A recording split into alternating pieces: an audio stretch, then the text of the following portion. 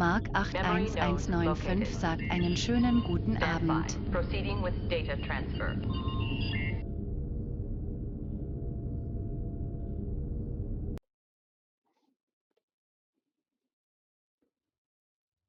Barclay Gaming 1 sagt willkommen im Stream. Jo, hallihallo, guten Abend, Barclay Gaming hier. Da bin ich wieder heute mit Star Trek Across the Unknown. Und heute geht's im Sektor 4 los, inklusive Logbuch von Tuvok und Paris. Lesen mal vor und ja, gucken wir mal rein gleich. Und hallihallo, guten Abend, Marc, grüß dich. Danke fürs Reinschauen. Hast ja frisch angefangen, hast du gesagt. Gucken wir mal. Bist du schon weiter wieder wie ich? Was bin ich? Ich starte jetzt in Sektor 4. Genau, so weiter geht's. Also,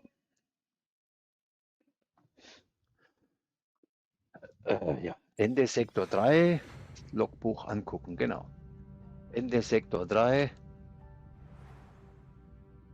da sind wir durch und wechseln jetzt in Sektor 4.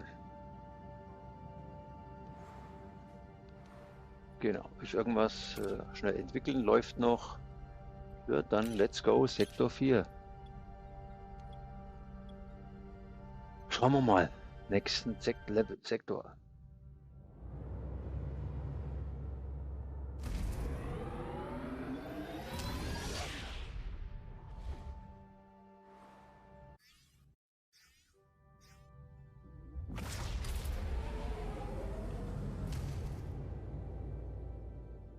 Persönliches Logbuch, Lieutenant Tuvok. Die andauernden Kazon-Aggressionen haben die Moral der Crew auf den niedrigsten Stabilitätsindex seit unserer Ankunft im Delta-Quadranten sinken lassen. Diese kollektive psychische Verfassung ist ein erhebliches Sicherheitsrisiko. Insbesondere angesichts der beständigen Bedrohung Mugen-Liebe-Ed sagt durch Kala guten und Abend auf Seska. den Voyagers. Spielerisches Der Captain Gesicht. betont die Notwendigkeit einer Pause. Ein Vorhaben, das sich mir auf logischer Ebene nicht erschließt. Die feindseligen Absichten der Kazon Nistrim richten sich nicht nach dem Dienstplan der Voyager. Die mangelnde Zweckmäßigkeit menschlicher Emotionen bleibt eine beständige Herausforderung für die Aufrechterhaltung optimaler Effizienz. Es bedarf einer sofortigen Intervention des Captains, um Einheit und Einsatzfähigkeit wiederherzustellen. Tja, hallihallo, Mugen, grüß dich. Ja genau, das heißt nicht Voyagers, heißt Voyager. Ist ja nur ein Schiff, keine Mehrzahl. So, Paris darf auch noch babbeln. Hier. Das war Lieutenant Tuvok. Mark Persönliches 81195 Logbuch, sagt, auf Lieutenant leicht Tom kommst du viel schneller vorwärts. Aktuell herrscht Bin roter jetzt schon Alarm Sektor rund 5. um die Uhr. Na Die cool, Angriffe cool. der Kazon Mike. nehmen kein Ende. Und das schon seit Wochen. Mark, sorry. Alle laufen wie auf Eierschalen. Von wegen noch keine Schlägerei in der Messe. Ja, die Aussage gehört der Vergangenheit an. Heute hätten zwei Fähnriche beinahe eine Massenschlägerei angezettelt. Nur weil einer zu laut gekaut hat. Immerhin war diesmal nicht die talaxianische Küche schuld. Die Moral ist im Keller. Noch schlimmer als damals, als uns klar wurde, dass wir mitten im Nirgendwo festsitzen. Ich wette, Kala und Seska haben einen Riesenspaß dabei, sich über unser Elend lustig zu machen. Und Elend ist noch unter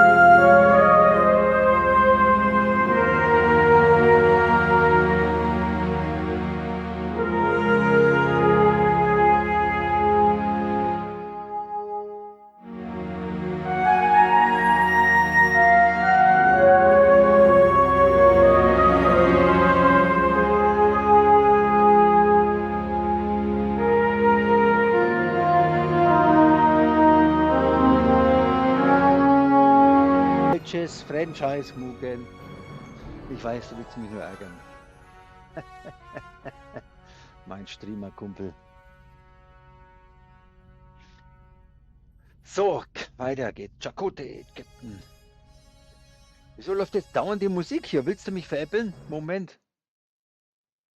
Krieg hier wieder ein Claim des Todes. Mark 81195 sagt, ich bleibe bei leicht, wenn ich es nochmal spiele, dann auf Mittel. Warum ist jetzt hier die Musik andauernd da? Das ist ja merkwürdig, okay. Captain, es gibt aber, ja genau, die Musik geht nicht weg. Was ist denn das für ein Käse? Ich höre sie ja gern, aber leider ist das für den Stream ungünstig. Müssen wir ganz kurz abschalten.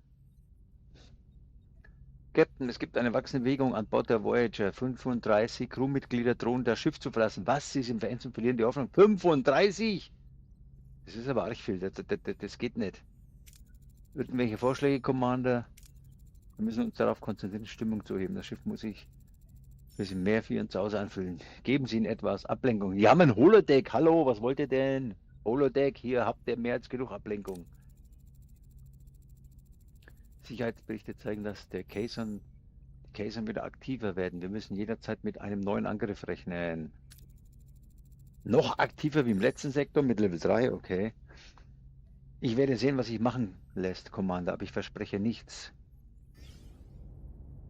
So, Moral. Was? Heimweh, -6 pro Zyklus, okay.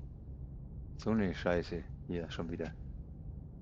Heimweh mit jedem Lichtwert, das wir zurücklegen, stärker, obwohl wir uns dem Alpha-Quadranten nähern, lastet die endlose Distanz, die noch vor uns liegt, schwer auf dem Gemüt der Crew. Ich sehe, wie die Sehnsucht still und unerbittlich wächst. Ich weiß, dass diese Belastung nicht nur unsere Moral, sondern sich unsere Entschlossenheit zum Durchhalt auf die Probe stellt. Ja, ja. Okay, automatisch gespeichert. Gut. Schön.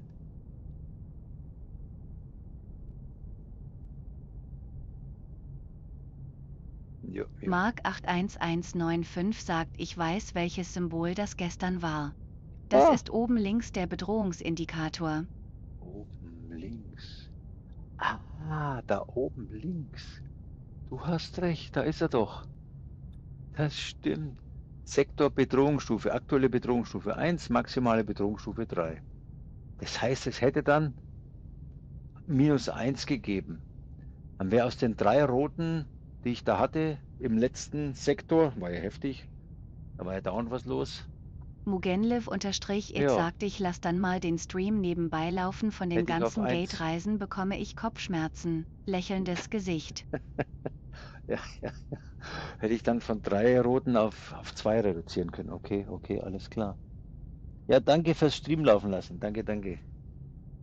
Nicht, dass du noch Kopfschmerzen kriegst. Die kriegst du morgen beim Formel 1 fahren, wenn ich dir ins Auto fahre. So. So, halte die Moral aufrecht, um zu verhindern, dass 35 Crew das Schiff verlassen. 2000. Hä? Ey. Die Moral ist... Halte die Moral aufrecht. Bedeutet das im Endschluss aufrecht? Also ich darf nicht unter 2000 fallen, so verstehe ich das. Und bereite ich auf die bevorstehenden Kayson-Angriffe vor. Mugenlive_it sagt, Ja. die Enterprise ist eh besser Edge. Spielerisches Gesicht. Ja, ist Mark unterschiedlich. Geschmackssache. 81195 sagt, nach 40 Zyklen musst du noch 2000 Moral haben. Ach so, nach 40 Zyklen, okay, das stimmt. Ist ja mal die Endabrechnung. Also dazwischen kann ich mal runterfallen, vermutlich. Und nach 40 Zyklen sollte sie bei mindestens 2000 sein, okay. Ja, sollte ja machbar sein, hoffe ich mal. Wir werden sehen, wir werden sehen. So, wie sieht es denn aus hier? 27 Forschungspunkte, da passiert schon mal noch gar nichts. 23 Dilithium, ich brauche 30, glaube ich, waren es, wenn mir nicht alles täuscht, für den Warpkern. Für den neuen Strom, ja, ich bilde mir ein, dass es 30 waren. Ja, also wie sieht's aus? Ja, die Krankenstation ist am Laufen, Level 2. Ja. Warum der ganze Käse hier Fragezeichen hat, weiß ich auch nicht. Wahrscheinlich waren es irgendwelche Stories, die ich ja, nicht richtig beantwortet oder gemacht habe und deswegen decke diese Technologie auf. Ja, schön. Mark 81195 sagt, du brauchst 40. Oder sind das Überraschungspakete, dass ich die einfach aufdecke und dann weiß ich erst, was es ist? Kann das auch sein? Decke die, um mehr darüber zu erfahren. Das könnte. Ah, vielleicht so, genau. Einfach aufdecken und dann kommt da irgendwas. Ja, das könnte sein. Nach 40 Zyklen musst du noch genau. Du brauchst 40. 40 waren es, okay. Ich hab's vergessen, ich hätte jetzt sowieso gleich nachgeguckt. Ich hätte sowieso nachgeguckt, genau, bei Crew. Aussichtslounge, genau. Also könnte es sein. Hast du das schon? Hast du auch Fragezeichen gehabt? Mark 81195 sagt, die mit Fragezeichen kann man Aha, verpassen, wenn also man doch. die falschen Antworten gibt. Ja, genau. Also doch, ja, genau. Alles klar. Falsche Antworten geht nicht. Ist ja auch ein Sperrsymbol davor, ja. Stimmt, da ist keins davor. Gesperrt. Okay. Jawohl. So, wie lange dauert der Spaß? Der Spaß dauert noch 11 Runden, jo. Wir brauchen Moral und Strom, ne? War doch die Sache. Moral und Strom. Und eigentlich auch vermutlich, wie sieht's denn aus? Ja, Kampf auch. Wir brauchen alles. Das ist das Schlimme, dass wir alles brauchen. Werkstatt Level 2 bräuchten wir auch mal langsam, weil das hier und da in irgendwelchen Quests gefragt ist. Was Hyperschlüssel? Shuttle-Bauzeit. Reduziert die Shuttle-Bauzeit, erhöht die Shuttle-Slots. Verlängert die Zeit, in der Handelsangebote verfügbar bleiben. Ja, das ist Geschmarrido. Die Menge pro Handel der Ressourcen erhöhen sich, ja, auch nett, aber nicht wichtig. Kraftraum, ja. Dynamisches Lager. Ja, genau. Die Lagerkosten reduzieren. Energiekosten. Ich habe ja viele Frachträume. 1, 2, 4 Stück, glaube ich. 4, 6 sogar.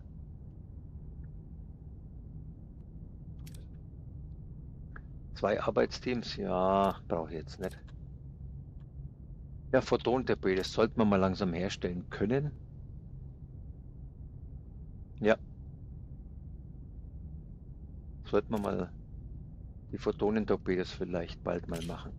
Wenn das durch ist, dann haben wir bei Crew nichts mehr. Offiziersquartiere, ja, brauche ich nicht. Holodeck Level 2. Erhöht den Moralbonus, ja, nett. Kostet 100. Wissenschaft. Biolabor Level 2, kostet aber mehr. Reduziert für den hydroponischen Garten den Energieaufwand.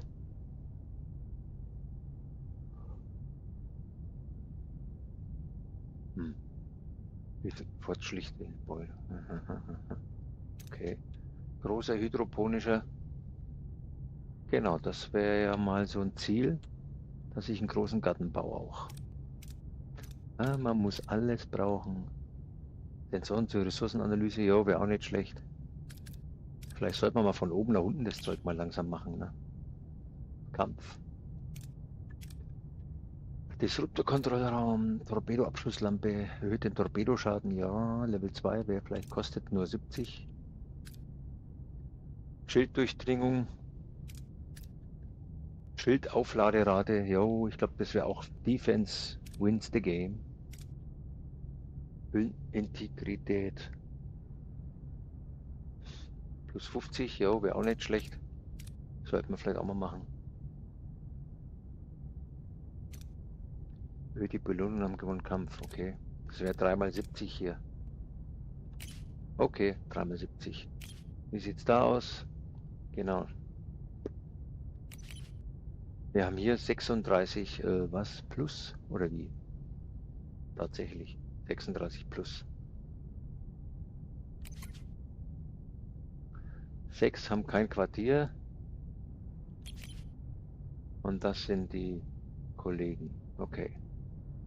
Was war da hinten noch? Kampf, genau. Das Schiff hat 136. Durchschnittliche Stärke mittlerweile 100. Okay, sind schon stärker geworden. Sapperlot. Kampfreduktion durch fehlende Energie haben wir gerade nicht. Ja, okay, schön. Also gut, wir sind hier im ersten.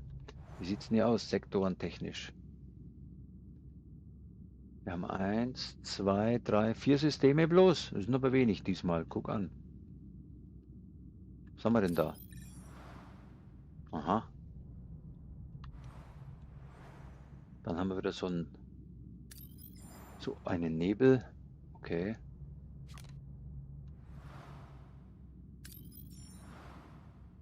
Okay.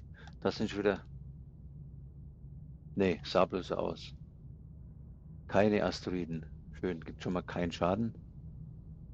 Das ist schon mal gut. Waren hier Asteroiden?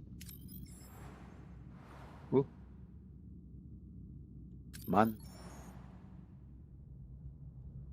Sieht auch nicht so aus. Okay. Na gut. Dann sind wir hier. Gibt es hier irgendwelche Asteroidenschäden? Nein, sieht gut aus. Okay, also, was müssen wir tun? Abfliegen. Wir brauchen, was brauchen wir denn? Haben wir genug? Wir brauchen Dilithium. Dilithium wird man brauchen. Dilithium-Batterien, okay. Sind am Aufladen. Uranium ist knapp voll.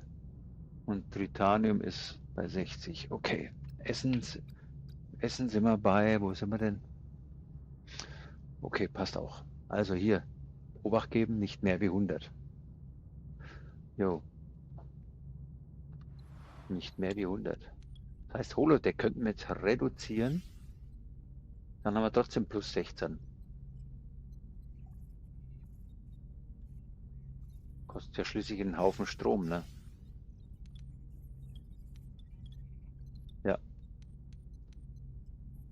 Könnte man den Shuttle wieder einschalten. Und den Handel. Wie sieht's denn aus? Essen gegen Dilithium, ne? Das macht wenig Sinn. Ablehnen. Hä?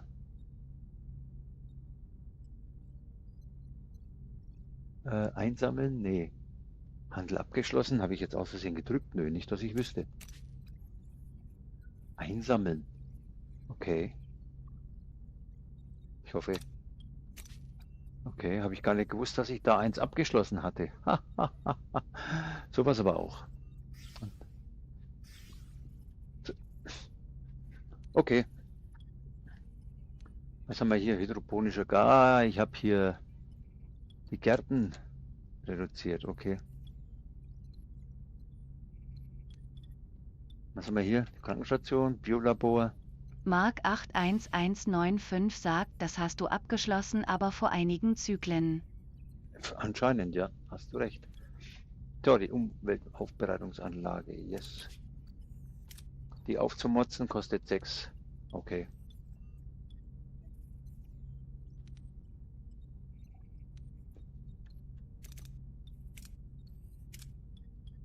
Verbessern kostet 2.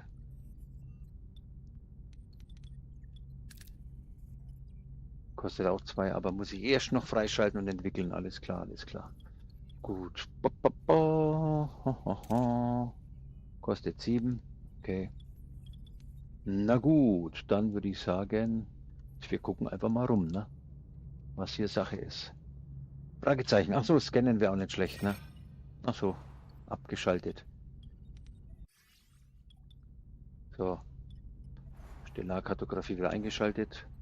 Kann man die auch aufmotzen? Ja, genau. Müsste ich noch tun. Was kostet hier 2? Ach so. Die Ingenieure reparieren, ne? Noch, die Hülle, alles klar.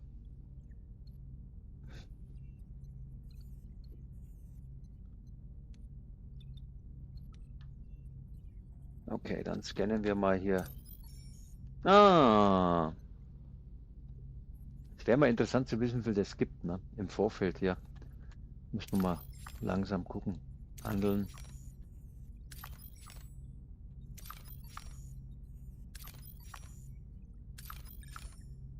Ja, ja.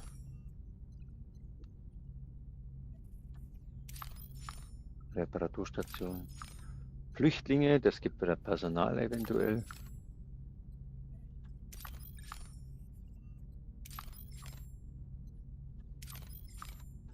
Okay. So, und hier gibt's Quest. Vielleicht sollten wir die zuerst anfliegen, dann haben wir genügend Zeit, die mal abzuarbeiten. Ne? Aber ich würde sagen, wir holen erstmal die Lithium. Ja, Tritanium. Wieso Tritanium? Wieso ist dann hier, hä? Interessant. Dann. Wie viel? Strom? 239 gibt wieder miese. Ja, schreiben wir mal die Shuttle-Ding kurz ab. Mark 81195 sagt, bin auf deine Entscheidungen gespannt. Ich So. zum Beispiel habe jetzt 2 Belana Torres.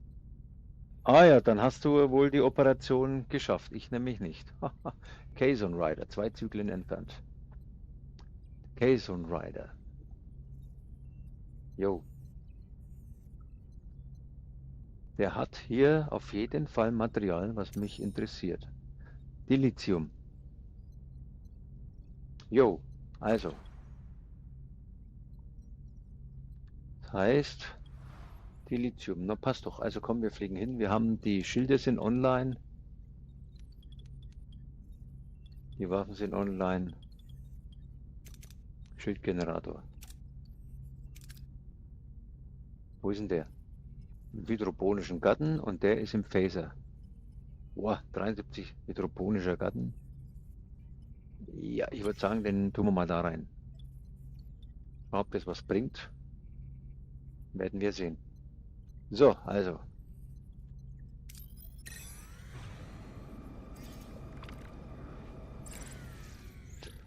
Captain, wir haben ein verlassenes Schiff gefunden. Yo, schick ja ein Shuttle. Geht eh meistens schief.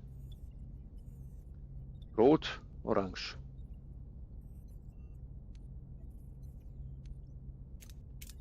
Mal schauen. Ja, wenigstens. Das wäre ja fast schon wieder Richtung orange gegangen. 12. Habe ich 35. Okay. Kazon Rider. Wenn ich wegfliege, gibt es eine Falle oder was? So. Das ist die zweite Krankenstation. Okay. Torpedoabschussrampe kann man auch nicht Mark verlassen. 81195 sagt, weißt du, warum es bei den Schilden Raumeffizienz heißt? Nee, das habe ich auch noch nicht kapiert hier, warum das da. Plus 73% zur Raumeffizienz. Pah, gute Frage, nächste Frage. Was das bringen soll. Werde ich im Kampf wahrscheinlich dann sehen, ne? Deswegen habe ich den jetzt mal da reingeschmissen, weil ich gedacht habe, es kommt ein Kampf.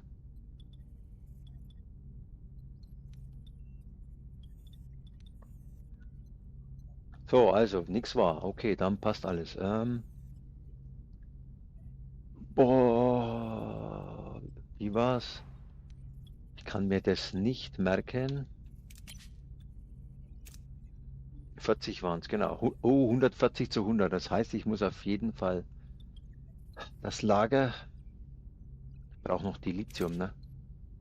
Ein Frachtraumlager anschmeißen. Kostet 3 Strom.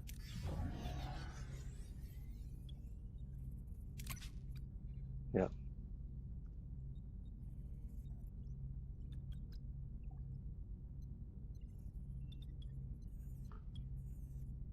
Frachtraum.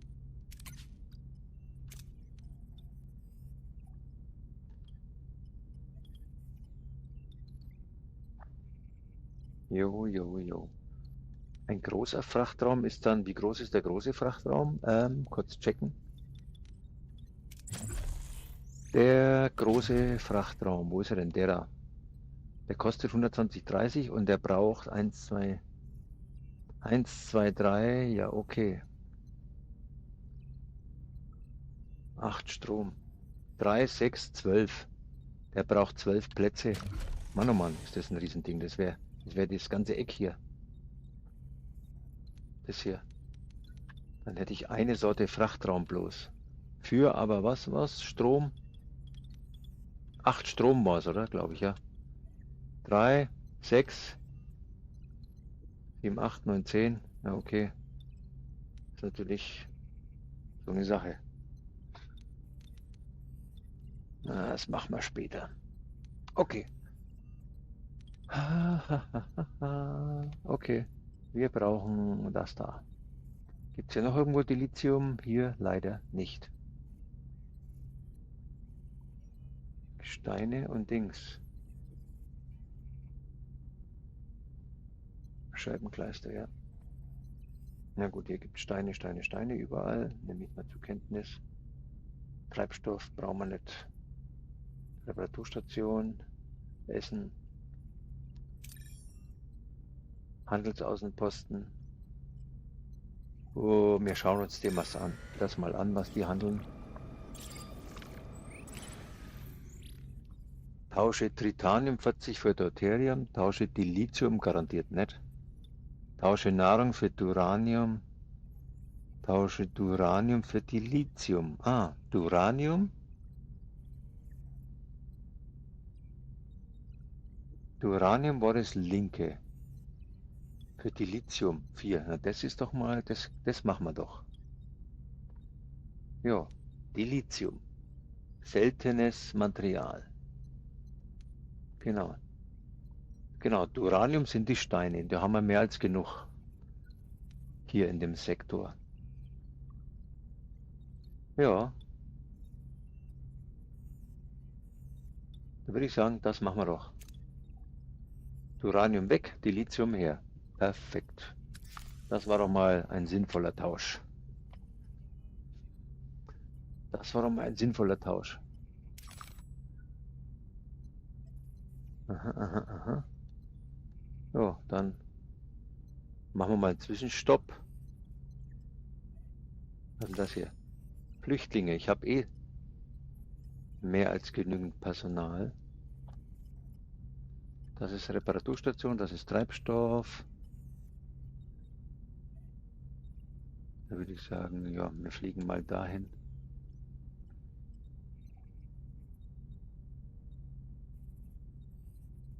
Ja.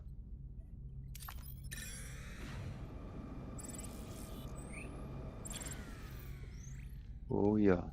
Was? Nutze einen kontrollierten Disruptorimpuls. Das wäre die zweite Option. Stücke zu brechen. Disruptor-Phalanx-Kontrollraum. Okay. Tja, braucht man einen Disruptorraum. Aber ich habe eh keinen Platz, um sowas zu bauen. Hoher Erfolg, aber rot. Ein Abbauteam, Ingenieurbüro. Auf die Erforschung der kristallen Sonden konzentriert die Ressourcenextraktion. Wissenschaftslabor Stufe 2, Max 50. Jo, ist halt dann so. Ja, gibt auch Wissenschaftspunkte dazu. Sehr gut. Perfekt. So, und jetzt fliegen wir zum Blauen. Schauen uns das mal an, was hier Sache ist. Vorher mal checken, bevor was schief geht. Können wir die abschalten? Ja, ich denke schon. Transporterraum, Frachtraum, alles da. Die Moral ist ja bei plus 17. Ja, genau. Crew, Helden.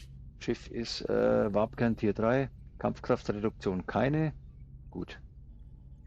Ah, Moment. Was habe ich gerade gesehen? Was hat mein entzündetes Auge gesehen?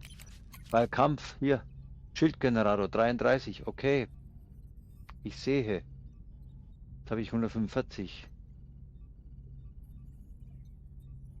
Oder ist das wegen der Hülle? Nee. Moment. 33. Wenn ich den Typ 33 mal ganz kurz rausschmeißen. Auf Wiedersehen, Tuvok. Tatsächlich, das ist es. Schildgenerator 25. Mit Personal. Stärkere Schilde. Jo.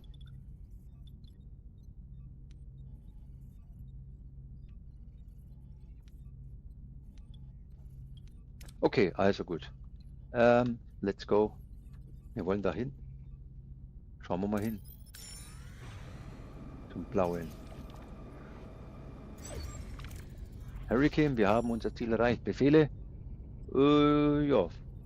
Fortsetzen.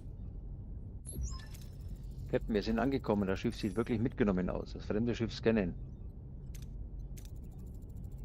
Scannen Sie sie. Ich will wissen. Mark 81195 womit wir es sagt, zu kann tun man haben. es dann nicht einfach Schildverbesserung nennen? Ja, da gebe ich dir recht. Schildverbesserung, das hätte ich dann wenigstens verstanden. Aber diese Raumeffizienz ist ein bisschen komisch, dass sie das so merkwürdig nennen. Scannen, das ist doch ein Talaxianer, oder? 5 schwache Lebenszeichen. Das Schiff hat Strahlungsschäden erlitten. Wir sollten vorsichtig sein. Sie rufen. Ich bin Captain Catherine Janeway von der Voyager. Wir haben Ihnen Ihren Notruf empfangen.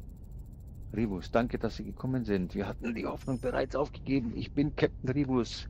Wir waren dabei, einen Nebel in der Nähe zu erkunden. Wir waren nicht auf subnukleonische Strahlung vorbereitet. Unser Schiff konnte der Belastung nicht standhalten. Wir saßen hier fest und die Strahlenkrankheit. Eieiei. Den Kontaminationswerten nachzuurteilen, werden sie nicht mehr lange durchhalten. Die Strahlung hat die Warpspulen zerstört.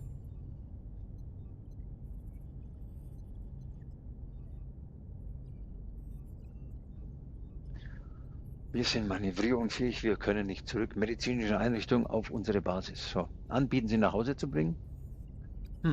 Naja, gibt vielleicht tolle Belohnung, ne? Vidianische Operationsgerät, Chance 100%. Rivus Crew mit dem Vidianischen Operationsgerät behandelt. Ach, das ist ja auch nicht schlecht. Krankenstation Level 1, Rivus auf der Crew behandeln. Warte mal. Die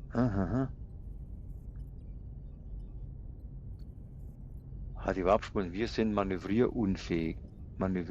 Wir können nicht zurück zur medizinischen Einrichtung auf unsere Basis. Ja, wenn wir sie mit dem Operationsbehandeln, dann sind sie erstmal gesund. Und danach? Ja, und danach machen wir weiter, oder? Erstmal Schritt 1.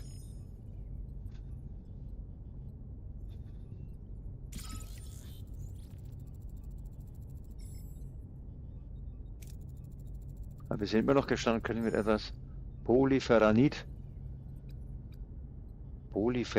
helfen? Werden Sie nicht hilflos treiben lassen. Wir besorgen das Polyferranit. Jo, besorgen wir halt mal das Material, ne? Wir werden bald zurück sein, ich verspreche es. Hat jemand eine Idee? Ach du Schande. Nun, Captain, wir sind ganz in der Nähe des Trajan-Systems. Auf den Monden von Trajan könnte es Polyferranit geben. Wir müssen erst die Trajaner um Erlaubnis bitten. Nilix Level 1. Nach den Trajanern fragen. Trajaner, eine sehr zurückgezogene Spezies, Captain. Zurückgezogen? Nun, Captain, vor langer Zeit wurden die Trajaner zu abhängig von ihrer Technologie. Deshalb sagten sie sich von ihr und dem restlichen Welt los. Let's go, gehen wir hin da. Steuermann-Kurs. Trajan 2. Wo ist Trajan 2? Das hier ist schon wieder ganz woanders. Das ist ja schon wieder ganz woanders. Okay, was gibt's hier noch? Fliege nach Trajan 2, um Polyferrit zu suchen. Und dann müssen wir wieder zurück. Das ist ein Hin- und Hergegondel. 92 Essen, das reicht nicht. Das heißt, wir müssten mal hier einen kurzen Essensstopp machen. Genau. Wie sieht es lagertechnisch aus? Essensmäßig? Jo. Also würde ich sagen,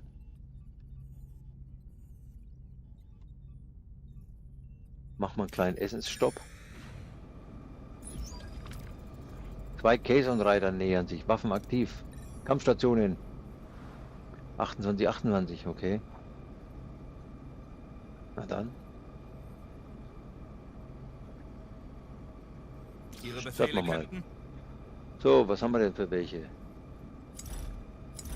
Den da und den da. Der hat mehr Zeug.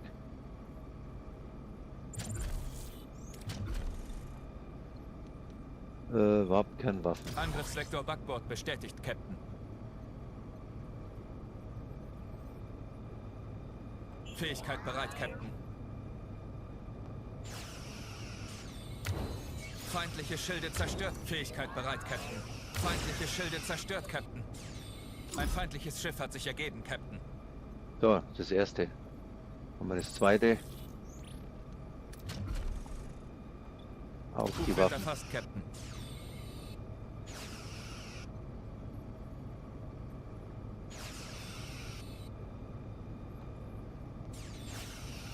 Fähigkeit bereit, Captain. Feindliche Schilde zerstört, Captain. Wo ist der Antrieb? Heck wird erfasst, Captain. So, 300 Nahrung, Uranium, Moral, passt. Ansonsten haben wir nix, was kaputt wäre. Krankenstation Level 2, Forschungsbericht, yo. Ah, was ist denn jetzt das hier? Decke diese Technologie auf, um mehr darüber zu erfahren. Hä? Ach so, weil der Cursor hier steht. Ha, ha, ha, ha. Ja. Ich hab schon gewundert, was will er denn von mir? So, Krankenstation Level 2 ist durch. So, Disruptor-Kontrollraum. Ah, jeder zusätzliche Raum erhöht den Energieschwell um 2 und den Waffensubsystems um plus 20, begrenzt auf 4.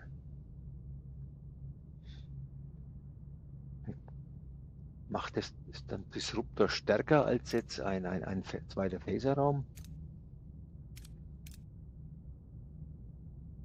Jeder zusätzliche erhöht den Energieschwell um plus 2. Okay, Torpedoabschuss. Rampe. Ah, das wollte man noch machen, ja. Torpedo-Durchdringung. Regeneratives. Schildaufladerate. Maximalen Hüllenintegrität. Bessere Manövrier. Bergungsprotokoll. Jo. Haben wir da oben irgendwas Niedriges noch? Da oben irgendwas, was noch niedrig ist? Das waren die Shuttle-Dinger. Nö. Großer Frachtraum. Ne. Dynamisches Lager. Energiekosten. Oh ja, hier haben wir nochmal Energiekostenersparnis. Beziehungsweise Ingenieurbüro Level 2. Werkstatt Level 2. Das sollten wir auch mal langsam machen. Komm, Werkstatt muss mal. Werkstatt Level 2 brauchen wir mal langsam. Ja. Schiff. Haben wir jetzt ready. Können wir was tun? Strom passt. Essen, okay. Was haben denn die hier? Plus 13 normale Essensration. 2 Nahrung versorgt. Es gibt halt extra plus Moral. Da reicht die Moral auch. Da verbrauchen wir weniger Essen, ne? Genau. Das reicht vollkommen aus. Das reicht aus. Wir haben ja trotzdem plus 7 aktuell. Ja, das reicht locker aus. 3698. Ja. Okay, Essen haben wir abgecheckt. Material. Wie schaut es denn aus mit dem Biolabor? Das arbeitet. Aber ohne Personal, weil die Kess im Aufbereitungsanlage ist. Okay. Ja dann. Okay. Essen geholt. Mark 81195 sagt, hast ja schon fast alle Dilithium für den Antrieb. 39, ja eben. 1 fehlt noch, das ist ja das Schlimme. 1, wegen einem. Das ist ja wirklich das Schlimme. Wegen einem. Das ist echt katastrophal. So, Frachtraum, wir machen hier noch einen an.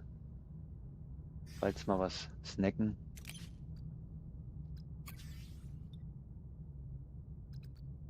(175 zu 150), jo. Okay. Bam, badam.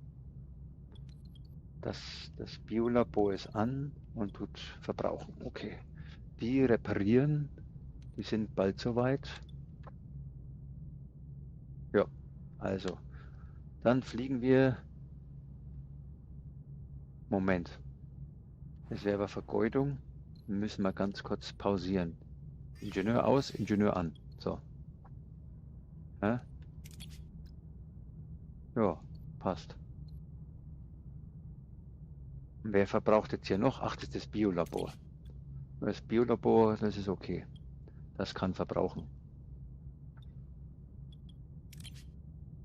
Gibt es irgendwelche Arbeitslosen? Nein, gibt es nicht.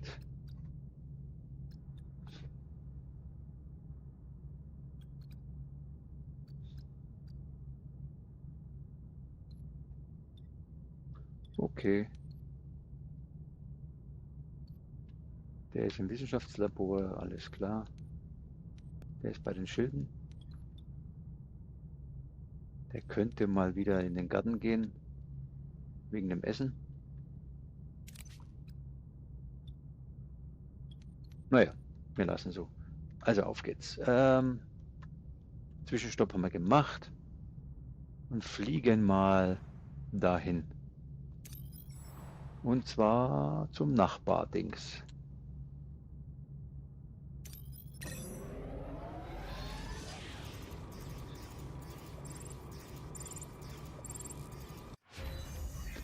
Werkstatt Level 2, ja, weil wir lange unterwegs waren. Wir waren lange unterwegs. Werkstatt Level 2. Es war ja noch, Moment, Wissenschaft aufdecken. Sensoren.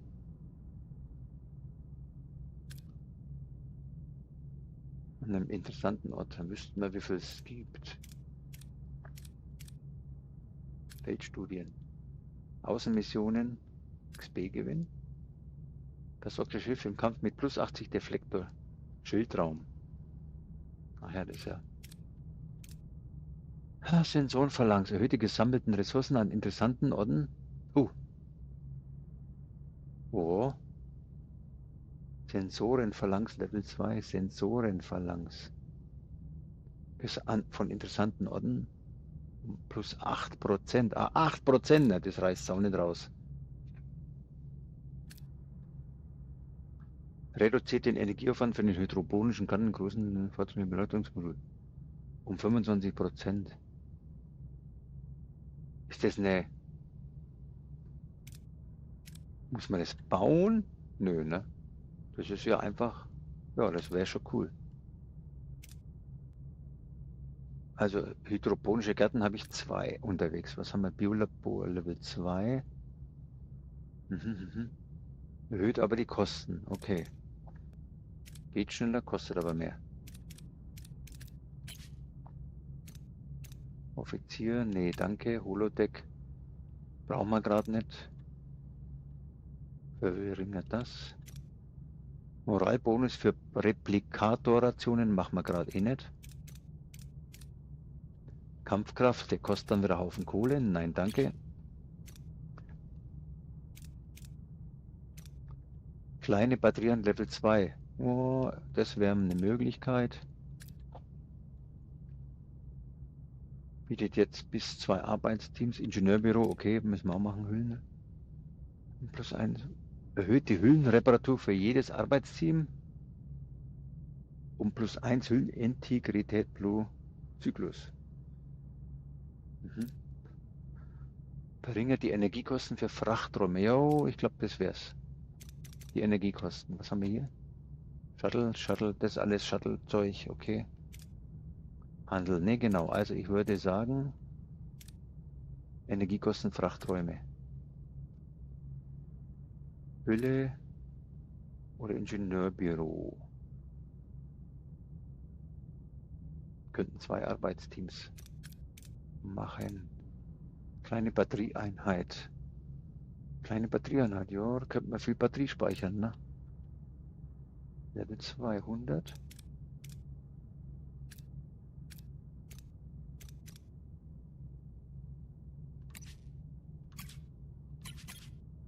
Ja. Frachträumen. Da habe ich 2, da rechts oben einen, 3 aktiv. Energiekosten von Frachträumen und großen um -1. Boah, das heißt, ja, ich würde sagen, das machen wir. Energiereduktion. Okay, weiter geht's. Wir sind gleich da. Wir scannen am Planet der Klasse M geordnet, in dem es vom Pflanzenleben nur so wimmelt. Die Voyager könnte ihre Nahrungsvorräte aufstocken, obwohl es einen kleinen Umweg bedeuten würde. Aha, aha. Captain, wir haben einen Klassen M-Planeten mit üppiger Vegetation entdeckt. Es wäre ein kleiner Umweg. Wir könnten auffrischen. Werfen wir einen Blick drauf. Ja klar. Steuermann, Kurs setzen.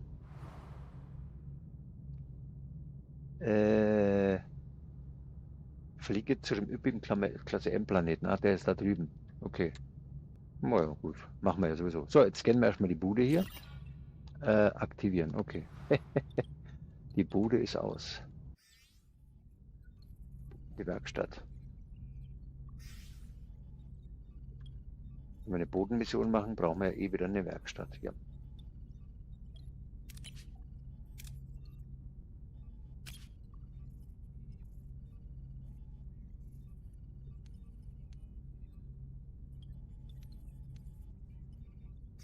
Aber gerade nicht. Scannen. Deuterium. Deuterium. Es gibt sehr viel Deuterium hier. Nahrung. Britannium. Deuterium. Ich brauche die Lithium. Nahrung und Uranium. Uranium. Treibstoff und Wut. Oh, schade, kein Dilithium oder wie? Das sieht so aus, ja. Nee, scheiße. Mann, ich brauche... Das ist echt eine scheiß seltene Ressource, ne, wirklich wahr. Wie sieht's denn hier aus? Wir hatten doch hier Shuttle-Rampe abgeschlossen. Das heißt, 500 Essen. Kommen, nee, Treibstoff. Ja, können wir doch lagern. Packen wir ein. Packen wir ein. Sowas gibt's hier. 500 Treibstoffen für 500 Essen. Eieiei. Nee, das lassen wir erstmal weg. Nicht abbeißen, aber erstmal ignorieren. Ignorieren. Nichts Doppeltes hier. Kein Dilithium. Britannium. Was ist denn das hier? Interessant. Okay, also. Die üppigen Klasse M-Planeten. Ist das der hier? Klasse M-Planet. Ja klar, das ist er. Das wäre aber nebendran. Dann gehen wir erstmal dahin.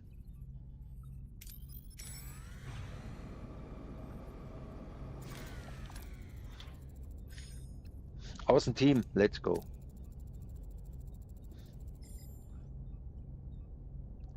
Kontakt mit den Trojanern auf.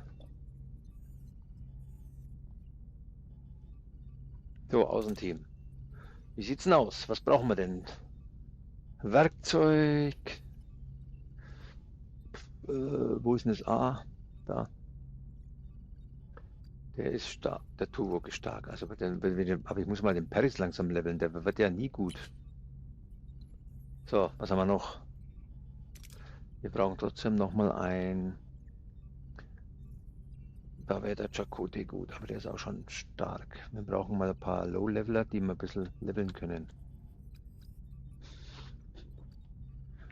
Andererseits muss der her. So, was haben wir noch?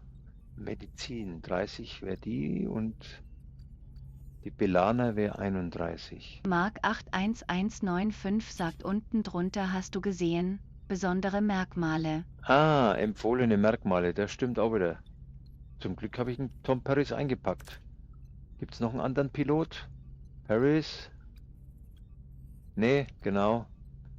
War dann schon richtig, dass ich ihn eingepackt habe. Besondere empfohlene Merkmale. Ja, ja, da muss man hingucken. Mann, man spielt das Spiel und übersieht Dinge. Da hast du vollkommen recht. Ich habe reinen Zufall ihn gewählt, weil ich sage, komm, ich wollte ihn leveln. Der ist ja erst Level 2. Der muss mal hier ein bisschen besser werden. Aber ich hätte ihn sowieso mitnehmen sollen. So, also, jetzt habe ich eigentlich für alles abgedeckt, oder? So, Werkstatt, theoretisch stark zuerst wäre Belana hypothetisch. Hypothetisch. Stufe 1. Dann käme... Ja, dann kämen sie schon wieder dran. Oder es kommt eine Waffe. Wäre er hier, wäre der Chakotay. Dann käme der Paris vielleicht. Und dann käme wieder die Belana am Schluss mit... nee. Nee, der Chakotay ist wieder frei. Okay, ich würde sagen, passt schon. Probieren wir aus. So, wie sieht's denn hier aus? Was gibt's denn? Die Lithium gibt's keins. Ansonsten gibt's hier Moral und Treibstoff. Sind wir eh fast voll. Pilot, leiten Sie ein Notlandungsprotokoll ein. Okay. Gibt Moral und Dings. Pilotfähigkeit. Bringt es dann, ja, kritischer Erfolg vielleicht. Boah, ebenso. Zu wenig? Okay. Da gibt's, ja, hat es jetzt einen Vorteil, dass man hier Pilot macht? Also gut, nächste Runde. Wäre Chakotay dran? Oder Belana und Waffe wäre, okay. Waffe wäre auch wieder Chakotay. In Runde 3. Da wäre Belana dran. Wieder theoretisch. Okay. Also jetzt einen Paris nehmen, dann habe ich, würde ich sagen, ja. Komm, mach mal das.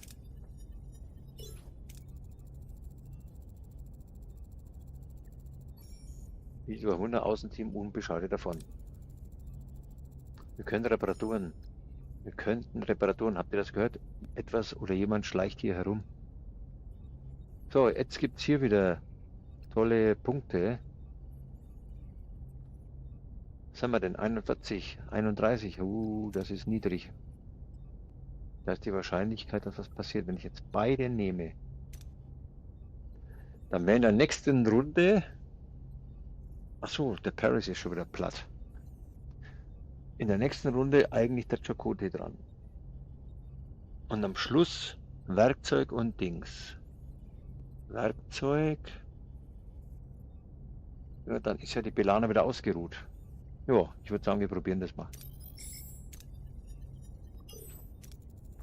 Tricot entdeckt 3 Kinder, die dann zögerlich auf den Büschen treten. Sie flehen um Schutz und sagen, dass sie ihre Ältesten planen, sie zu töten. Und dass eine Kreatur aus der Höhle sie jagt, obwohl der Tricorder keine weiteren Lebenszeichen anzeigt. Plötzlich durchbricht das Surren eines landenden Shuttles die Stille. Gut, viel Essen, schön. Das sieht nach einem, was haben wir gesagt? Chakotay müsste jetzt ran. Genau. Da gibt's die Lithium. 50, 70, Scheiße. Okay. Die Lithium, das ist sicher. Und unten gibt's die Lithium. So eine Scheibenkleisterei. Risiko, was heißt Risiko? Rot. Heißt rot. Sterben, Tod, Feierabend oder was bedeutet rot? Oder nur verletzt? Keine Ahnung. In der letzten Runde müsste Belana ran, ne? Ja. Mit Werkzeug. Tom Paris hätte auch Werkzeug. Letzte Runde wäre theoretisch. Hm. Da wäre das blöde Mark Dilithium. 81195 sagt, schwer verletzt würde ich sagen. Hm. Schwer verletzt. Schwer verletzt könnte ich ja verkraften. Tod könnte ich nicht verkraften. Dann müsste ich restarten. Also komm, Dilithium, wir brauchen Dilithium. Da ist es, da gibt's das. Let's go. No risk, no fun. Jawohl. Habe jetzt geschwitzt kurz. Uiuiui. Wir müssen unser Shuttle reparieren und diese Kinder hier fortbringen, bevor noch mehr Trojaner auftauchen. So, okay, jetzt gibt's denn hier? Genau, wie ich gesagt habe, B'Elanna und Tom Paris beide zusammen. Wunderbar. Und es gibt nochmal Wissenschaftspunkte. Das ist doch gut. Also, jo. Würde ich sagen, das passt so. Machen wir doch. Alle zwei. Mit äußerster Sorgfalt setzt das Team das beschädigte Shuttle wieder ins Stand. Erleichtert heben sie ab, bemerken allerdings nicht, dass ihnen ein trojanisches Schiff bereits auf den Fersen ist. Ah, gibt es nochmal einen Fight oder was? 160 und nochmal 12. Wunderbar. Mission erfüllt. Und Tom Paris levelt mal ein bisschen. So, ja gut. Jawohl, dreimal Dilithium mit Hammers doch, oder? 42, perfekt. Kritische Folge haben wir keine. Bonus Unversehrtheit, Sektor 4, 2,5. Der Transporterraum. Okay, na dann. Makellose Ausführung. Was ist denn das? Schließe 10 Außenmissionen ohne Verletzungen ab. Okay. Gut, gut, gut. Captain, die Atmosphäre des Mondes blockiert die Kommunikation mit dem Shuttle. Sollen wir die Trojaner kontaktieren? Die waren doch aggro, hat er gesagt. Fragen wir erstmal Nilix. Mr. Nilix, man zählt vor allem der erste Eindruck. Was schlagen Sie vor? Ich würde empfehlen, eine emotionale Verbindung zu Ihnen aufzubauen. Verzichten Sie auf technisches Kauderwelsch. Die Trojaner rufen. Okay. Kein technisches Kauderwelsch. Rufen Sie sie. Ich grüße Sie. Ich bin Captain Janeway von Voyager. Alicia. Ne, Alcia heißt die. Erste Prälat Alcia. Möge dieser Tag Ihnen Frieden bringen und Sie mit Hoffnung verlassen. Wir empfangen nur selten Gäste. Was können wir für Sie tun? Unsere Absichten sind aufrichtig, Zusammenarbeit und eine offene Kommunikation mit Ihren Leuten. Wir sind auf ein strahlenverseuchtes Schiff gestoßen, das dringend Reparaturen benötigt. Ihre Warpspuren benötigen Polyferranit. Wir hatten gehofft, mit Ihnen handeln zu können. Ein ehrenwertes Vorhaben. Doch sagen Sie mir zuerst, was ist Ihnen am wichtigsten? Na, ich selbst, selbstverständlich, bin mir wichtig. Technologie, nein, das sollte man nicht sagen. Kein technologisches Gefasel, hat sie gesagt. Also, was ist mir am wichtigsten? Die Crew. Wissenschaftliches Technologie. Die Crew ist mir wichtig. So. Wäre nichts ohne sie, genau. Interessant, aber auch für uns stehen zwischenmenschliche Bindungen an erster Stelle. Ja, genau. Erstmal einschleimen hier. Wir sind gerne bereit, mit Ihnen Handel zu treiben. Lassen Sie uns über die Details sprechen. Verzeihen Sie, Captain, ich muss mich um eine dringende Angelegenheit kümmern. Ich melde mich wieder. Ey, das Zeug her, rausrücken hier. Ah, immer diese Zeitverzögerungen. Mehrere trojanische Kinder wurden an Bord gebracht. Nach ihren Aussagen wurden sie zum Sterben auf dem Mond zurückgelassen und die Trojaner seien zurückgekommen, um den Prozess zu beschleunigen. Die Trojaner haben versucht, ihre eigenen Kinder zu töten. So schildert es die Kinder. Sie waren in schlechter gesundheitlicher Verfassung und befinden sich derzeit auf der Krankenstation. Captain, Alcia ruft uns und das Schiff fährt die Waffensysteme hoch.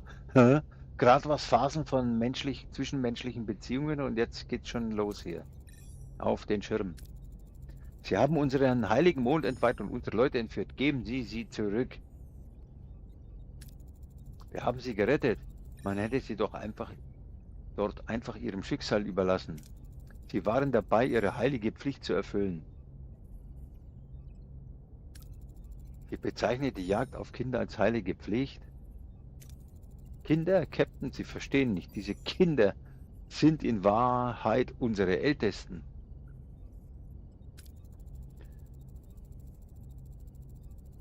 Wenn das Lebensende eines Trajaners naht, vollzieht er den Übergangsritus auf unserem Mond. In ihren Augen mögen sie wie Kinder wirken, aber so verläuft unser Alterungsprozess. Der Shuttle ist abgestürzt und ihre Begleiter kamen dabei ums Leben. In ihrer Verwirrung müssen sie alles verdrängt haben. Bitte geben Sie sie zurück. Es ist entscheidend, dass sie auf unserem Mond sterben, um ihre spirituelle Reise zu vollenden. Sie haben ihre Waffensysteme voll aufgeladen. Hä? Und nu? Ja, das ist wieder Entscheidungen über Entscheidungen, ne? Die haben die Waffensysteme voll aufgeladen. Ja, wenn ich wüsste, was die Serie damals, das ist 30 Jahre her, kann ich mich nicht mehr erinnern. Im Prinzip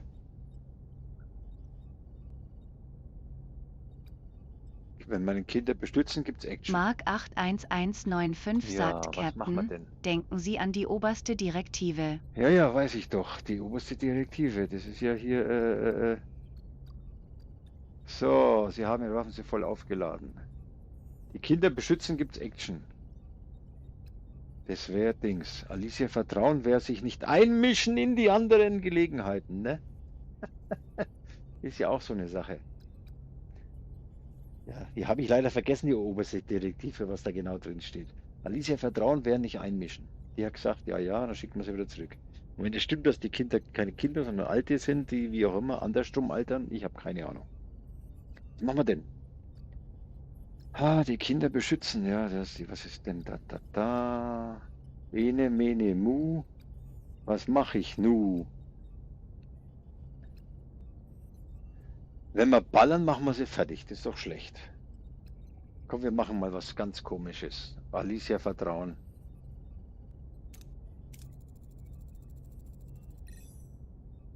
Der Delta-Quadrant hört nie auf, mich zu erstaunen. Ich vertraue Ihnen, Alicia. Ich danke Ihnen.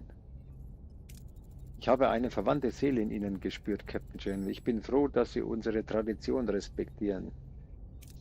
Nehmen Sie dieses Polypheramid als Geschenk. Möge Ihre Güte der Galaxie als leuchtendes Beispiel dienen. Ein Polypheramid. Aha, jetzt habe ich das. Stimmt, ich brauche das komische Pheramid. Aber jetzt gehen die Kinder, die vielleicht keine Kinder mehr sind, am Planeten drauf. So schaut's aus. Danke, Alte. Wir werden Ihre Leute zurückbeamen. Leben Sie wohl. Das sind ja alte Leute, die langsam draufgehen, aber die leben ja rückwärts. Wie hieß der Film? Ja, da ist ja auch einer von alt nach jung gealtert. Auf Wiedersehen, Captain. Steuermann, bringen Sie uns zurück zu Rivus, Maximum Warp. Okay, nichts passiert, gut. Kehre zu Rivus zurück. Jo, also wieder 300 Kilometer zurückfliegen. Hin und her, das ist ja der Hammer. Was war denn das hier? Fliege zum üppigen Klasse M. Ja, das könnte man machen. Einen kleinen Zwischenstopp, um Essen aufzufüllen. Üppiger Mark Klasse M. 81195 sagt der seltsame Fall des Benjamin Button. Genau, das ist es. Mein Gott, das ist mir nicht eingefallen. Der seltsame Fall des Benjamin Button. Genau, danke. Du hast es erfasst. Das war's. Jo, fliege zurück und ich würde sagen, wir schnappen uns mal zwischenzeitlich das da.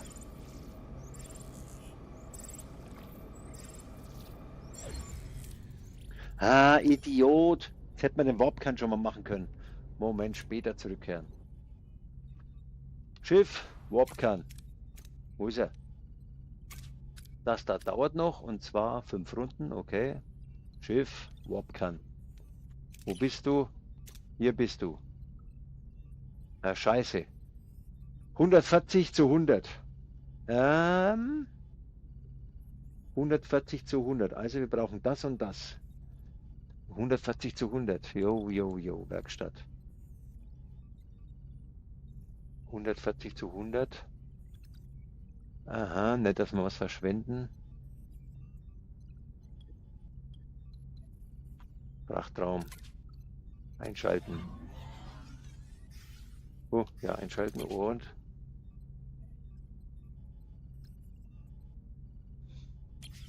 So machen wir das. Also, wir benötigen dies und das. Wo gibt's dies und wo gibt's das? Da unten gibt's dies und das. Das wäre näher. Also, wir fliegen da und dorthin. Ja. Aber wenn wir schon da sind, machen wir erst das. Eine Welt im satten Grün. Die Situation bestätigen, dass das Ökosystem des Planeten aus einer Vielzahl unterschiedlicher Pflanzen besteht. Ich melde mich freiwillig. Ich sagte aber nicht, dass der schon wieder da unten rumrennt und dann nicht zur Verfügung steht. Tuvok und Nix auf dem Planeten, um das Pflanzenleben zu katalogisieren. Sind die dann weg? Vermutlich. Habe ich mir doch fast schon wieder gedacht. Sapperlot. Jetzt sind die bestimmt wieder hier, keine Ahnung wie lang. 4 Runden. Okay, das ist einmal hier runterfliegen, einsammeln und wieder zurückfliegen. Also, machen wir erst das hier.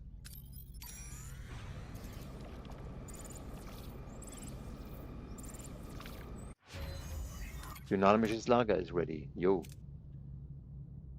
Verringert die Energiekosten von Frachträumen. Perfekt. So, dann haben wir gesagt, Ingenieurbüro Level 2. Bietet jetzt 2 Arbeitsteam. Jo. Kleine Batterieeinheit. Speichert Energie. Nicht schlecht. Mark 81195 sagt, kennst du die Folge Nelix und Tuvok? Ja, aber wie gesagt, ich bin ganz ehrlich, das ist 30 Jahre her. Ich habe schon lange nicht mehr geguckt. Wenn ich was sehe, kann ich mich vielleicht wieder erinnern, aber im Prinzip ist das knapp 25, 30 Jahre her, je nachdem, welche Staffel das war. Das müsste die erste hier oder die zweite Staffel gewesen sein. Vermute ich mal. Und das ist so lange her, dass ich mich da wirklich nicht mehr so erinnern kann.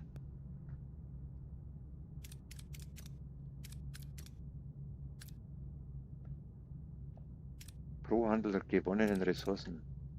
Großer Frachtraum. Hüllenreparatureffizienz. Erhöht die Hüllenreparatur für jedes Arbeitsteam um +1 pro Zyklus. Ja, okay, geht die Hüllenreparatur schneller. Bietet jetzt zu 2 Arbeitsteams. Ingenieurbüro. Batterieeinheit. Crew. Offiziersquartiere. Holodeck.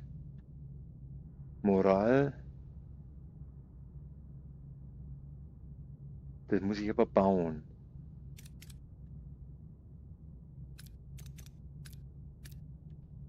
Aha. Mark 81195 sagt, ich fand die Folgen mit den Borg am besten und Spezies 8472. Ja, das stimmt. Das mit den Borg ist immer cool gewesen. Und mit der Spezies war ganz schön katastrophal immer, was da passiert ist. Das stimmt. Die waren auch cool. Erhöht die Moral +6, verringert die Hüllen integriert oben -30. Das findet ja nur einmal statt, hat es geheißen. Die Frage ist, wie groß ist die Aussichtslounge?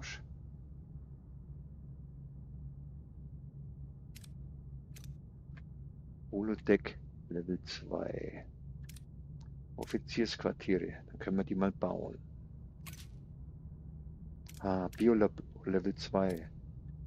Fortschrittliches Beleuchtungsmodul. Ja doch, hier Beleuchtungsmodul. Das würde Energie nochmal sparen. Große hydroponische Garten Level 1. Oh ja, das wäre auch nicht schlecht. Genau. Das war ja der Plan. Abzureißen den Garten Jo, dann kann ich die 4 abreißen und einen großen hinpflastern. Ich würde sagen, das ist es. Da kann ich die 4 abreißen und einen großen hinpflastern.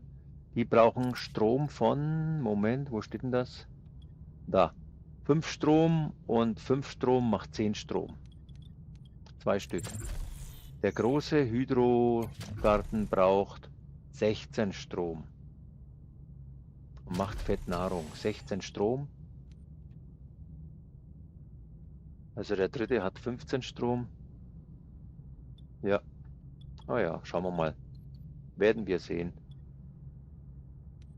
Okay, flieg weiter. Wie sieht's aus? Ingenieurbüro, jo, braucht man nicht. Biolabor ist am Werkeln.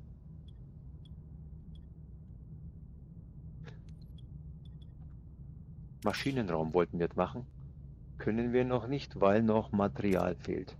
Wir brauchen 100 davon und 85 davon. 140 zu 100 war es, ne? 140 zu 100. 140 zu 100. Okay. Was? Kampfstationen, Hinterhalt. Boah. Ein Kazon Rider. Was? Fortsetzen. Kampf starten. Quadrat. Held auswählen. Ach so, weil der Tuvok weg ist. Guten Tag. Tom Paris macht Ausweichmanöver.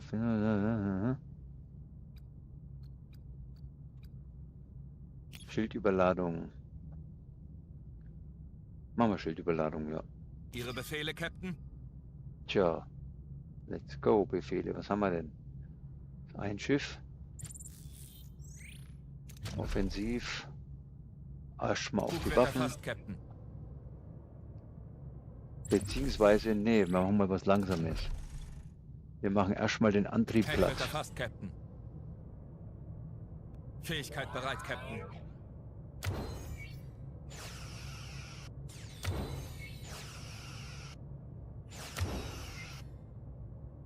Feindliche Schilde zerstört, Captain.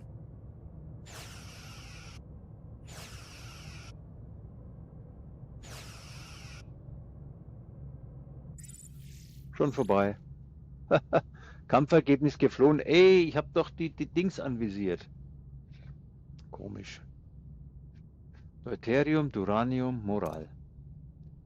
Uns ist gelungen, das Schiff zu besiegen und eine Ressourcen zu bergen. Tritanium. Jupp. Tritanium. 100. Okay, verbraucht wird nichts. Dann holen wir jetzt das hier. Genau, und dann sollten wir doch alles haben, was wir brauchen. So, wenn wir es bekommen, ist natürlich die Voraussetzung, ne? Ah, recycelt die Überreste Aufbereitungsanlage. 170. Orange gibt wieder 0 oder was gibt Orange? Was? Traktorstrahl, komm. Oder geht die Aufbereitungsanlage dann kaputt? Wir probieren es mal aus. Dann wissen wir, was los ist, ne? Moment, wir können sowieso nicht so viel sammeln, oder? Warte mal, wir waren bei 175 und haben noch 50 aktiviert, macht 225 eigentlich. Warte mal, wir gucken erstmal. 225 können wir lagern, das heißt, macht 120, 119. 119. 119. Max 128, ja, brauchen wir eh nicht. Recycle die Überreste. Nee. 119, aber hier werden es weniger werden, ne? Also komm, Max 171, der Rest geht in Gully. Nee, wir machen das. 68, das reicht auch. Genau, jetzt haben wir das. Okay, aber jetzt wird der Warpkern hier. Haben das Material verbessern. Do it. Jawohl.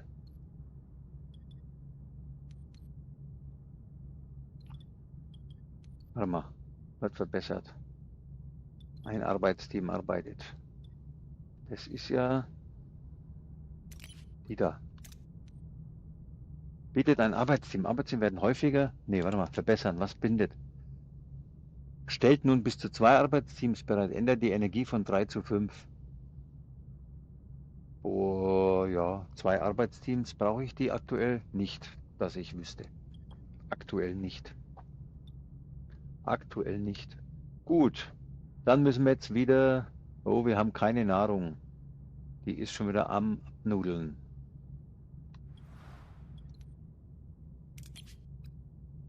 Normale Essensrationen.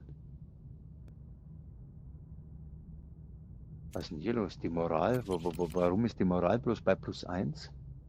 Abenteuer, normale Essensrationen, Crewquartiere. Ah, Moment, wir kriegen doch alles zurück. Wir haben 27 Leute ohne Crew.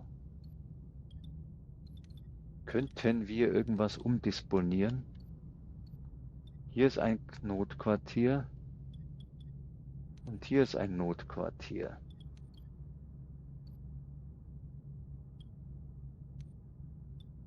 Da ist ein Notquartier. Da kann ich nicht viel machen. Das braucht alles 4. Das ist alles doof. Hier könnte man was.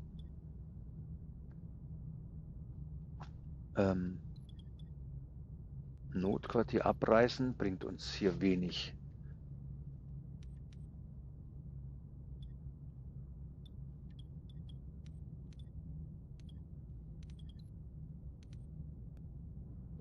Bringt uns wenig, ne? Phaserraum. Phaserraum da abreißen. Und da hinschmeißen. Macht das Sinn? Nicht so richtig.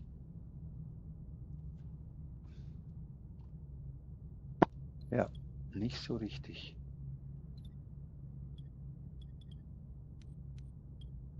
Das ist irgendwie... Die Notquartiere hier abreißen. 2 abreißen. Wie viel haben denn die? Da sind 12 Leute drin. Im Crewquartier sind... Achso, das ist das normale.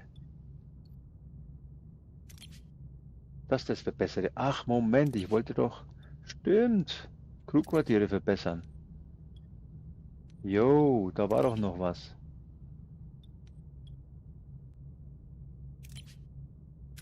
Was kosten das? 50. Haben wir nicht. Quatsch. Da sind wir. 40. 40. Crewquartiere verbessern. Jo, Moment.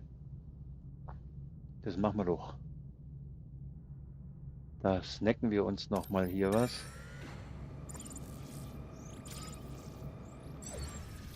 Neues Handelsangebot. 4 Schiffe dieses Mal. Alle Mann auf Kampfstation. Oh, das könnte jetzt interessant werden. 4 Schiffe. Uiuiui. Schildüberladung erhöht die maximale Schild. Na gut. Dann schauen wir mal. Let's Ihre go. Befehle, Captain? Wie sieht's denn aus? Was sind denn das für welche? 2, 3.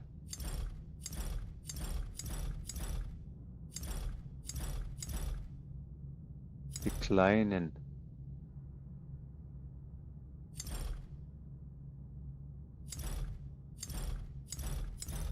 Alpha, Beta, das sind die großen. Macht man erst die kleinen platt. 4000, 3400, der ist eigentlich der nächste.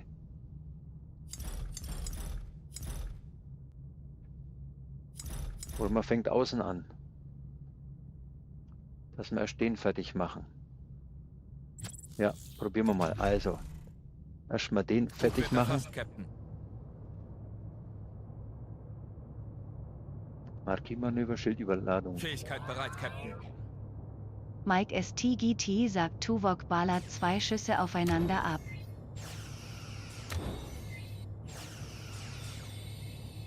Ein feindliches Schiff hat sich ergeben, Captain.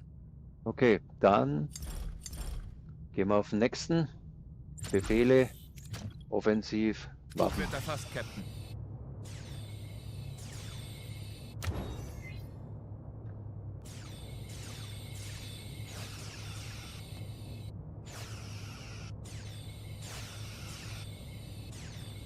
Ein feindliches Schiff zieht sich zurück, Captain. Okay.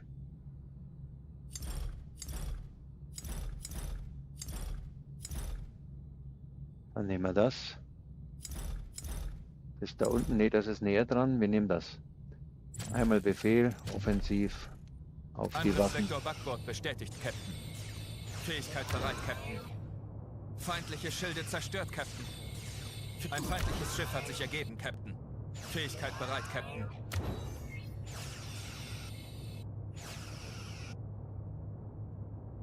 Sieg, wunderbar.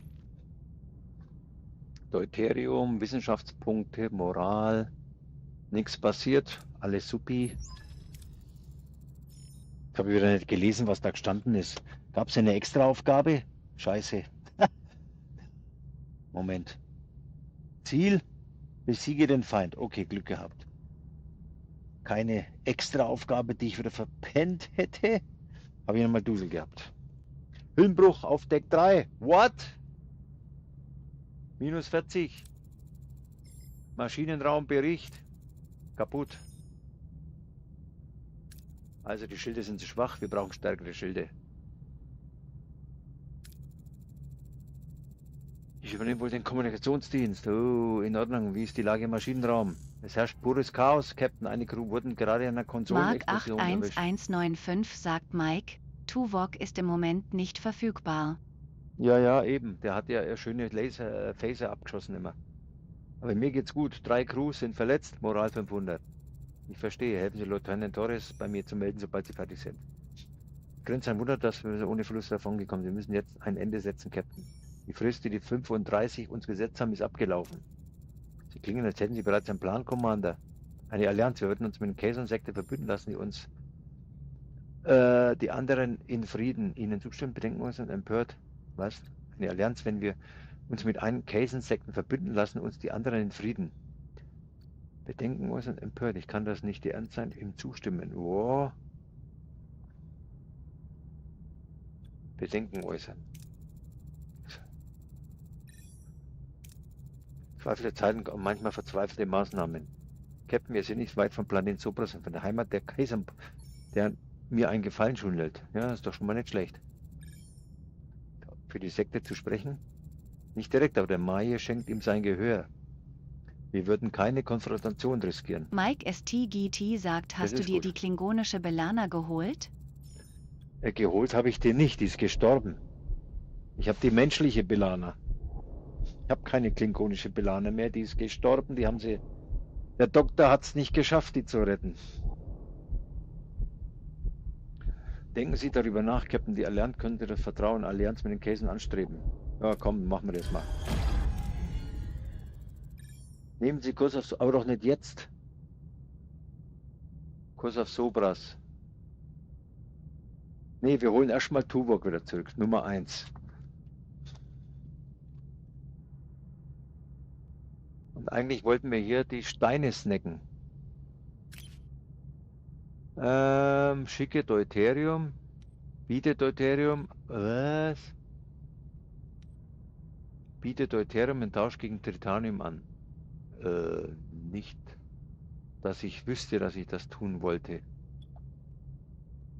Okay, schicke Deuterium ohne eine Gegenleistung zu verlangen. Warum sollte ich das tun? Treibstoff und das kann sein gut für Käsestoff. Haben Sie eine Menge an Tritanium an Bord des Schiffes, schicke Deuterium ohne Gegenleistung zu verlangen. Ne, warum sollte ich das tun? Okay, wir wollten... Wo ist ein Tuvox? Das war doch hier. Kehre zurück, ja. Sieht's mit dem Essen aus? Scheiße, sieht's mit dem Essen aus. Wir haben auch Minus... Was ist denn hier schon wieder los? Die Allianzen? 10 Crewmitglieder ohne Quartiere. Yo, yo, yo. Und bauen kann ich nicht, deswegen wollte ich mir Dinger holen. Ja, ich weiß. Scheibenkleister. Jetzt geht's irgendwie schon wieder in die falsche Richtung. Crewquartiere 15.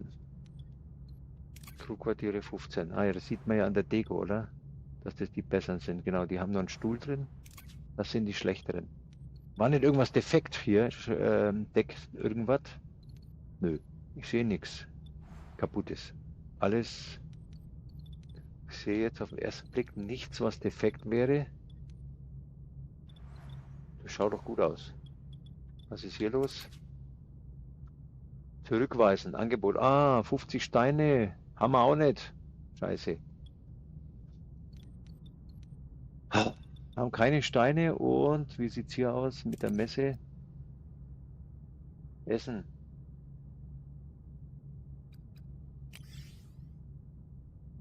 Ich muss mal ganz kurz hier auf Premium gehen. Das ist noch am entwickeln, dauert noch 6 Runden. Ja, also.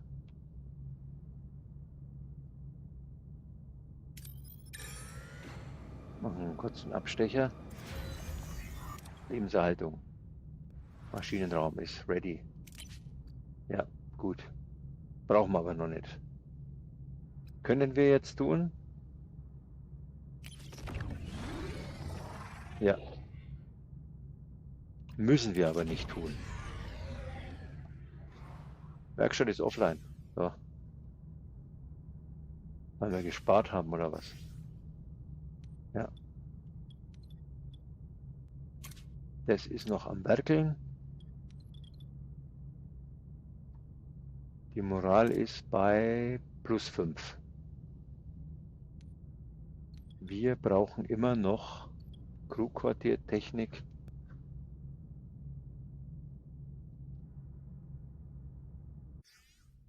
Quatsch. 40 verblödeten komischen Dinger da, die es hier nicht gibt. Die gibt es da weit hinten, das ist zu weit weg. Scheiße, das ist richtig weit weg. 9 Zyklen.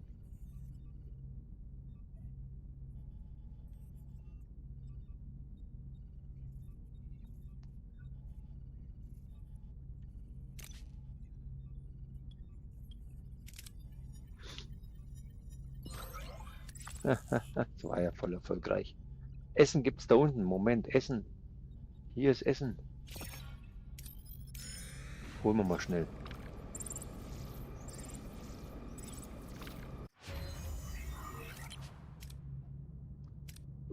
Fertig. Großer hydroponischer Garten. Ja, super. Reduziert den Energieaufwand. Jo, das machen wir auch. Wenn ich den großen Garten bauen wollen würde, was würde das benötigen? Das würde benötigen 4 von diesen schwachsinnigen Teilen. Okay, die habe ich noch nicht.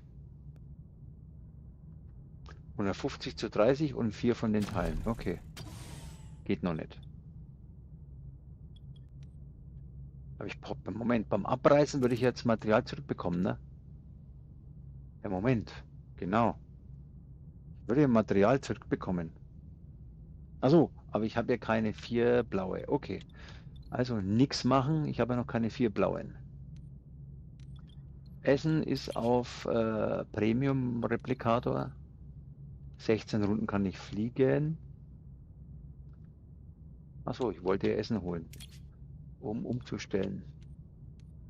Nutze das Wissen über Anbau hydroponischer Garten. Gibt richtig gut Haufen Zeug. Ist aber rot. Gefahr. Mark 81195 sagt, aber wenn du abreist, bekommst du nicht was zurück?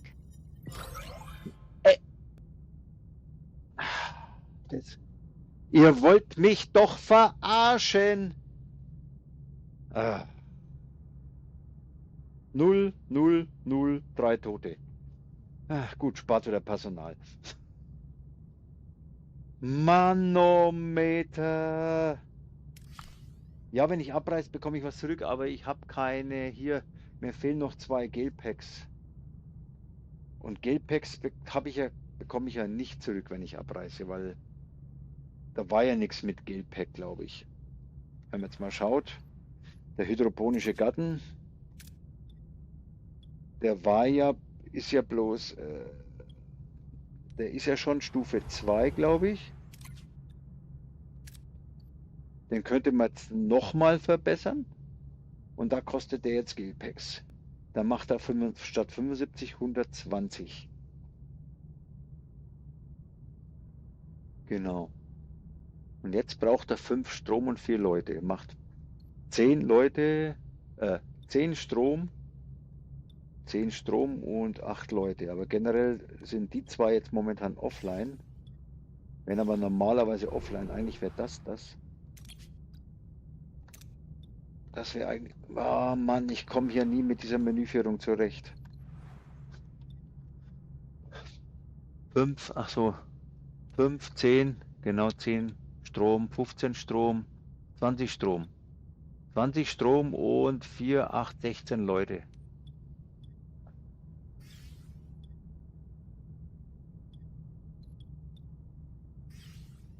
Und 16 Leute. Und der große Garten braucht hier, genau, 20 Strom und, warte mal, 4, 4, 8, 8, 8, 16 und weniger Leute. Er braucht weniger Leute und weniger Strom. Und bringt mehr Essen. In der ersten Config, genau. 75 und 50, 300 Essen zu 360 Essen. Ja. Würde schon mal was bringen. Muss aber blaue Sachen noch sammeln. Habe ich nicht, blaues Zeug. Okay, habe ich nicht. Das ging wieder voll in die Hose hier. 16.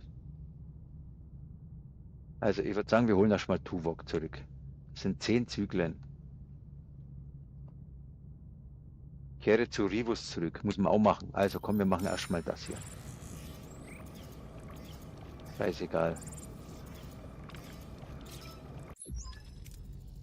Wir haben unser Ziel erreicht. Befehle fortsetzen. Commander, wir sind unsere Sammler zurückgekehrt. Noch nicht, wir haben ein Problem. Oh, mit dem Transporter. Wir einen Transporter. Warum dauert das so lange, Fenrich? Nur eine kleine Störung, Captain. Wir sind bereit, zurück zu beamen. Jetzt Energie. Wofür muss im neuen Bereich? Moment mal. Da ist nur ein Lebenszeichen. Ach, ist das jetzt diese scheiß Tuvok und... Stimmt, die beiden sind ja runter. Kacke. Kommt doch jetzt schon der Tuvix oder was? Da ist nur ein Lebenszeichen. Den Beamvorgang fortsetzen, den Beamvorgang abbrechen. Da ist nur ein Lebenszeichen. Versuchen mehr Informationen zu erhalten. Ist das Tuvok, Nilix? Ich weiß nicht was. Ein vertrauter Fremder. Eine fremde Gestalt materialisiert sich auf der Plattform. Ein Wesen, das zugleich vertraut und doch völlig fremd wird. Die Crew tauscht fassungslos Blicke aus. Der Fremde weist eine verblüffende Ähnlichkeit sowohl Tuvok als auch Nilix auf. Ist aber keiner von beiden. Ja, super. Transporter hat Scheiße gebaut. Mark 81195 sagt, deshalb habe ich vorhin gefragt, ob du die Folge kennst. Ja. Im Nachhinein schon, aber schon so lange her. Kennt die Folge, aber das ist so lange her. Tuvix, warten Sie, ich bin Tuvok und ich bin Nelix. Wow, was? Captain, der Bioscanner, Sie irgendwie sind Ihre Muster verschmolzen. Auf das Sicherheitsteam warten. Den Unbekannten zur Rede stellen. Wir behaupten, sowohl Tuvok als auch Nilix sein. Wie ist das möglich? Ich frage nach einer glaubwürdigen Erklärung. Eine einfache Transporterfehlfunktion scheint unlogisch. Könnte Ihnen das genaue Rezept für meine berüchtigte taxalanische Überraschung verraten? Oder Verse aus Lehren des Suruk rezitieren? Wie wäre das? Wäre das Beweis genug? Begeben Sie sofort auf die Krankenstation. Meine Scans deuten darauf hin, dass die gesamte biologische Materie auf molekularer Ebene verschmolzen wird. Wieder ein Main-Char weniger. Jetzt habe ich schon 2 Main-Chars verloren. Er ist unter Umständen entsprechend überraschend gesund. Der Mann, den Sie vor sich sehen, ist eine Fusion aus 2 Männern, Captain. Sind auch Ihr Bewusstsein und Ihr Geist eins geworden? Wer genau sind Sie? Wie ich bereits sagte, Captain, ich bin sowohl Tuvok als auch Nilix. Ihr Verstand, Ihre Erinnerung, Sie gehören mir. Ich kenne Sie alle. Sie sind meine guten Freunde. Fragen, woran er sich erinnert, nach seinem Empfinden fragen. Faszinierend. Haben Sie das Gefühl, mit 2 getrennten Bewusstseins zu denken? Ich leide nicht an einer multiplen Persönlichkeitsstörung, Captain. Ich besitze ein einziges Bewusstsein. Haben Ihre Untersuchung weitere Erkenntnis geliefert, Doktor? In der Tat, ein drittes genetisches Muster. Es war schwer zu isolieren, weil ich nicht damit gerechnet hatte, auf pflanzliche DNA zu stoßen. Wie bitte? Die Orchideen. Wir hatten mehrere Dutzend Exemplare von ihnen gesammelt. Eine Orchideen. Sie sind nun fester Bestandteil ihrer genetischen Struktur. Auf ihre Biochemie scheint das jedoch keinen negativen Einfluss zu haben. Könnte diese Pflanze einen Scanner beeinträchtigt haben? Durchaus. Sobald wir das abgeschlossen haben, wissen wir mehr. Machen Sie nicht in der Arbeit. Zwischenzeit Doktor untersuchen, wie dürfen wir Sie eigentlich ansprechen? Ah, ein Name. Daran hatte ich gar nicht gedacht. Tuvix, da steht's doch. Warum nicht Nevok? Nein, warten Sie, wie wäre es mit Tuvix? Also gut, Doktor. Untersuchen Sie Mr. Tuvix und die Orchideen. Halten Sie mich auf den Laufenden. Natürlich, Captain, ein Transporterprotokoll. Ach ja. Kehre zu Rivers zurück. So. Untersuche Transporterprotokolle im Wissenschaftslabor. So, wo sind die Transporterprotokolle?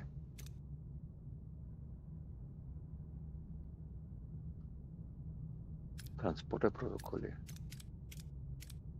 Das läuft noch 2 Runden.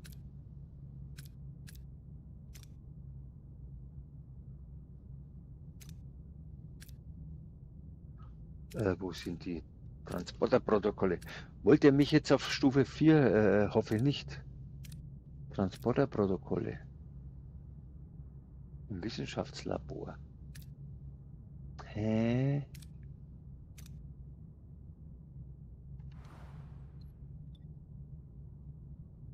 Untersuche Transporterprotokoll im Wissenschaftslabor.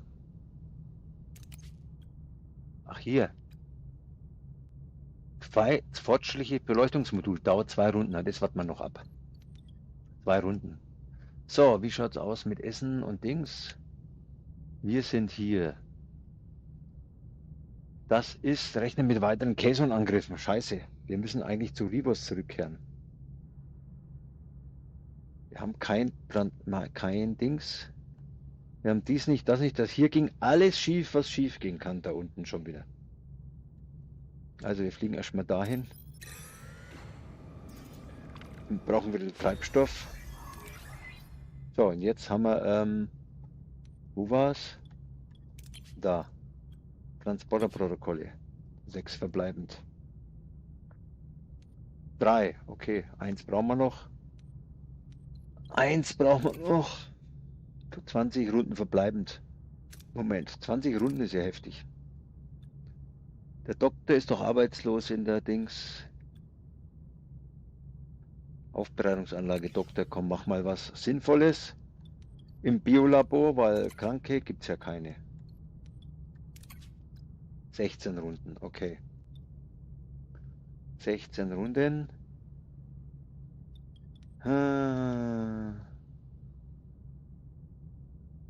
So.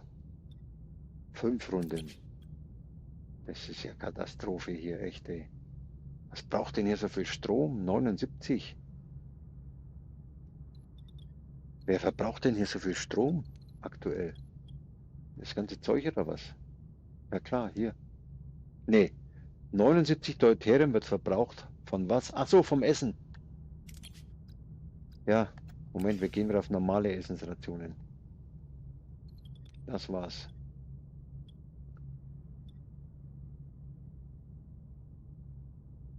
So, wie lange dauert der Spaß noch hier? 16 Runden. Und dann kann man das abreißen und das neue bauen. Kann man noch nicht, weil wir das Material nicht haben. Moment. Den Strom können wir sparen. Weil fehlt eh.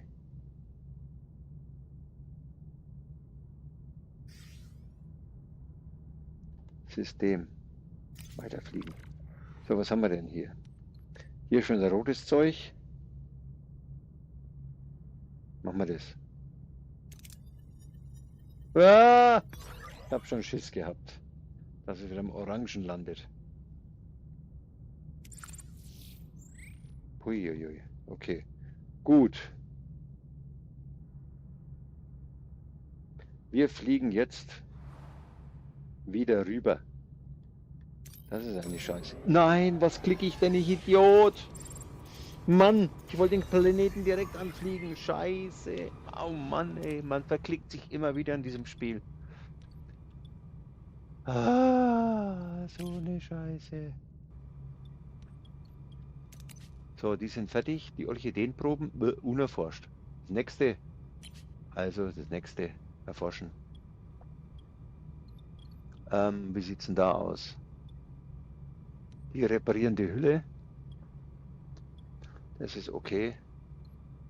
Muss weiter repariert werden. Das Essen, ja, wird auch schon wieder knapp. Also irgendwie klappt das hier nicht. Essen wird knapp. Wir haben zu viele Leute.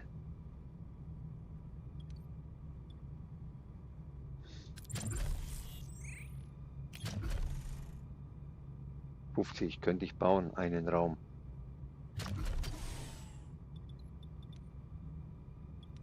Das ist ja das haben wir ja schon, ne? Genau.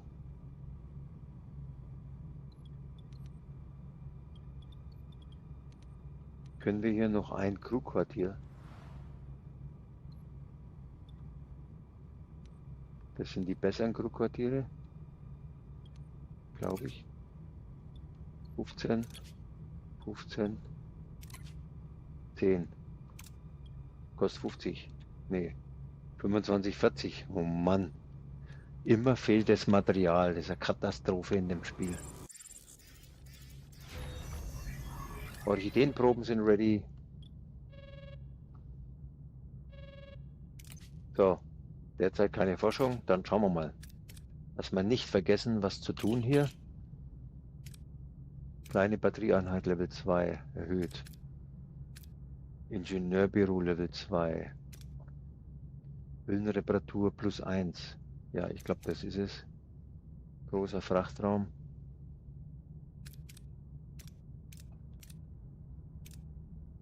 Kostet 100. Hyperschlüssel. Schau, Shuttle-Bauzeit. Ja, das ist alles Spaß. Was effizient ist, ist... ist gesperrt. Gesperrt. Crew, Offizier. Holodeck Level 2. Aussichtslounge. Moral für Replikatorrationen. Ah ja, okay. Wissenschaft. Biolabor Level 2. Jo, das könnte man machen. Kostet zwar mehr, aber geht auch schneller. Zeigt die Ressourcen an. Erhöht die Menge von 1 auf 2, erhöht aber die Kosten pro Zyklus. Erhöht die Lagerkapazität für Gelpacks und Borden um zusätzlich +5. 1 auf 2. Biolabor Level 2.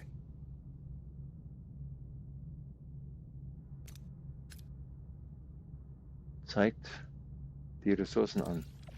Machen wir mal. Sensorenphalanx Level 2. Ja, machen wir danach. Okay. Okidoki, also gut. Was haben wir? Irgendwas kaputt? Nö. Der funkt hier rum. Tuvix.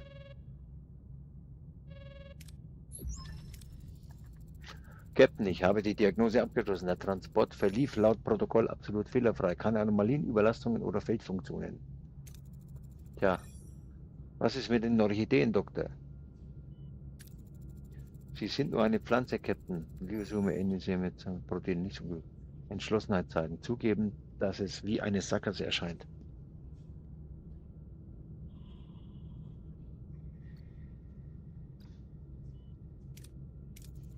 Nur eine Fehlfunktion, das fällt mir schwer zu akzeptieren. Wie heißt man in der Holodeck-Simulation, Captain, um den Unfall zu rekonstruieren? Verzeihung, wenn ich mich einmische, Doktor, sprechen Sie gerade von isomalen Enzymen? Laut Tuvix botanischer Forschung können isomatische Enzyme auf eine Symbiogenese hindeuten. Symbiogenese? Ein seltener Fortpflanzungsprozess. Anstatt durch Betäubung der Paarung verschmelzen symbiogenetische Organismen mit einer anderen Spezies. Eine faszinierende Hypothese. Eine Symbiogenese bei einer humanoiden Spezies ist beispiellos. Ja. Genau genommen, Dr. wurde Nilix und Tuvok während des Transports auf einer mikrozellulären Ebene aufgelöst. Wenn die Enzyme bla bla bla, die ihn beeinflusst haben, könnte sich die Vermischung ihrer Muster verursacht haben. Und so wurde Tuvix geboren. Ja. Das ist die beste Theorie, die ich je bisher gehört habe. Das ist die einzige Theorie, die ich bisher gehört habe. Aha. Wir sollten unsere Theorie erst an Orchideen testen, bevor wir versuchen, allen Lebewesen in Betracht zu ziehen. Orchideen auf der Krankenstation drin, herumprobieren, bis die Orchideen zu trennen. Nö, wir haben noch vidianische Operationsgerät. Doktor, verwenden Sie das vidianische Operationsgerät, um die Orchideen zu trennen. Die Trennung war ein Erfolg. Was Sie auf den geben, bin ich zuversichtlich, dass der symbiogenetische Prozess, der zu Mr. Tuvix führte, umkehren kann. Ich habe die Radiostop gefunden, das sich selektiv an spezifische DNA-Sequenzen binden könnte. Und ist der Eingriff sicher, Doktor? Ja klar, wir haben doch ein vidianisches Gerät, würde ich sagen. Ich habe jegliche Variablen berücksichtigt, außer Mike STGT sagt, mit Außer dem einer. Gerät konnte man wohl beide Belanas retten. das hatte ich damals noch nicht. Ich hatte keine Option, das vidianische Gerät zu verwenden damals. Mit der Belana. Weil ich hatte keine 100% Chance. Die gab es bei mir nie. So wie hier jetzt gerade. Tuvok und Nilix sind als Individuen wichtig. Genau, sind sie. Tuvok und Nilix sind wichtiger. Wichtig für, oh Gott, für die Voyager, ja, auch richtig. Zugeben, dass Tuvix recht hat. Außer einer. Ich will nicht sterben. Kess nach ihrer Meinung fragen, den Doktor nach seiner Meinung fragen. Die Kess sagt bestimmt, ist jetzt so, lass Tuvix da. Der Doktor sagt, selbstverständlich trennen wir die. Zugeben, dass Tuvix recht hat. Tuvok und Nilix sind als Individuen wichtig. Kess nach ihrer Meinung. Level 1, was soll das sagen? Meinung abgeben ist immer nicht schlecht.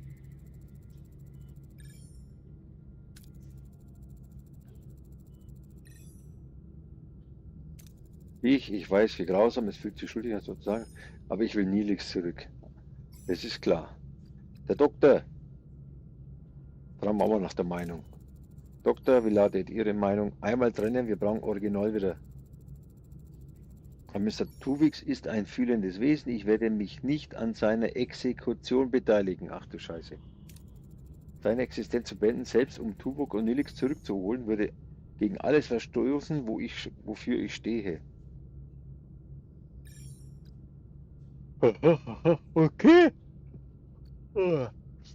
Zugeben, dass Tuvix recht hat. Nee. Tuvix, ich brauche die zwei wieder, hätte ich gesagt. Tuvok brauche ich.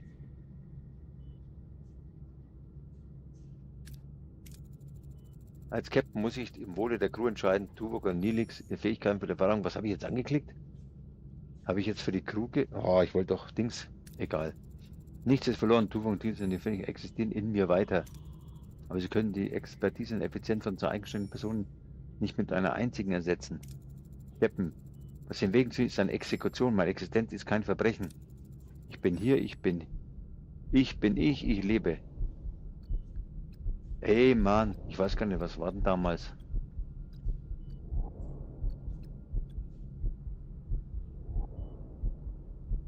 Tuvix. Die Trennung durchführen, die Trennung nicht durchführen. Ha, ha, ha, ha, ha. Was machen wir denn? Trennung nicht durchführen. Dann habe ich einen und einer ist weg. Kein Nilix mehr, kein Dings mehr. Nee, komm hier.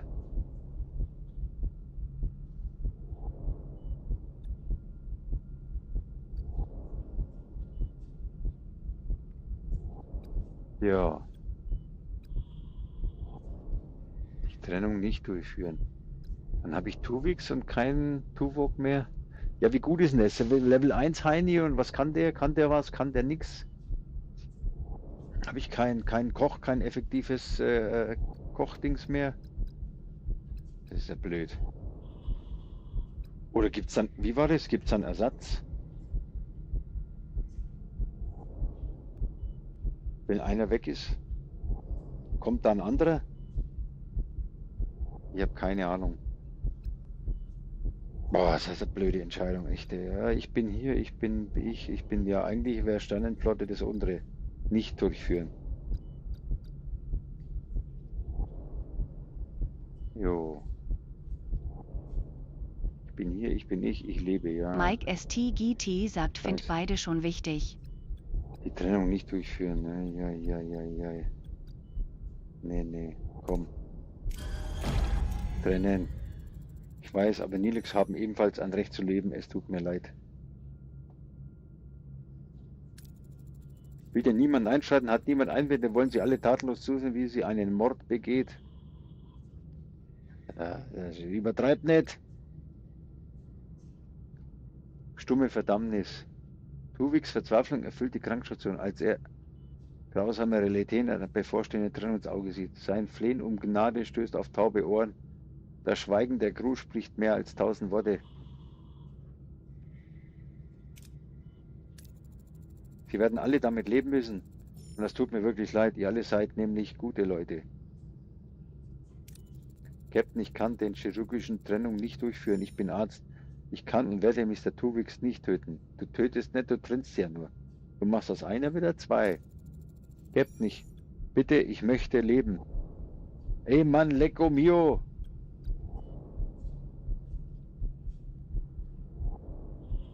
Was soll man denn da machen? Der Doktor will es nicht machen. Wer macht's denn dann? Franek sagt einen schönen guten Abend in die Runde. Ist mir wurscht, ich mach das. Die Entscheidung hat Konsequenzen, jo.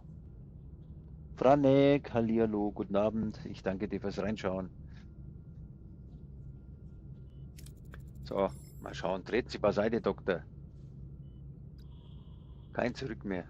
Der Moment der Wahrheit ist gekommen, als Janeway Tuvix das Isotop initiiert, schweren Herzens aktiviert sie den chirurgischen Scanner, doch im Bruchteil einer Sekunde, kurz bevor die Endbilderung beginnt, treffen sich ihre Augen ein letztes Mal. Sie sind eine Mörderin. Okay. Ich bin der Captain und ich werde damit leben müssen. Was ist denn jetzt los? Irgendwas hat geploppt. Komische Geräusche im Hintergrund. Was war denn da los? Hä? Oder war das das Handy oder was hat hier geploppt? Merkwürdig. Also gut, ich werde damit leben müssen.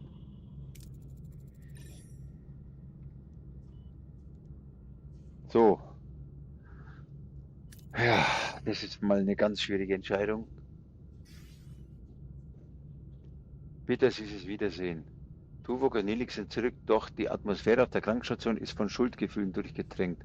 Abseits der Wiedervereinigung steht Janeway und beobachtet stillschweigend die Szene, ihre Miene kalt und distanziert. Seien Sie grüßt, Captain. Nilix. Hallo, mein Schatz, hätte jemand gerne eine Tasse Leula-Wurzeltee? Also bist du wieder der Alte. Ist schön, dass Sie wieder da sind. Der Tee, ja gern. Ich brauche nur gerade einen Augenblick für mich.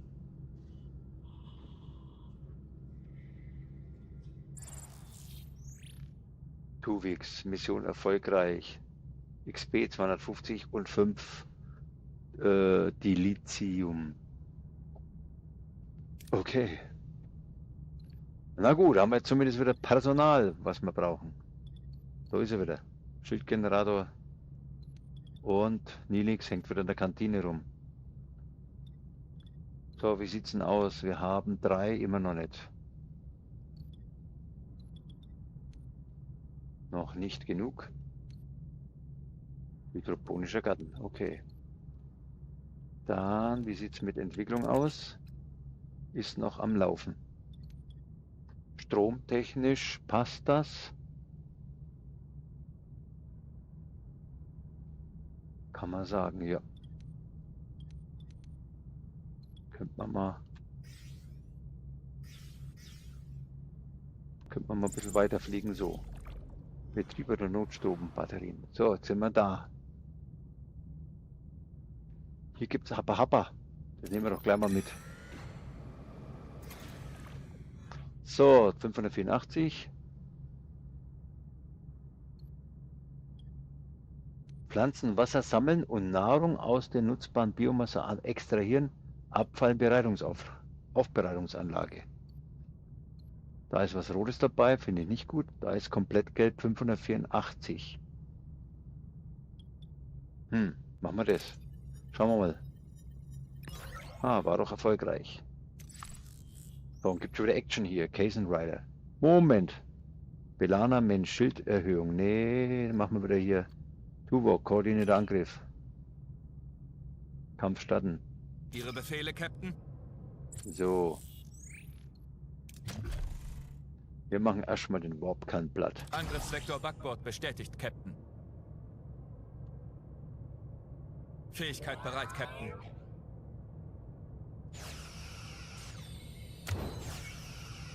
Fähigkeit feindliche Schilde zerstört, Captain.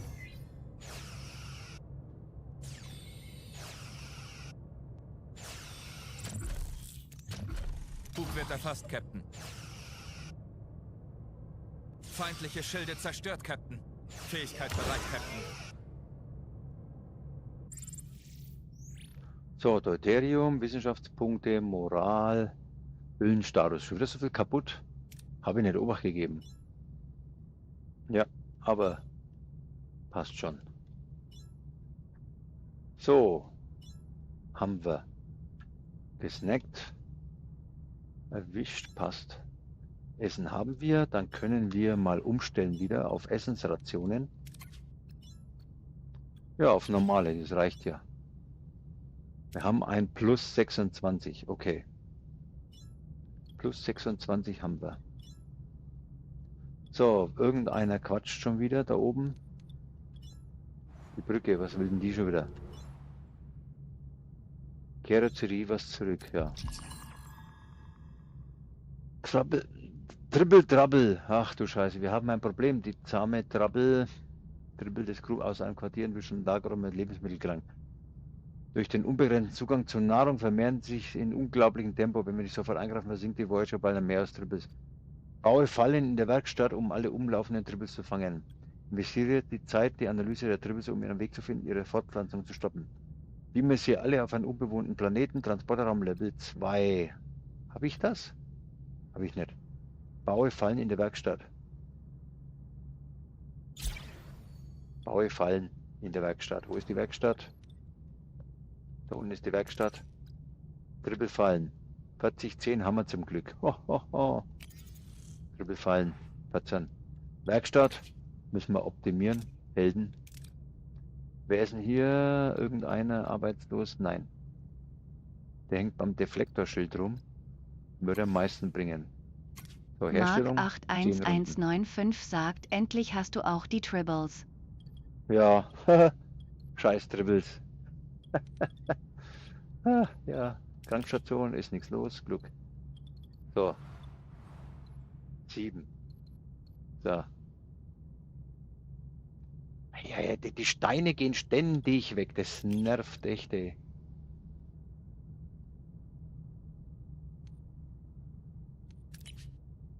Herstellung.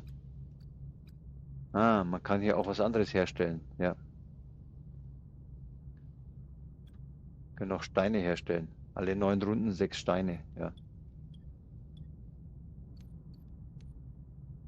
Eieiei. Strom ist bei 260. Holodeck mal kurz deaktivieren. Ja, das reicht. Braucht man nicht. Braucht man nicht, das Holodeck.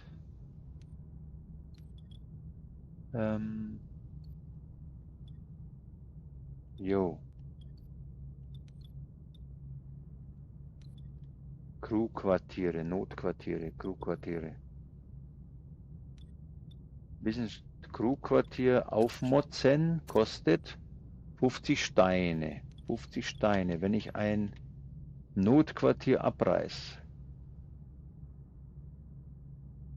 Wie sieht es mit der Crew aus? 7 sind ohne. Zum Beispiel das da oben abreißen würde. Was kostet der Strom hier? 5 und 2. Dann könnte man da oben einen Schildgenerator noch bauen. Ist aber ein verbessertes Notquartier. 25 Steine. Dann hätte ich, ja, das reicht ja trotzdem nicht. Das reicht ja trotzdem nicht. Ja, reicht ja nicht. Habe ich nicht genug Material? Okay, scheiße. Jetzt ist es wieder ein Materialmangel ohne Ende. Minus 5 Nahrung pro Zyklus. Kehre zu Rivas zurück. Kehre zu Rivas zurück. Okay, also, wo ist Rivas? Der war hier. Machen wir erstmal das da, das ist einmal Nummer 1.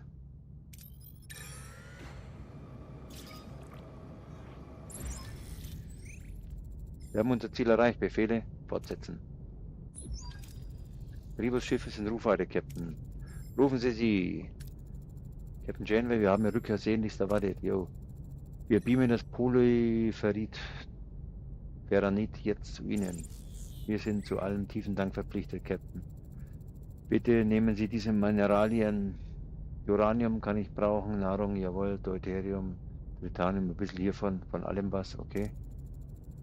Leben Sie wohl. Stürmerkurs auf die Hammer setzen, der Zeit ist unsere Reise fortsetzen. Moral plus 400. Unschuld plus XP 250, 5 Deuterium. Jawohl, sehr schön. Dilithium haben wir 5 auch bekommen. So, wie sieht's denn aus? 25, 22, das reicht ja schon wieder nicht. Das reicht ja schon wieder nicht. Um das verblödete Crewquartier, kostet 40. Ja, rutschen wir doch den Buckel runter, ne? Kostet 40. Hier sind Steine. Da sind welche und da unten sind die anderen Steine. Mann, die sind ganz schön weit weg. Hab ich auf normaler Nahrung? Habe ich. Mike STGT sagt nicht mehr Steine und Gehirne? Genau, du hast es erfasst. Ach, Mann, oh Mann, okay.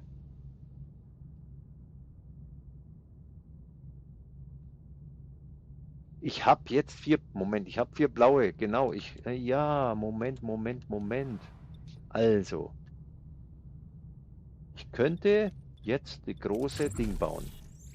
Technologie, ich brauche 150 zu 30. 4 habe ich, 150 zu 30.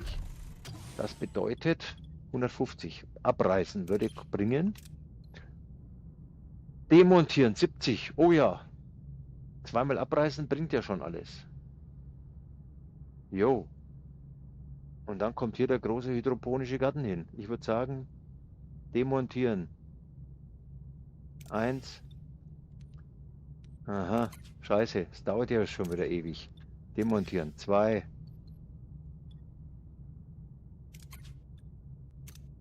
Demontieren geht nicht. Genau. Es dauert ja auch wieder. Aber egal, wir demontieren zweimal. Nochmal und dann kommt der große Garten hin. Oh Gott.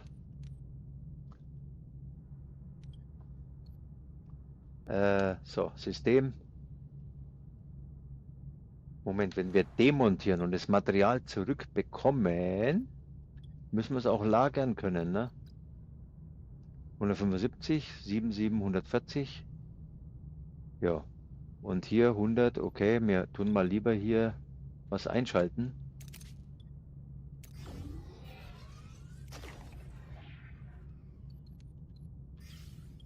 Nicht, dass die Gefahr besteht, dass wir hier irgendwie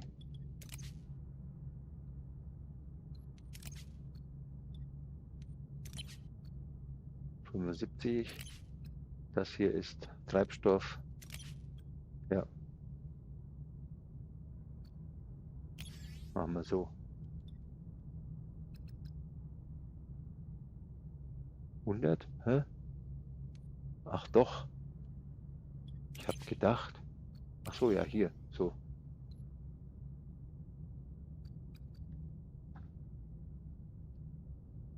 Ja, okay.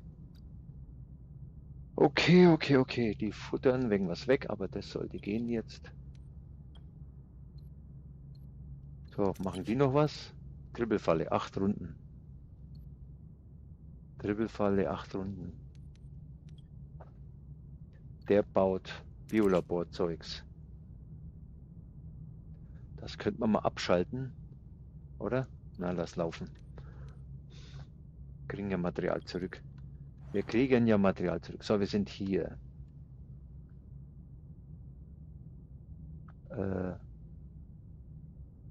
Ja, wir müssen eigentlich nur warten, ne?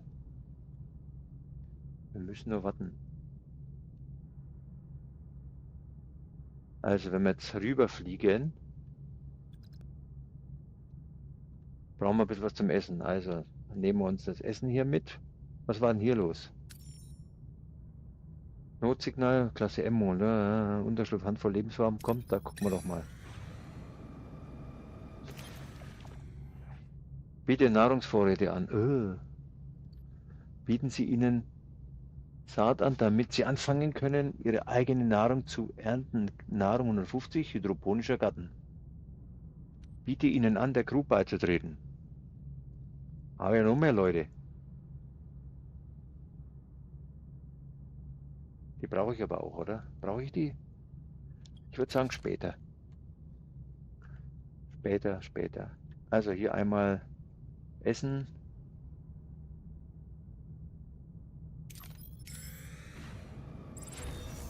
Garten fertig. Sehr schön. Abgerissen. 163 zu 82.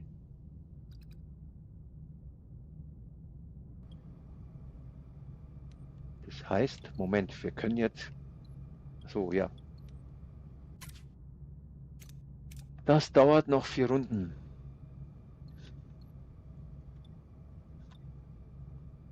Das dauert noch 4 Runden. Ja, dann wären jetzt die 4 Leute schon hilfreich gewesen. Wo war es denn hier? Bei der Werkstatt Level 2.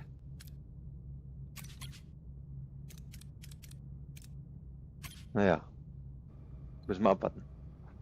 Also abreißen.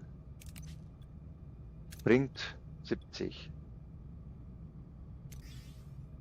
70 bedeutet... ja. Müssen wir was bauen, damit wir vorläufig das Material nicht verschwenden. Also bauen wir jetzt mal hier, hätte ich gesagt, ein Crew. Kann man hier? Crewquartier. Das war's doch. Management, Crewquartier verbessern. Jupp.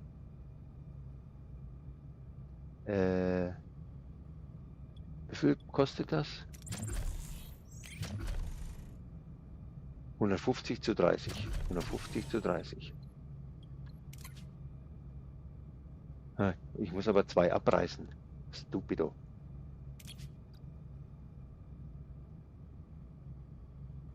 Das ist aber dann Verschwendung von Material, ne? Scheiße, ich brauche ein fettes Lager. Moment. Franek sagt, die Voyager hat eine Standard Crew von 150 Mann. Ach so, okay. Mach mal so.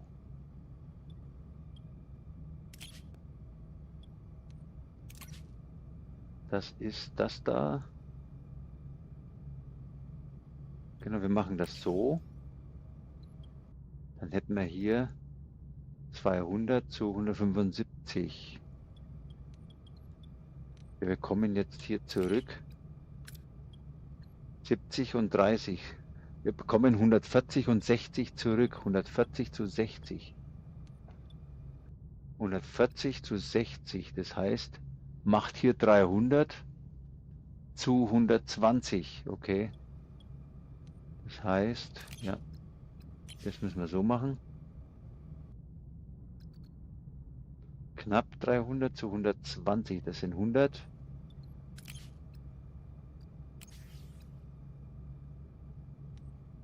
Essen, Essen, Essen. Wie sieht's hier aus? Ja, 1750.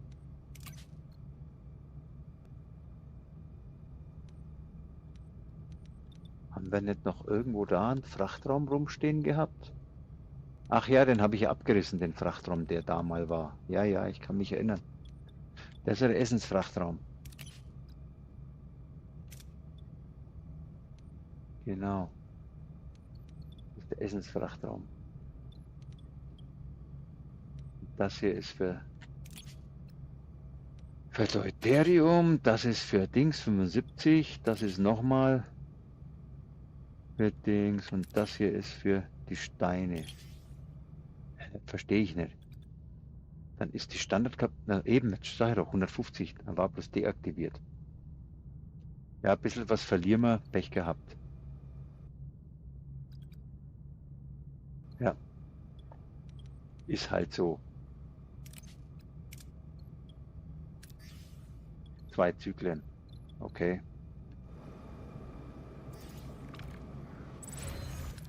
So. Voll. So, aber jetzt. Wo ist er? Der große, fette, hydroponische Garten. 13 Zyklen. Okay. Garten unter der Kantine. Ja, genau. 13 Zyklen. Okidoki. Und ein zweites Team könnte jetzt das Crewquartier hier verbessern. Jupp. Dass sie nicht ganz sinnlos unterwegs sind. Genau, die sind schon verbessert. Ne? 15, 15, 15. 15, 15, 15. Das ist noch, aber da fehlt ein Team. Fehlt ein Team, das dauert hier noch 2 Runden. Okay. Sind wir durch. Das heißt, wir sammeln. Was sammeln wir? Halte die Moral, die ist oben. Trippel, Trappel, Trummel. Dauert auch noch. Die Werkstatt, wo ist sie denn? Wie lange brauchen die denn noch? 4 Runden, okay. Die brauchen noch 4 Runden. Ja, dann, ja, dann würde ich sagen, Leute holen brauchen wir hier nicht. Dann würde ich jetzt nicht sagen. Wenn ich sage, ich drehe den Shuttle hoch. Was gibt's denn hier? Vega 2264 sagt, bist du schon mal getorben? Da gibt's das und das, 500 Essen.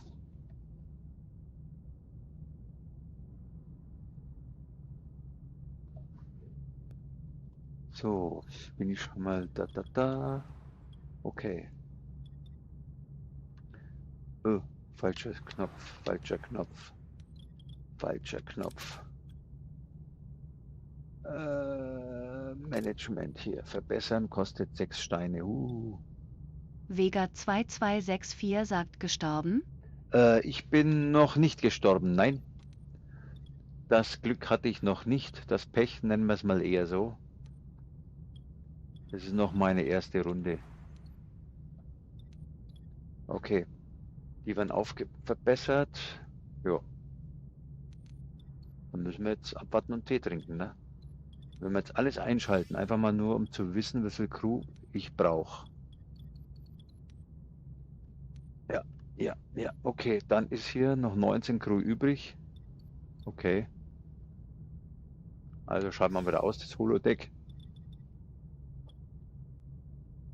Plus 6, ja. Ja, also, wenn ich das alles noch baue, dann brauchen wir Personal.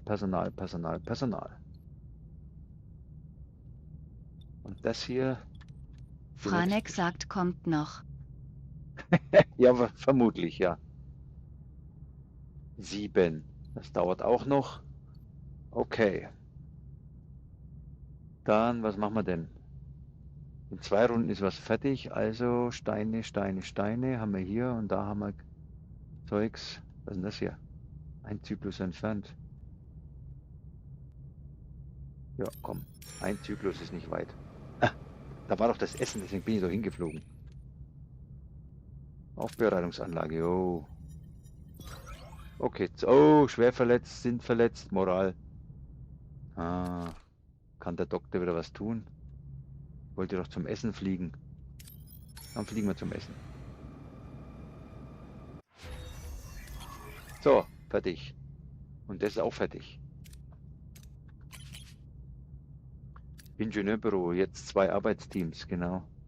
Hüllenreparatureffizienz. Ich würde sagen 2 Arbeitsteams. Das ist doch nicht ganz sinnvoll. So, Tribbles fressen weiterhin Nahrung. Ja, weiß ich doch. Aber Trippelfalle ist noch nicht fertig. Die brauchen noch 11 Zyklen. Das dauert auch noch 4 Zyklen. Was ist denn hier los? Beschädigt? Warum? Das. So eine Frechheit. Aber die Moral dürfte noch bei +3 sein, okay? Und 19 sind ohne Quartiere. Ja. Warum eigentlich? Ach so, weil die hier arbeiten und weil 1 defekt ist. Vega 2264 sagt, ich spiele mittlerer Schwierigkeitsgrad und ich habe schon mal neu geladen. Zum Beispiel hatte die Situation, wo ich den Kampf fertige gewinnen können, wenn ich alle meine Phaser on gehabt hätte. Aha, waren nicht alle Phaser on. Okay, das ist natürlich auch wieder so eine kritische Sache, ne? So, da können wir noch nichts machen, da können wir nichts machen, da können wir nichts machen. So, Tribble, also das dauert noch 2. Die Crew-Quest ist okay da oben. Berechne mit weiteren Caisson-Angriffen. Reise nach Sobras, um mit Jal Terza zu sprechen. Ah ja, das sollten wir tun. Also, Treibstoff. Wie sieht Treibstoff aus? Okay. Achso, wir sind ja hier gelandet, um das zu snacken. Boah, super. 25% Belohnung und schon wieder Schwerverletzte. Ah, das ist eine Scheiße. Da machen wir doch die 2. Krankenstation online.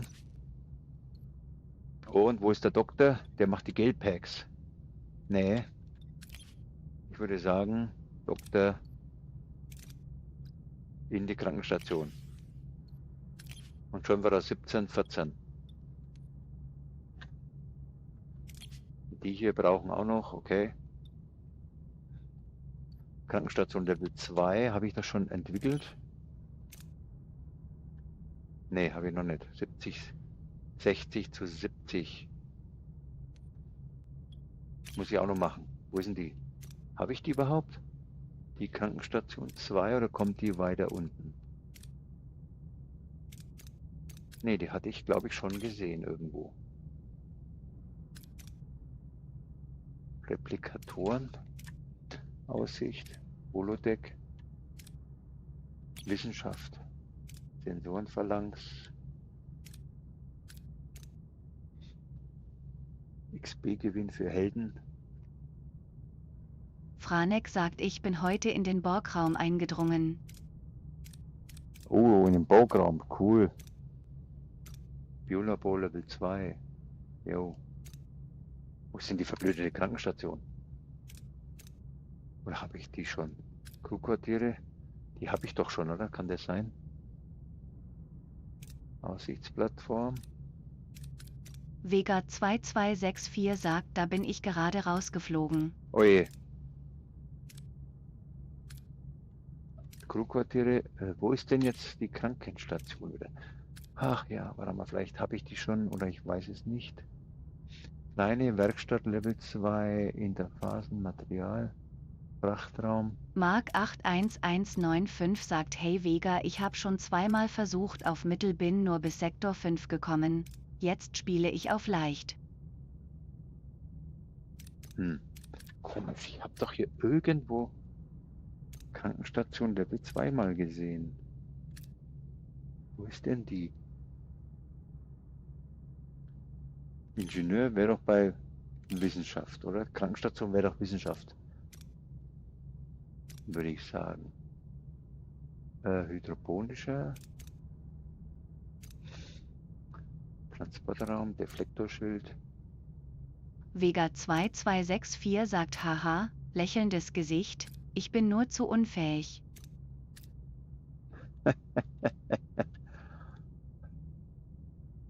Irgendwie bin ich manchmal echt zu dämlich. Ich finde die Krankenstation Level 2 nicht. Die bei Crew? Offizier, Holodeck. Vega 2264 sagt, dachte ich. Aha, aha. Ich bin doch da schon drüber gestolpert. Irgendwann mal. Da ist sie doch, sag ich doch. Habe ich schon. Okay. Liegt nur am Material, alles klar. So, also 11 Zyklen, 4 Zyklen und die Werkstatt ist am Dribbelbauen 2 Zyklen. Also gut. Dann heißt es hier Reise nach Sobras, um mit Jal Terza zu sprechen, oder wie der heißt. Habe ich noch Treibstoff? Ja. Essen haben wir auch.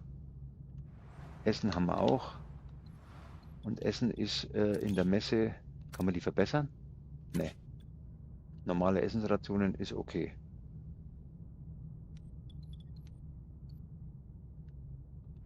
Mark 81195 sagt nein, du bist nicht allein, Vega. So, also, da müssen wir wieder hin. Und zwar 10 Zyklen reisen, aber diesmal richtig reisen. 48 Steine. Dann machen wir hier einen Abstecher zu den Steinen. Würde ich sagen.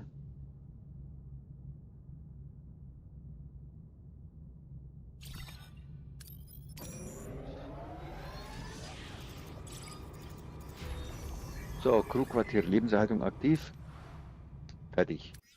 So, also die nächsten. Verbessern. 25, 40, jo.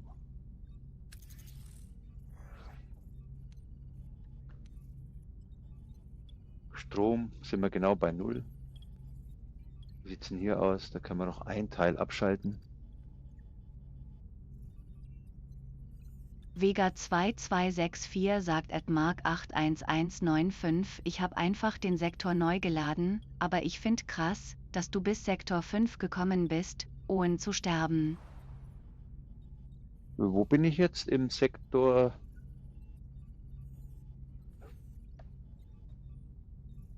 Ja, 5. Du bist ja mit Mittel ohne zu sterben bei Sektor 5, oder? Und den Kreis ohne zu sterben, ja. So. System, wir fliegen weiter. Krabbels fressen weiterhin Nahrung. Ja, ja, ja. Macht auch noch Moralminus. Crewquartiere, Lebenserhaltung ist ready. Captain, alle wurden eingefangen. Glücklicherweise war es nicht allzu viel. Die meisten wurden an Crewmitglieder als Haustiere verteilt, während der Rest in einem gesicherten Raum untergebracht wurde, bis wir sie gefahrlos auf einem geeigneten Planeten aussetzen können. Hoffentlich passiert so etwas nicht noch einmal. Trouble. Jawohl. Passt. Crewquartiere, ein Zyklus und das Ding ist endlich fertig. Mark 81195 sagt, den Sektor neu geladen habe ich schon, aber dennoch bin ich nicht Crewquartier. weitergekommen auf Mittel. Oh, 25 Steine. Habe ich keine. Den Sektor hast du neu geladen und schon dennoch bist du nicht weitergekommen. Ja, manchmal gibt es in so Games, das hatte ich auch schon irgendwo, einen Punkt, wo man saudumm rauskommt und immer wieder auf dieselbe Fresse fliegt. So, Wissenschaftslabor, also hydroponischer Garten, da kann jetzt wieder rein. Wie sieht es denn hier aus? Verletzt ist noch unterwegs. Hydroponischer Garten. Jawohl, wenn ich den hier verbessern wollen würde. 30, 104 Steine. Okay. Und würde kosten dann statt 12, 18 Energie. Macht halt richtig gut viel Essen. Okay. Crewquartiere, okay. Ja, effektives Essen basteln.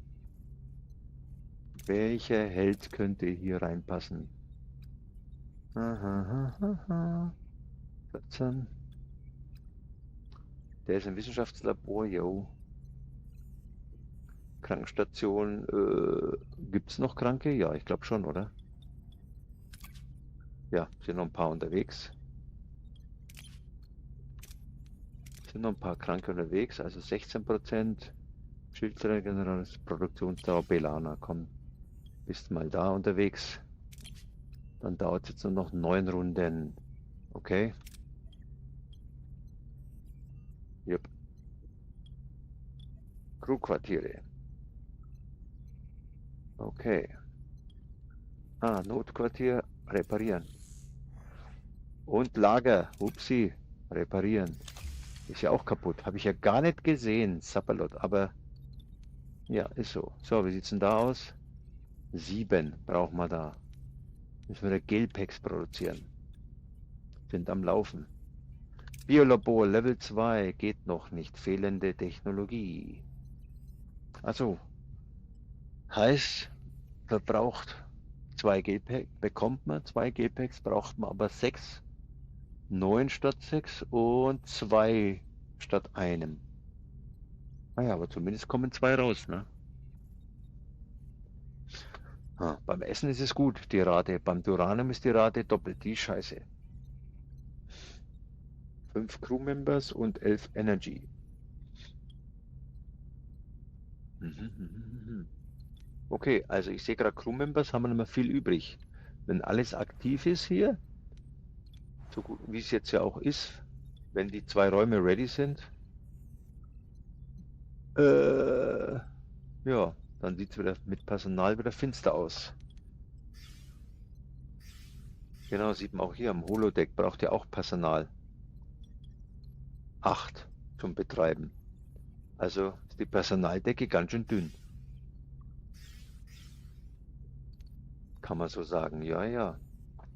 Das ist ja nervig. Die Personaldecke so dünn ist. Mark 81195 sagt, dann müsstest du mit der Abfallanlage gegenwirken und Duranium herstellen. Franek sagt, behalte deine Energie im Auge. Ja, ja, sehe ich schon. So, pass mal auf, Notquartiere, wenn ich jetzt hier die abreiß, wie schaut's denn aus? Es sind 2 am Laufen. Okay, also jetzt mache ich gar nichts. Wenn ich 1 abreiß, kann ich ein Crewquartier wieder verbessern hier. Das ist das da noch. Das habe ich schon und das schaut auch schon fertig aus, ja genau. Also die da drüben sind schon alle auf Max. Also heißt der Max. Ja, mehr geht ja nicht, genau. Die sind schon auf Crewquartier, sind auf Max. Boah, da brauchst du ja Quartiere ohne Ende. Notquartiere, verbessern. Die können wir auch verbessern. Guck mal an hier. 15 Steine, 20 Steine. Ach, guck an. Ja, wenn das so ist, 15 Steine, 20 Steine. Ja, sei vorsichtig. 103, 148, aber rot. Rot ist wieder scheiß gefährlich. Nee, nee, nee, nee, nee. Das riskieren wir diesmal nicht. Perfekt. Hat diesmal geklappt. Ist doch schon mal gut. Also 2 Teams sind ready.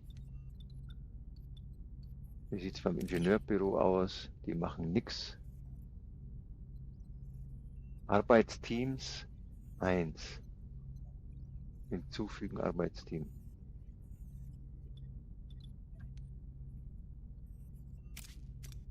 Das dauert noch, das Ingenieurbüro. 1 verbleiben, bietet jetzt bis zu 2 Arbeitsteams. Okay, es dauert noch. Gut, also dann fliegen wir mal. Hier gibt es Treibstoff und da gibt es Treibstoff. Dann machen wir mal einen Treibstoff-Zwischenstopp. Lebensraum ready. Ingenieurbüro ready. So.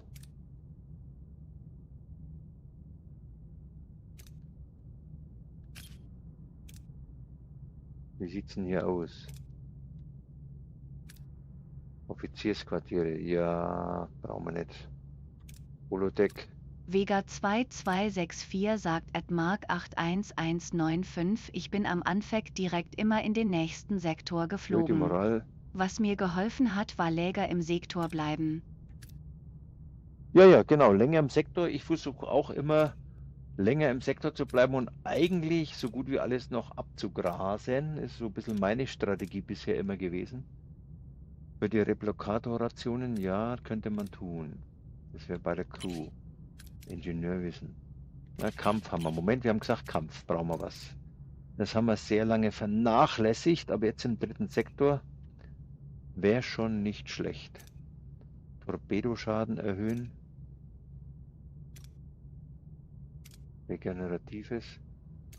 Habe ich schon die Torpedoraum-Verbesserungsdingsbums gemacht? Warte mal, wo war denn das? Torpedoraum. Kann man den verbessern? Fehlende Technologie. Nee, genau. Kann man nicht. Fehlende Technologie. Wissenschaft. Kampf. Torpedoabschussrampe Level 2, genau.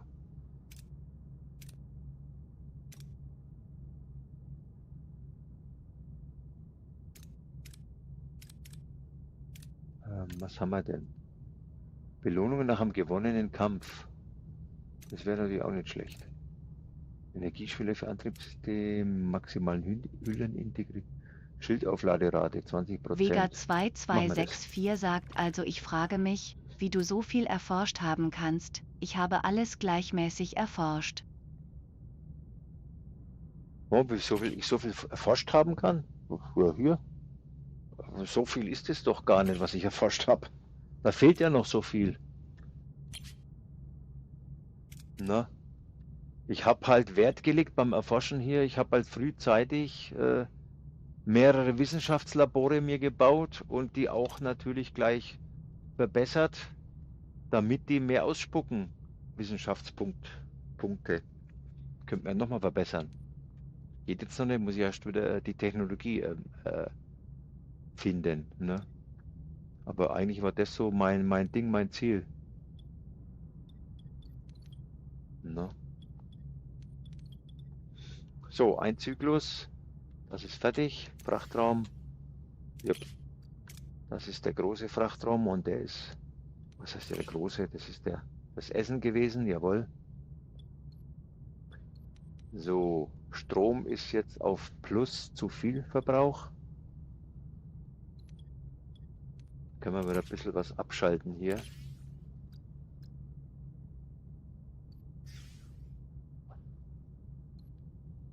Torpedoabschussraum verbessern, kostet 1. Ja, haben wir nicht. Stellarkartografie kostet, oh ja. Kostet 50 von den Mark Steinen. 81195 sagt Vega, das habe ich auch gemacht und habe alles abgegrast. Dennoch war dann irgendwann Schluss. Notquartiere sind da. Okay. Mark 81195 sagt, entweder war die Moral im Keller oder ich hatte Hüllenbruch. Vega 2264 sagt, was ist?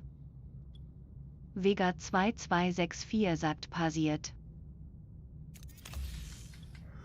So. 6 Zyklen und da hinten haben wir dann noch wo ein Crewquartier hier. Das reicht nicht. Das reicht nicht.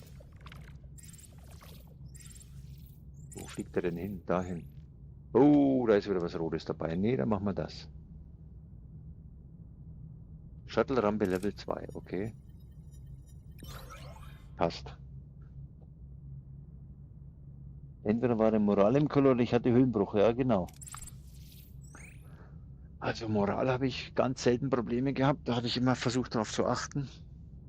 Alles dagegen zu tun, aber Hülle ist schon immer im Arsch, ja. Und die wird gerade nicht repariert. Merke ich gerade. Muss ich auch mal wieder was tun. So, halt, hier geblieben. Hier geblieben. Ja, ja, ja, so. Wo sind die Steine? Die gibt es hier nicht. Gibt zwar Treibstoff und Dings, aber sonst nichts. Das ist ein Hin- und Hergegondel. So, ich würde sagen, wir fliegen mal dahin jetzt. 7 Zyklen. Dass wir das hier mal abschließen. Crewquartiere abgeschlossen, jo. So, jetzt ist Feierabend mit Dings. Kostet jetzt alles fett Strom. Jetzt können wir denn Krankstation Nummer 2 abschalten. Krankstation Nummer 1, die lassen wir an.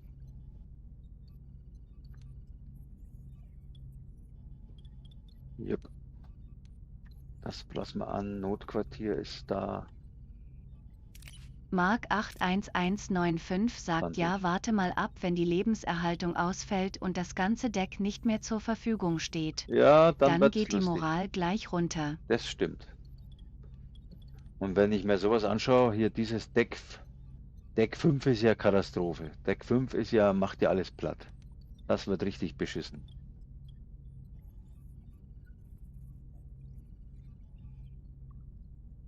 Das wird richtig bescheiden dann. So, warte mal. Wenn man jetzt hypothetisch den Warpkern um 1 hochdreht, verbrauchen wir zwar mehr. Ja. Ja, lassen wir erstmal auf Strom Niedrigstufe laufen. 1 hätten wir, bringt mir nichts. Crewquartiere kann man nichts mehr machen. Ah, Bewohner 7 von. Warum? Ach so, weil die in der Krankenstation rumhängen, Franek ne? sagt na, das sieht ja langsam nach einem Raumschiff aus. Ja, ja. Genau. Aber halt noch nicht fertig. Holodeck ist aus. Ja, so, Forschung ist am Laufen. Okay, das passt. Da hier die Werkstatt, die kann man, wie schaut es da aus? Verbessern könnte man tun. Auf Level 2 irgendwann. Dazu brauche ich aber diese Teile. Heißt, den drin zu lassen macht wenig Sinn. Also schmeißen wir den mal. Kann der in den Schildgenerator rein? Kann er nicht. Wo könnte denn was Vega tun? 2264 sagt auch aufgefallen, dagegen, ganz als erstes, die Aussicht Lounge erforscht, und ich habe 3 Ingenieurbüros. Okay. 3 Ingenieurbüros. Wow.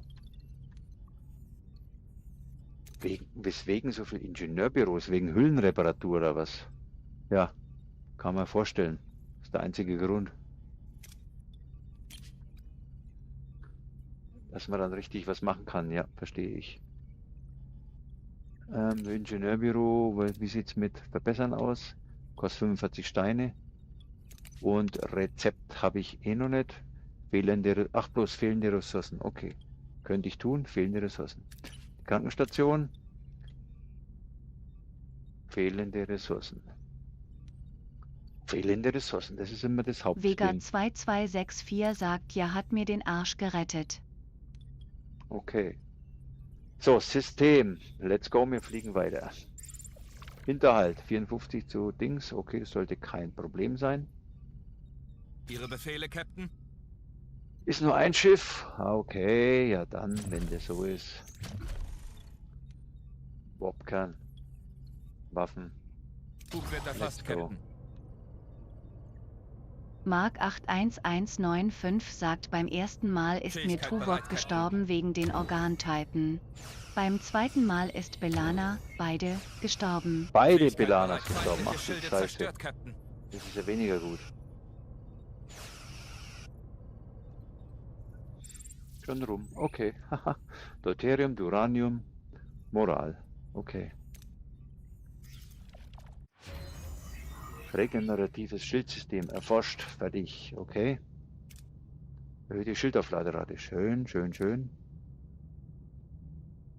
Hüllenintegrität erhöhen. Ah, okay. Energieschwelle im Antriebssystem. Was ist denn das? Erhöht die Energieschwelle für das Antriebssystem im Kampf.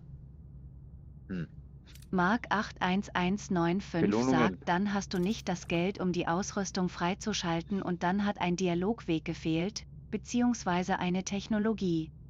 Okay, ja, das kann mir auch passieren. Ich habe nämlich hier ein paar Fragezeichen.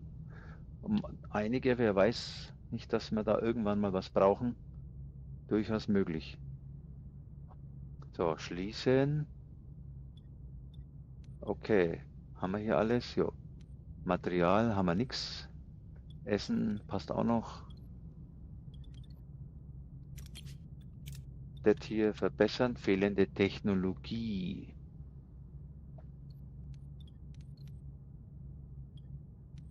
Ja, also überall brauche ich Material, das ich nicht habe.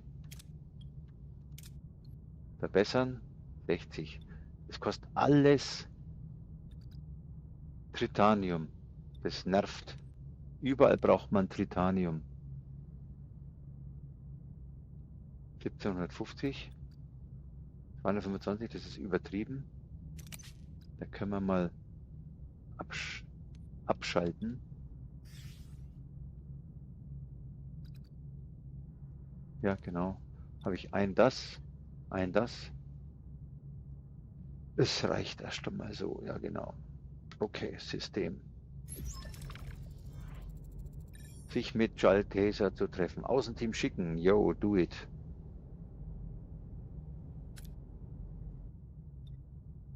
So, dann treffen wir uns mal. Nummer 1. Was haben wir denn da alles? Belana, Mensch. Achso, und empfohlene Merkmale. Vulkanier und Vidianer. Habe ich überhaupt einen Vidianer? Vulkanier, Error. Nummer 1. Ist empfohlen. Ein Vidianer. Ich habe doch gar keinen Vidianer. Interessant. Hätte ich anscheinend schon einen haben können, wie es ausschaut. Ja, ja. Die auf dem Planeten wahrscheinlich. Von vorhin. So, was haben wir denn noch?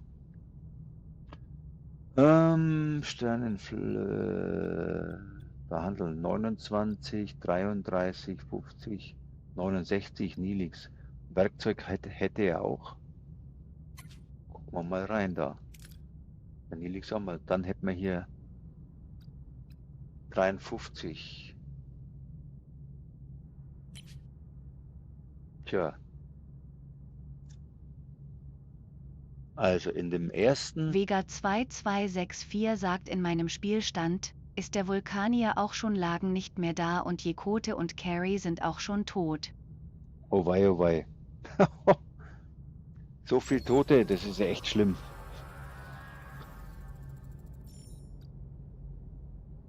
Wenn man sich da vorstellt, dass sie da alle draufgegangen wären in der Serie, das hätte ja einen Aufschrei gegeben, ne?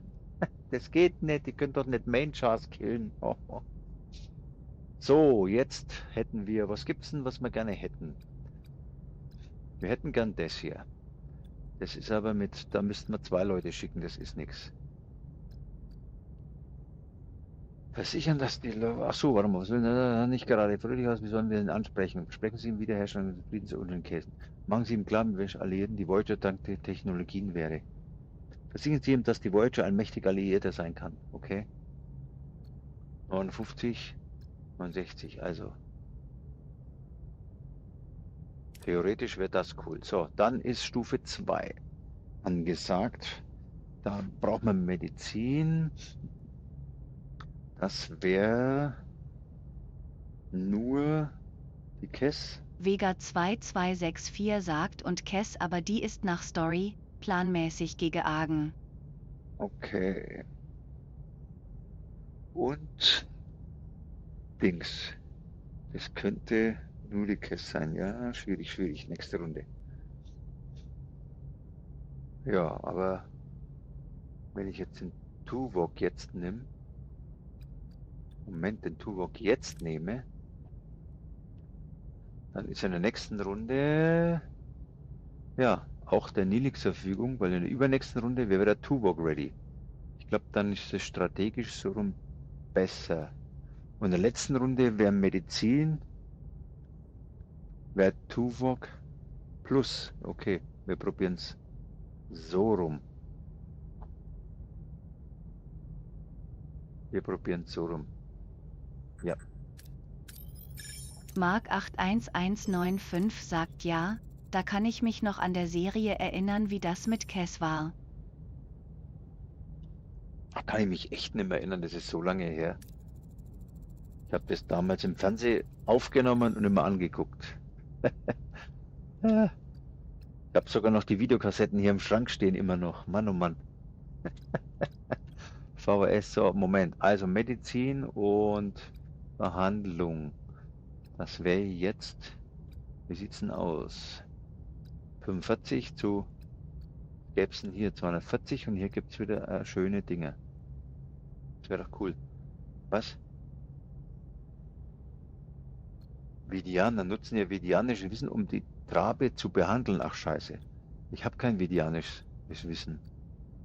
Behandeln Sie den verletzten Trabe mit verfügbaren Mitteln. Hören Sie die Gischte-Trabe und zeigen Sie Mitgefühl. Wir behandeln ihn mit medizinischen Mitteln. Sollte klappen. So. Und dann ist nächste Runde dran wieder Tuvok.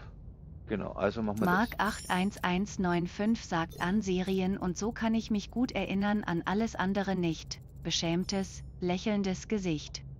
Ja, ich habe auf Paramount geguckt. Ist glaube ich Paramount, wenn mich alles täuscht, ne? Die Voyager Staffel kam ja bei Paramount, habe ich ja noch abonniert. Gucken. Ich habe mal reingeguckt und da war dann, oh weia, das ist doch, ja. Star Trek waren halt noch Staffeln, die richtig lang waren, nicht wie jetzt. Es gibt 10 Folgen, dann ist eine Staffel rum. Oder 8 Folgen ist eine Staffel rum. Lauter so kurz. Star Trek war ja teilweise 26 Folgen pro Staffel. Bei Voyager, wenn man reinguckt, 16 Folgen, 26 Folgen, 20 Folgen und 7 Staffeln. Deshalb, das sind dann, jo, das ist ganz, bei einer Staffel sind es schon 16 Stunden, 160 Stunden, noch mal ein bisschen was dazu. Pi mal Auge, 200 Stunden müsste ich Franek sagt, investieren. oh ja, VHS-Kassetten, das waren noch Zeiten. Müsste ich machen, um das anzugucken. Wahnsinn. Da müsste ich erst 200 Stunden schnell Voyager gucken und dann erst das Spiel spielen. Also, das wäre was. So, was haben wir? Captain, wir glauben, dass der Plan der Teil unter der Trabe die größte Chance hat. Haben Sie Ideen, wie wir sie am besten unterstützen können? So, was wäre eigentlich da unten? Oh, da unten gibt es Dilithium. Das wäre doch mega, theoretisch. Vulkanier. Schalten Sie den Wachposten mit einem vulkanischen Nackenangriff aus. Genau. Und 28. Jo, das machen wir doch. Und dann haben wir die letzte Runde. Waffe oder Medizin. Das heißt, es wäre nochmal der Vulkanier und die Kess. Ich hoffe, das klappt. Endlich mal einen kritischen Erfolg hier. Mark 81195 sagt, es gab mal eine Folge, die hieß Das Zeitschiff. Bin gespannt, ob das auch im Spiel ist. Ja, schauen wir mal, ob da was mit Zeitschiff kommt, ja. So, wir sind auf dem Weg. Oh Gott, kann ich mal mehr vorlesen. Wir sind auf dem Weg zum Schiff, Captain. Die Trabe im Schlepptau. Achtung, ein Kaizen-Patrouille. Sie werfen Granaten. Uiuiui. So, wie sieht's denn aus? Hier gibt's nochmal Zeug. Wir haben beide hier. Das sollte doch klappen. Tuvok kann doch nochmal was verkraften. Oh, Moment, das ist ja... Tuvok ist zu schlecht. Scheiße. Okay, dann kein Risiko eingehen, sondern auf die sichere Seite gehen. Deaktivieren Sie die Granaten, werfen Sie Granate auf die Kaizen. Ja, genau. Da gäbe es 16 und 360, aber wir gehen kein Risiko ein hier. Genau. Das Land ist jetzt schon wieder, der Balken ist irgendwo rechts. Schnelle Reflexe sorgen dafür, dass die Granaten auf der Seite der Kaizen explodieren. Nach der Flucht aus der Höhle wird das Team auf die Voyager gebeamt. So, Belohnungen. Level up. Fast. Jawohl. 120, 6 Punkte hier. 120, 6. Ach, 6 Personal, oder was soll das heißen? 120 Moral. 6 Personal erhalten. 16 Wissenschaftspunkte, 43. Das ist, Moment, Gehirne sind Tritanium. Langsam merke ich mir den Scheiß. Das 7 sind dann Dilithium. Irgendwann check ich's ja. So, das schaut doch schon mal nicht schlecht aus. Da steht doch schon ein neuer Kerle hier rum. Das Außenteam und die Trabe sind an Bord. Vega 2264 sagt, du solltest auf jeden Fall das Aussichtdeck erforschen, kann sehr gut das Holodeck ausgleichen. Ja, das habe ich schon, glaube ich, erforscht. Oder habe ich es noch nicht erforscht? Ich weiß gar nicht. Muss ich mal gucken. Ne, habe ich noch nicht erforscht. Das Aussichtsdeck. Echt? Kann sehr gut das Holodeck ausgleichen? Willkommen, ich bin Captain Jeremy, Captain dieses Raumschiff. Jo, ganz meinerseits, Captain. Ich bin Mabus, der Anführer der Trabe. Wir sind tiefsten Dank verpflichtet. Trabe, interessant. Was Mr. Neelix eigentlich sagen wollte, ist, dass wir erfreut sind. Kayson-Schiffe nähern sich. Ah, schon wieder Action. Der Trabe sieht eher aus wie Star Wars mit seinem Gürtel. Alle Waffen hochfahren. Und, das wird nicht nötig sein, Captain, das sind meine Leute. Alles, was die Kayson besitzen, einschließlich der Schiffe, haben sie von uns gestohlen. Interessant. Was ist der Grund dafür? Uns verbindet eine dunkle Vergangenheit. Als ich noch Kind war, stürzten die Kayson ihre Versklaver. Uns die Trabe, genauer gesagt die Generation meiner Eltern.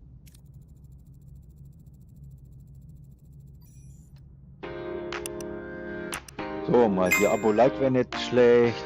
Wunderbar, darf man nicht vergessen. Wer es noch nicht gemacht Mark hat. 81195 sagt, mein bei mir Geschmarri hat das zuzuhören. Aussichtsdeck einen Grafikfehler. Sieht Was? nicht so schön aus. Okay, du spielst ja auf PC, ne? Ja, mal schauen, wie es bei mir ausschaut. Seitdem sind wir auf der Flucht. Wir wollen uns irgendwo niederlassen. Ein neues Kapitel Trabe. Mitgefühl für die Trabe, was? Mabus. Seitdem sind wir auf Vega der Flucht. Wir wollen uns lediglich 2264 irgendwo sagt 6 plus Moral. Mitgefühl für die Kayson zeigen, Mitgefühl für die Trabe zeigen. Ja, wir sind ja Trabe. Kinder für die Fehler ihrer Eltern zu büßen, das war noch nie der richtige Weg. Es tut mir leid, Mabus. Wir wissen ja Mitgefühl zu verschätzen, Captain. Mark 81195 sagt nein PS5. Ach so, doch, PS5, okay.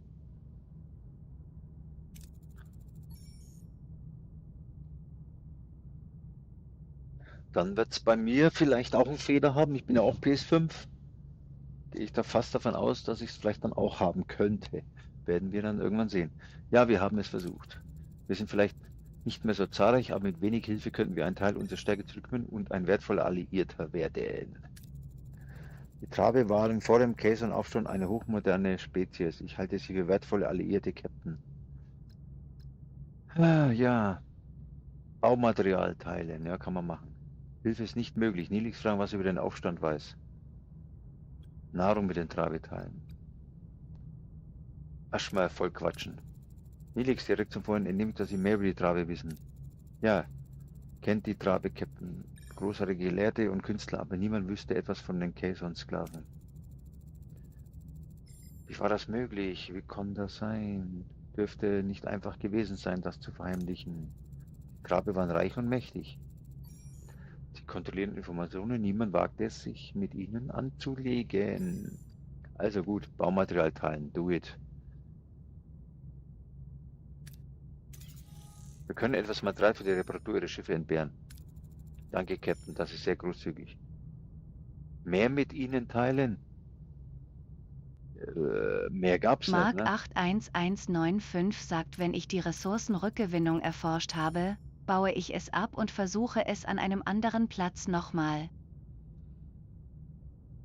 Ja, genau.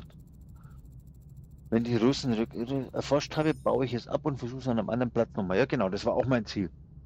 Was? Waffe? Warte mal. Wenn es nicht anmaßend ist, wären Sie bereit, uns Waffen zu versorgen, Captain. Wir selbst verteidigen, wir würde uns das beruhigen. Torpedo 5, Deuterium. Warte mal. Deuterium ist Treibstoff. Torpedo 5 muss ich mal herstellen, wieder welche. Ja, komm, kriegst du. Ich brauche Alliierte. Seitdem wir in Delta-Quadranten gestrandet sind, werden wir von den Kayson gejagt. Wir werden unsere Waffen mit ihnen teilen. 5 Torpedo. Bitte lassen Sie uns etwas im Gegenzug geben. Ja, komm, rück raus, Material. Es nennt sich Nutriplexer. Es ist keine Waffe, aber sehr nützlich. Es steigert den Nährwert von Nahrung, so dass man mit weniger mehr Leute ernähren kann. Das ist nice. Genau das brauche ich. Eine wunderbare Technologie. Danke. Wir wollten eine Allianz mit den Kayson schließen und fanden stattdessen Sie. Es könnte die Wende sein, die wir benötigen. Werden Sie sich uns anschließen. Mark 81195 sagt, die Mission hatte ich heute, bin mal gespannt, wie du es löst. Aha, okay. Zusammen werden eine beachtenswerte Macht, aber sind Sie vielleicht für einen noch kühneren Plan offen? Was, noch kühner? Wir könnten die Case und Mayes bitten, sich mit uns an einen Verhandlungstisch zu setzen. Mark Handlungen? 81195 sagt, diese Aha. Technologie habe ich nicht bekommen. Aha, okay, hast du nicht bekommen.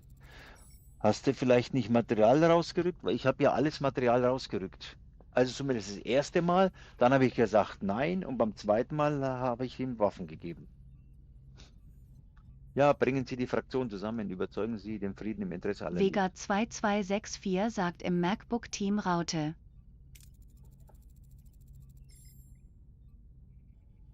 Aha, im MacBook-Team, hä? Kapier ich nicht. Es könnte ein Versuch wert sein. Wir werden die Casung kontaktieren. Over, ja. Mark 81195 sagt, Waffen hat er keine bekommen von mir. Ah ja, siehst du, das wird es dann gewesen sein. Ich habe überlegt, wenn der lauter Zeug will, komm, dann gib ihm das Zeug. Vielleicht gibt es ja am Schluss irgendeine Vega Belohnung. 2264 sagt auf dem MacBook. Ach, auf dem MacBook, okay.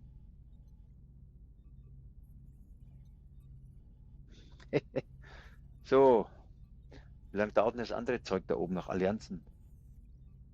Rechne mit weiteren Käsenangriffen. Halte die Moral aufrecht, um Vega zu verhindern. 2264 sagt, weil Käsenanführer ich. auf Sobras versammelt haben. Okay, das ist die Main Quest von dem ganzen Sektor hier wahrscheinlich, ne? Ja, ja, ja. Auf dem MacBook spielst du, okay. Oh, cool, cool. So, wir haben Energie -7, geht aus die Batterien. Von den Batterien weg. Das ist am Arbeiten. 10 Runden. Okay, 10 Runden. 10 Runden. Mark 81195 sagt, ich war schon großzügig, aber bei Waffen hört es auf. Ja, normalerweise schon, klar. Die Sternflotte sagen, Waffen gibt's nicht. Aber ich habe mir gedacht, hier, komm, scheiß drauf, her mit die Waffen. Habe ich vielleicht was, bringt mir was, keine Ahnung. So, wie sieht's denn aus? Was habe ich Material? Kann ich hier jetzt noch irgendwie das letzte Crewquartier hier, das habe ich schon, okay. Wie sieht's mit dem aus? Crewquartier, ich habe ja schon wieder Personal bekommen. Da ist noch Vega eins. 2264 sagt, ich habe die Technik auch nicht bekommen. Ah, geht wieder nicht. Verzicht, okay. Die Aussichtsplattform, kann ich die schon? Was gibt's denn hier? Logistik. Ingenieurbüro, Frachtraum. Großer Frachtraum, Batterieeinheit. Große Batterieeinheit, okay. Crew. Not, Crew, Offizier, Kranke, Holodeck und Aussichtslounge. Ne, die muss ich entwickeln. Was steht denn da? Erhöht Moral um +6 pro Zyklus. Reduziert die maximale Hülle um -30. Also einmalig bauen heißt -30. Oh, damit kann man leben, ne? Und Moral +6 pro Zyklus ist schon cool. Braucht 3 Strom und einen Menschen. Okay. Sollte man mal als nächstes vielleicht probieren, ja. Was haben wir hier? Wissenschaftslabor, okay, produziert Wissenschaftspunkte, weiß ich, habe ich ja gemacht. Nahrung, jawohl, und da haben wir einen großen Garten gepflastert, alles klar. Biolabor ist am Laufen. Aufbereitungsanlage auch und die kann man aufmotzen noch irgendwann. So, was haben wir da? Borg haben wir noch nichts. Chuck, alles nix da. So, Kampf, wie sieht's da aus? Phaser-Kontrollraum haben wir 2 gebastelt. Schilde haben wir 2 gebastelt. Disruptor haben wir nicht, haben wir nicht, haben wir nicht, haben wir nicht. So, bringt ein Metaphasenschild. Ach, das braucht scheiß viel Platz. Leckt mich doch am Arsch. Ein normaler Schildgenerator braucht 2. Der braucht, wow.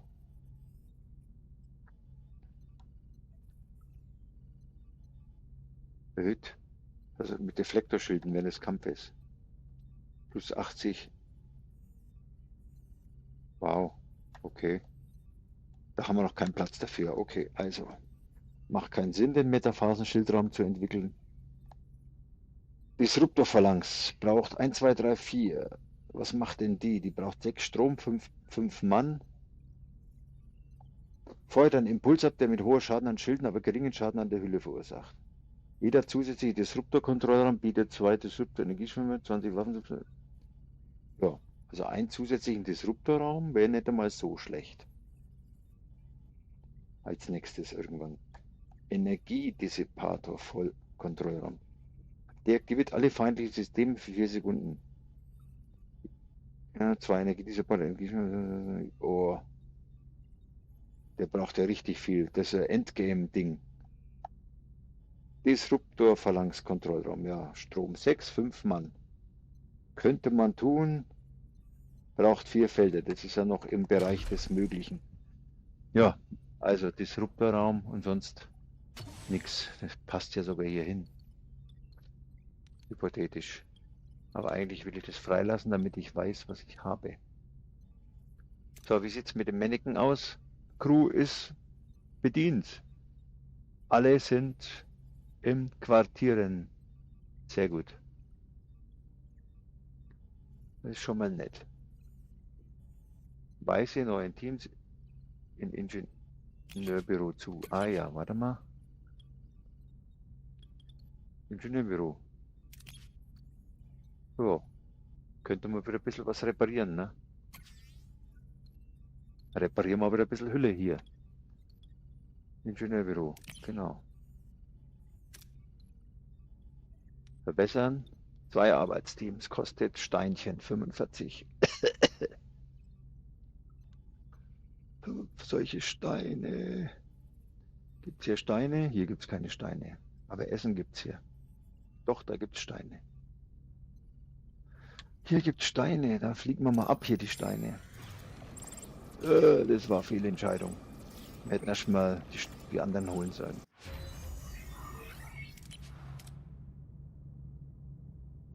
Okay, was haben wir hier?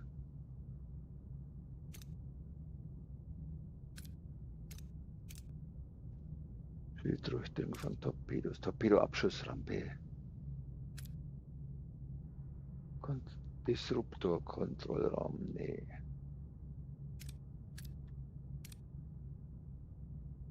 Torpedoschaden.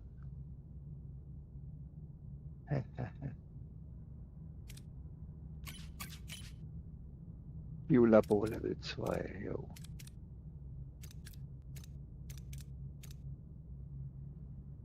Können wir eine weitere Stufe machen? Kostet 50, scheiße. Mark 50. 81195 sagt Stufe 3 bei Kampf wäre nicht schlecht. Kostet 50 bei Scheine. Faser erhöht den Phaserschaden. Jo, da hast du recht. Stufe 3. Das wäre vielleicht mal... 25 Steine hätten wir auch. Dann machen wir das mal. Dass wir da mal weiterkommen, ne? Das ist vielleicht wirklich gut. Genau. Dann sind wir da mal weiter. Guter Tipp. Weil mein Schiff ist ja nicht gerade besonders stark. Dass wir da mal ein bisschen noch was. Defense wins the game, ne? Reduziert gegnerische Schilddurchdringung. Schildkapazität erhöhen. Jawohl. Genau. Was haben wir da hinten noch? Traktorstrahl. Genau, auch nicht schlecht. Siegesfeier. Oh ja, plus 100 Moral nach dem Gewinn. Vega Redu- 2264 sagt, Ah. habe ich, ist nicht schlecht, denke aber auch an die Schilde. Ah ja. Ja, ich denke die Schilde. Ich sag ja, Defense wins the game. Sag ich jetzt mal, das hat mir schon im letzten Sektor gut geholfen. Jetzt bin ich einen Sektor weiter. Da müsste ich schon schauen, dass die Schilde noch mal ein bisschen besser werden. Genau. So, also das ist offline, das ist offline. Wie schaut es mit Strom aus? Jawohl. Essen Happa Happa hier. 2. Das Ding hier kostet 7. Okay, dauert noch.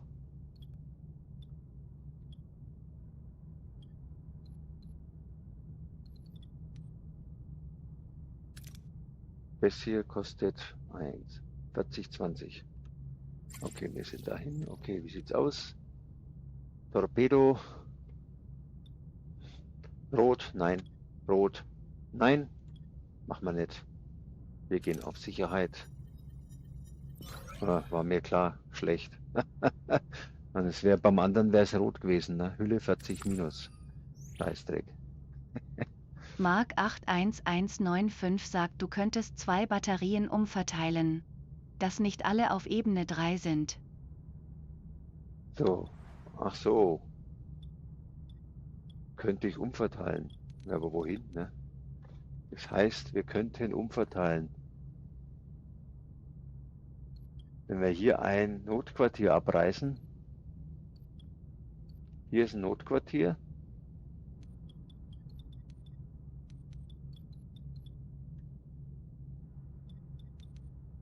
Das abreißen und da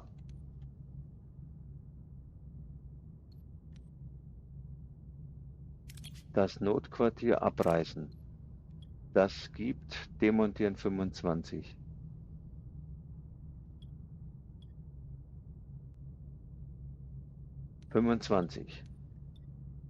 Eine Batterieeinheit. Uahaha.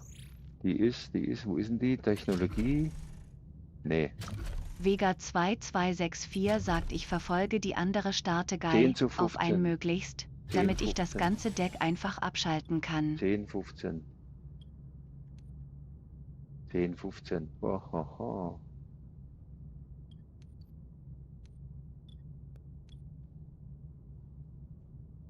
Das Notquartier abreißen und da 2 hinbauen. Die Schilde nebeneinander ist nett, aber auch gefährlich, ne? Was haben wir denn da? Phaser-Kontrollraum. Ah, und die Phaser sind auf derselben Ebene. Nee, 2 verschiedene Ebenen. Gut. Crew-Quartier. Haben wir irgendwelche Teams, die arbeiten? Nö. Ingenieur. Die Krankenstation ist hier.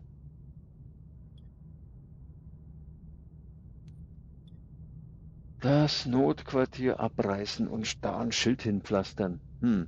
Jo, das wäre eine Möglichkeit. 2 Zyklen. Das heißt,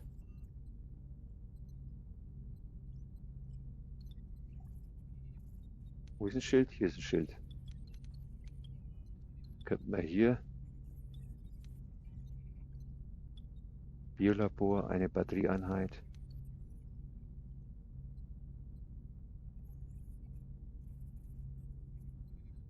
Eine Batterieeinheit. Die hat aber Strom. Interessant. Die hat keinen Strom. Dann kann man die. Moment, wenn wir die ausschalten. Ah, da ist der Strom weg. Mark 81195 sagt, ich habe auch auf verschiedenen Decks Batterien, weil Stromausfall oder Hüllenbrüche gibt es immer wieder mal. Hab insgesamt 7 kleine Batterien auf Level 2. Wenn ich die abreiß, ist ja blöd. Ja, warte mal. Machen wir doch mal kurz eine Moral mit an, dass die Batterie schneller alle wird. Bam. Dann saugst die Batterie schneller leer. Weil ich muss ja die abreißen.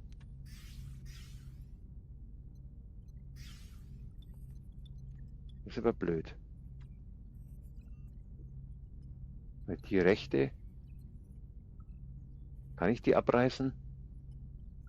Vega 2264 sagt, stimmt, ich muss meine ganzen Batterien noch upgraden, aber ich habe nicht genug Ressourcen und das gerade zu tun, lächelndes Die Gesicht. kann man nicht abreißen.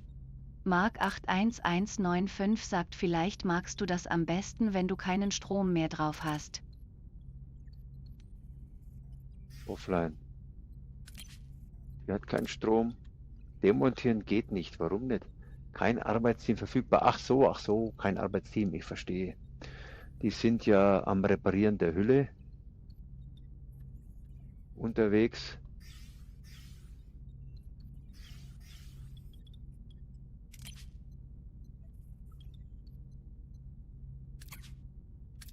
Aber jetzt geht's. Mark 81195 sagt, die 2 Schildgeneratoren auf gleicher Ebene ist auch nicht so praktisch. Ja, ich verstehe das schon.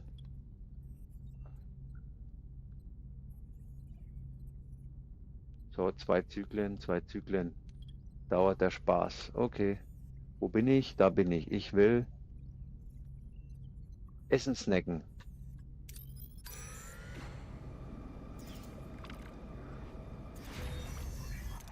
So. Abgerissen. Vega Abgerissen. 2264 sagt warum? Ich hab das genauso, damit ich alles ausschalten kann, wenn ich in einem freundlichen Sektor bin. Ingenieurbüro, Batterie, Batterie, Batterie, Batterie. Batterie. Da habe ich dann zwei nebeneinander, aber naja, ist halt so, ne? Was anderes ist halt schwierig.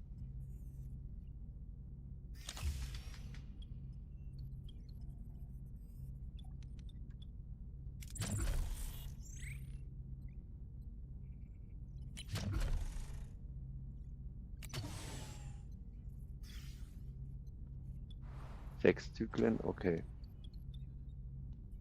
Die hat Saft. Die hat keinen Saft. Die kann man aber noch nicht abreißen. Aber wir würden sie stromlos machen.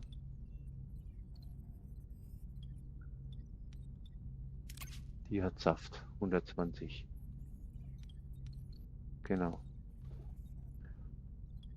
Wir haben 1, 2, 3, mit der hatten wir 4. Jetzt haben wir 1, 2, 3 und die vierte ist die, die hier rechts offen bleibt. Die jetzt momentan offline. Die wird verbraucht. Genau, dann lassen wir die mal leer saugen. Wie schaut es da aus? Moment, wenn wir die offline schalten, dann wird doch die leer gesaugt. Von der Logik. Ja, genau. Und die dann wieder geladen, wenn es so wäre. Oh, leer saugen. Schauen wir mal Holodeck ein, geht schneller. Holodeck einschalten, das ausschalten, leer saugen lassen.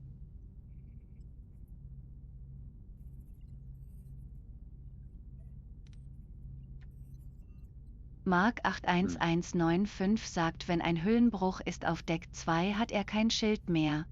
Natürlich ist es übersichtlicher, wenn es direkt nebeneinander ist.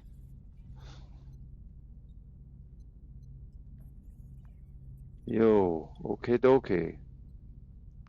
Muss man alles umbauen irgendwann, das ist schon klar. Notquartier.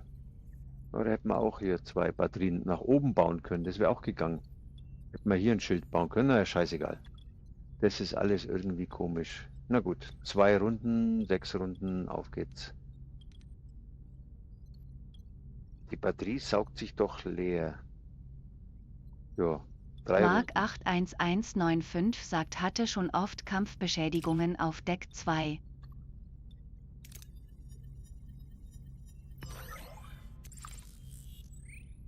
So, 2 Runden, 3 Zyklen ist ein bisschen knapp. 4 Zyklen, scheiße, warte mal. Was ist denn, wenn ich 3 Zyklen fahre, bin ich doch bei Strom 0. Ja, bin ich bei Strom 0. Nicht gut. Nicht gut.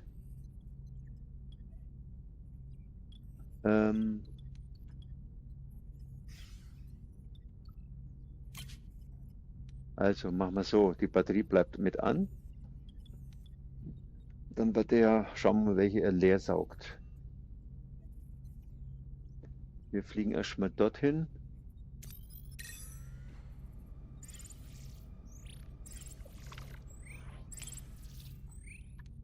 Oh.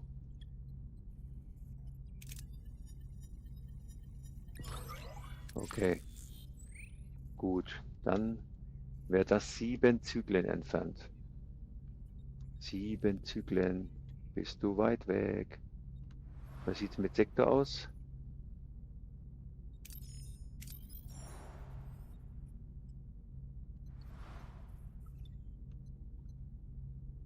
Was ist denn das hier? Rechne mit weiteren Cases und Angriffen. Reise zu Sobers, um über eine Allianz zu sprechen.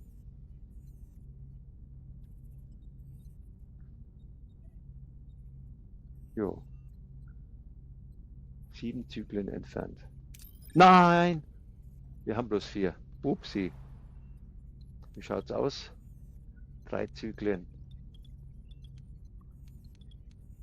Batterieeinheit. Der saugt genau die falsche leer, der Honk. Der saugt genau die falsche leer. Ja, dann ist es halt so. Dann ist es halt so. Dann. Also Holodeck wieder abschalten. Das abschalten, dann da reicht's für 28. Dann reicht's für 28. Jupp. Entwicklung ist am Laufen. Dauert noch 6 Runden. 6 Runden. Das ist weit weg. 7 Runden. Auf geht's. Lebenserhaltung aktiv. Okay. Batterie. Batterie.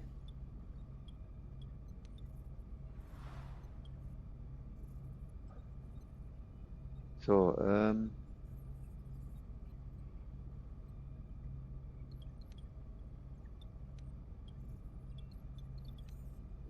jo. Die Batterie reißen wir ab.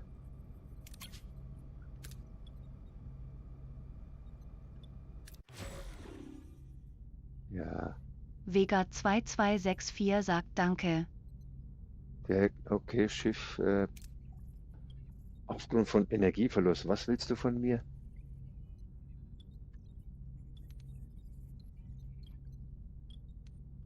Warum? Aha.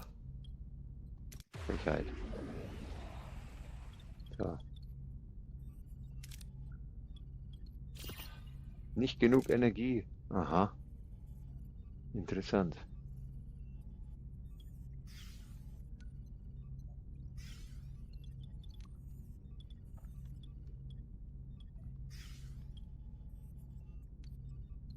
Offline, offline, online, online, alles online.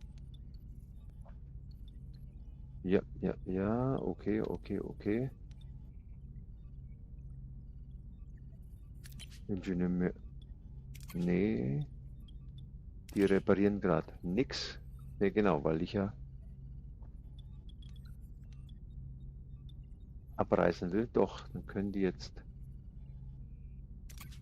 ein bisschen was tun. Was?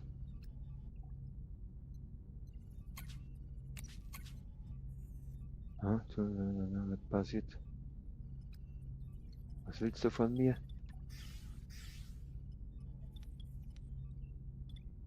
Sind 2 beschäftigt oder was? 2 Zyklen? Ich habe doch nur ein Team hier. Macht doch kein zweites Team irgendwas. Nee. Zweites Team arbeitet nicht. Das ist alles hier normal.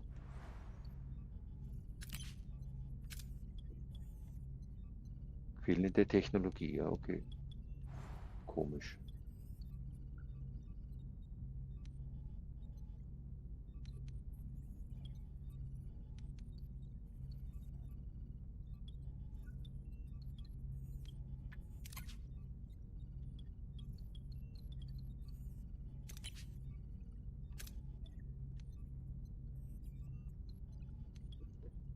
Das ist komisch, aber egal. Laser-Kontrollraum verbessern. Fehlende Technologie, okay. Schildkartografie verbessern. Fehlende Technologie. Werkstatt verbessern. Fehlende. Torpedoraum verbessern. Fehlende Technologie.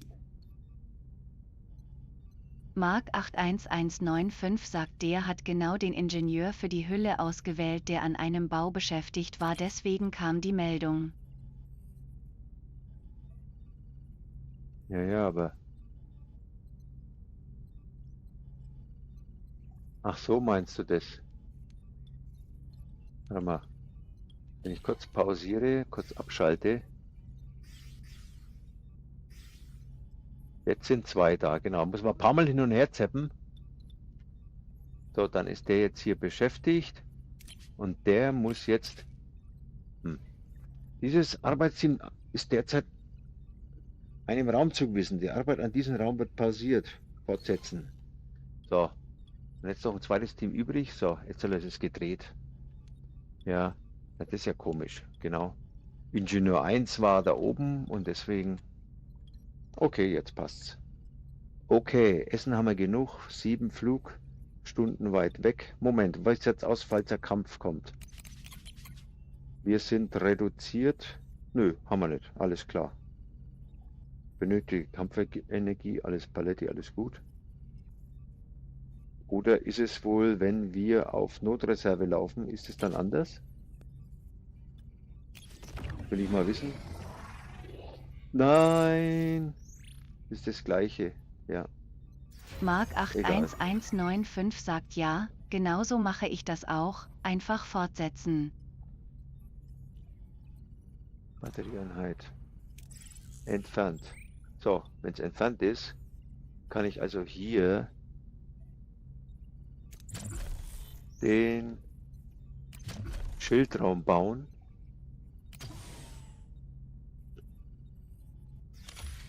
Vier Zyklen.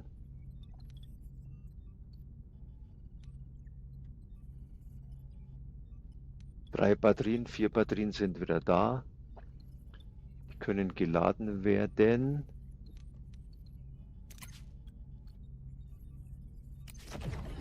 -5, 24 Runden. Jo.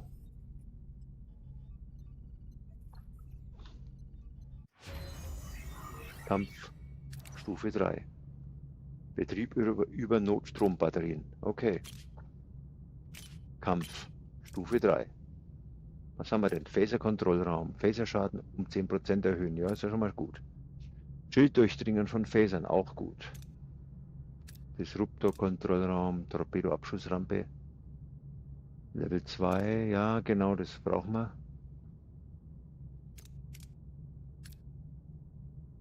Reduzierte gegnerische Schilddurchdringung. Ja, Schildgenerator Level 2. Schildkapazität von 40 auf 60. Kostet 100.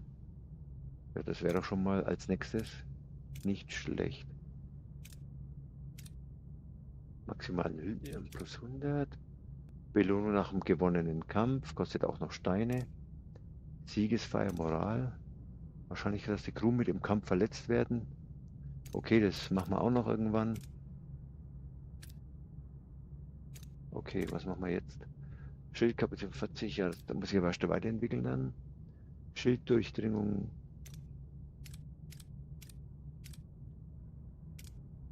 Phaserschaden, Schaden. Die Schilddurchdringung von Phasern. Ah, ja. Ja, was machen wir denn? Gegnerische Schilddurchdringung weitere, ja, ich würde sagen, wir machen das. Schilddurchdringung reduzieren. Das Mark machen wir 81195 sagt weniger Verletzte bedeutet auch weniger Moralabzug. dann. Ja, genau, das stimmt. So, Etzler, alles klar, wie sieht's aus? Wir sind auf Notstrom, aber das sollte kein Problem sein. Zieht nur 5 ab. Essen haben wir dies, haben wir das. Wie sieht's denn aus? Wir fliegen hin. Auf geht's. Fortsetzen. Beziehungsweise wir schalten mal auf Standardstrom. Nicht, dass es einen Unterschied macht. Ist alles an, alles an. Ah, was war denn hier los? Aero Shuttle, was gibt's denn da? 1000 Essen für 100 Steine. Boah, ne, macht auch keinen Sinn. Ablehnen.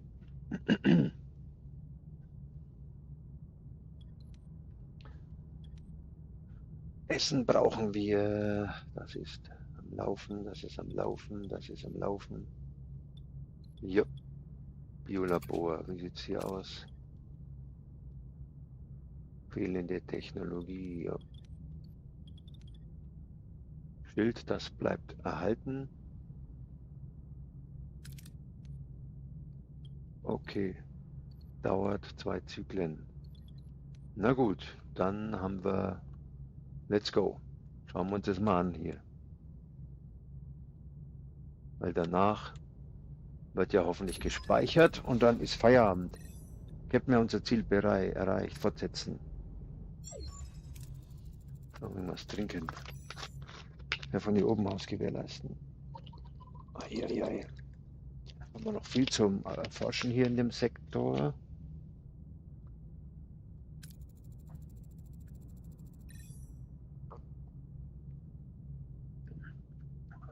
Ein Beginn einer Allianz, ja. Rufen Sie Gulu. Da ist der Heini. Uns immer wieder Mark zu treffen. 81195 sagt, ich hätte es angenommen, denn du bekommst es nicht sofort, sondern es braucht seine Zeit, dann erhältst die Ware.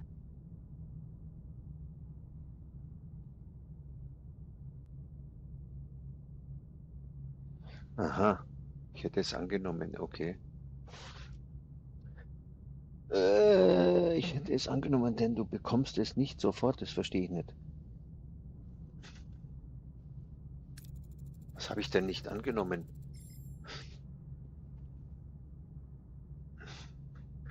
Mai, cool, freue mich, dass Sie uns empfangen. Ich hoffe, wir können uns einigen.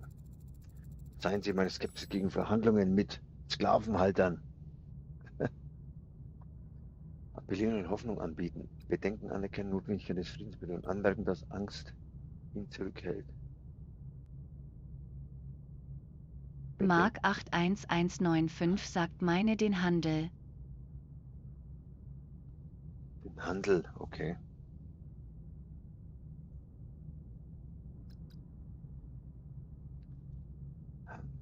Ja, das 1000 Essen ist ja dann weg. Das ist mir schon wichtiger, dass die Crew was zu futtern hat, dass sie nicht immer rumeiern muss, um Essen zu finden. Material ist auch wichtig, ja, aber ne, ich habe ja auch kein Tritanium. Also das eine hätte mir nichts alleine auch nicht gereicht unbedingt. So, also an die Erwartungen der Käsen appellieren, das sind die derer, der Böse, und Hoffnung anbieten. Bedenken anerkennen, Notwendigkeit des Friedens betonen. Anmerken, dass Angst ihn zurückhält.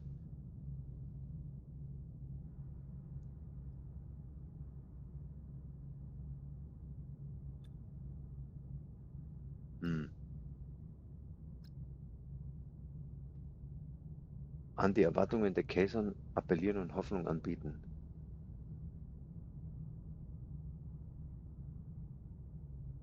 Bedenken. Verstehst du, diese krasse Gewalt nützt niemand. Frieden ist der einzige Weg nach vorn. Die Trabe immer auf unsere Kosten floriert. Was hat sich geändert? Die Trabe haben aus ihren Fehlern gelernt. Wir suchen eine Zukunft, die auf Zusammenarbeit basiert. Sollen wir uns etwa unsere Deckung fallen lassen, nur damit die Trabe uns erneut unterwerfen?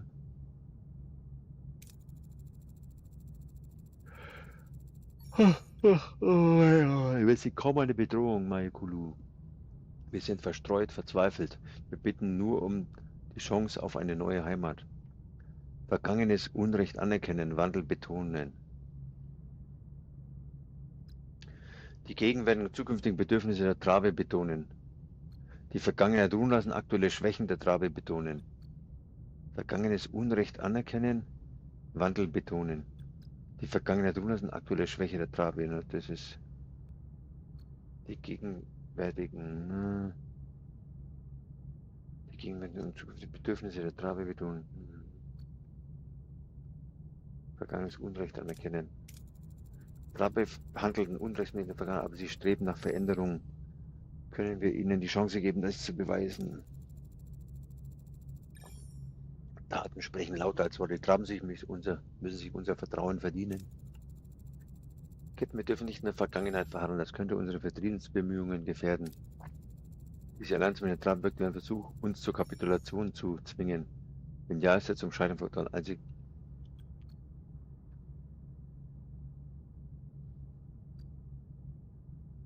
diese Allianz mit den Traben wirkt wie ein Versuch, uns zur Kapitulation zu zwingen.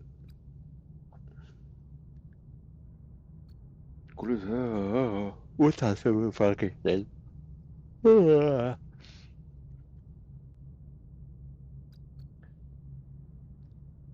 Engagement für den Frieden bekräftigen. Produkte zum Scheitern.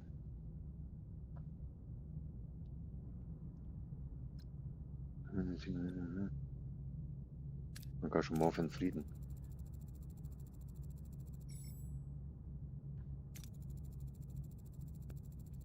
Die Trabe werden Sie hintergehen. Mayekulu, gestatten Sie mir, mich mit meinem Föderationskollegen zu beraten. Sie verbünden sich mit dem größten Schurken, die dieser Quadrant je hervorgebracht hat, Captain. Verbindung getrennt.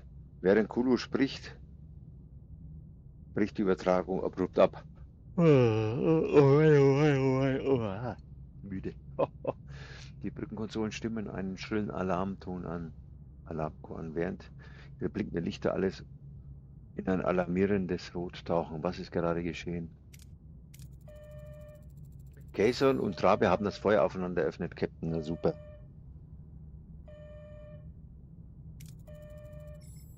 Beamen Sie Mabu sofort da raus. Ich kann ihn nicht erfassen, Captain. Die Situation eskaliert, Captain. Ich schlage einen sofortigen Rückzug vor. Ja, das ist ja super. Sich auf die Seite der Trabe stellen, sich auf der Seite der Kayson stellen, sich auf keine Seite wählen und fliehen. Keine Seite wählen und fliehen. Dann dazu, ja. Sich auf der Seite der Kayson stellen. Sich auf der Seite der Trabe stellen. Jo.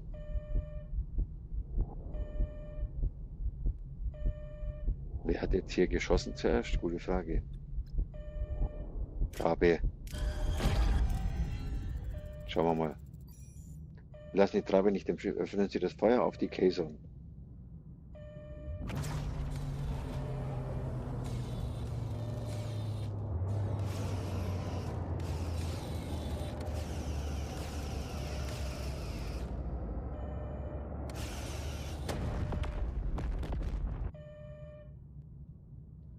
Was haben wir denn?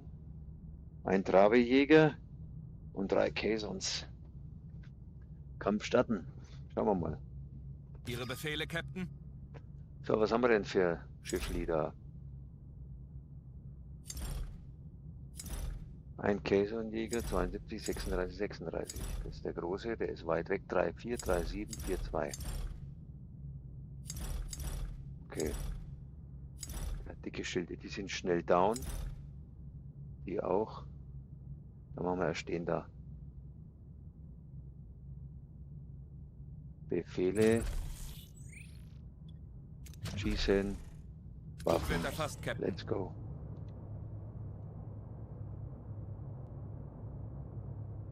Fähigkeit bereit, Captain.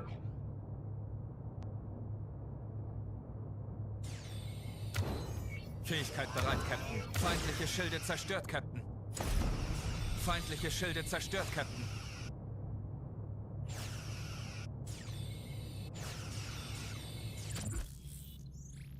Okay, so ein Jäger, zack, Waffen. Bug wird feindliche Schilde Mark zerstört, Captain. 81195 sagt, jetzt fehlt bei mir im Dialog eine Auswahl, weil Belana nicht Level 3 ist. Feindliche war ja, Schilde okay. zerstört, Captain. Oh, fertig. Geteilter Sieg, 50% Belohnung mit Verbündeten geteilt. Deuterium, Duranium, Moral. Okay. Ach, jetzt fehlt bei mir im Dialog eine Auswahl. Okay. Bei Belana nicht Level 3 ist, das ist aber scheiße. Muss ich mal gucken, was meine Belana für ein Level hat. Deswegen versuche ich meine immer irgendwie, wenn sie niedriglevelig sind, irgendwie mitzuschicken, Minimum, dass die mal leveln oder so. Mabus ruft uns an. Vielleicht kann er dieses Desaster erklären auf dem Schirm. Danke für Ihre Hilfe gegen diese Tiere, Captain. Tiere, okay, das klingt schon mal nicht gut. Ich hatte von Ihnen nichts anderes erwartet. Ihnen fragen, was passiert ist. Ihnen nach den Motiven der Kaiser fragen. Tiere? Fragezeichen. Sind wir schon wieder hochnäsig? Die anderen, hä? Ich habe mich falsch ausgedrückt. Das Wichtigste ist, dass wir gewonnen haben. Dank Ihrer Hilfe. Ja, ob das jetzt so gut war, was jetzt auch nicht mehr. Muss mich bei Ihnen entschuldigen. Ich hätte die Zusammenkunft mit den Kaiser nie vorschlagen dürfen. Wie naiv von mir zu glauben, wir würden Ihre primitive Natur aufgeben. Jetzt fängt ja schon wieder große Fresse an hier. Was ist mit unserer Allianz? Optional einen Planeten beanspruchen? Lebewohl sagen, die Allianz beenden. Was ist mit unserer Allianz? Und bei Ihnen schon, ich hätte die Zusammenkunft mit den Kaiser nie vorschlagen dürfen. Wie naiv von mir zu glauben, sie würden ihre primitive Natur aufgeben. Optional einen Planeten beanspruchen?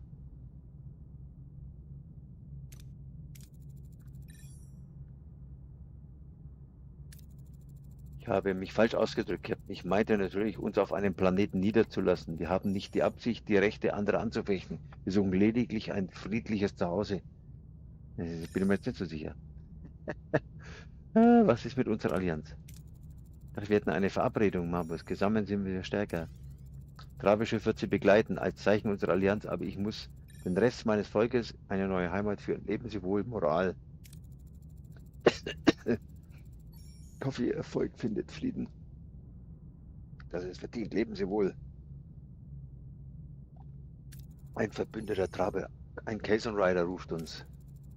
Sie wagen es, Weib, unsere guten Willen auszunutzen.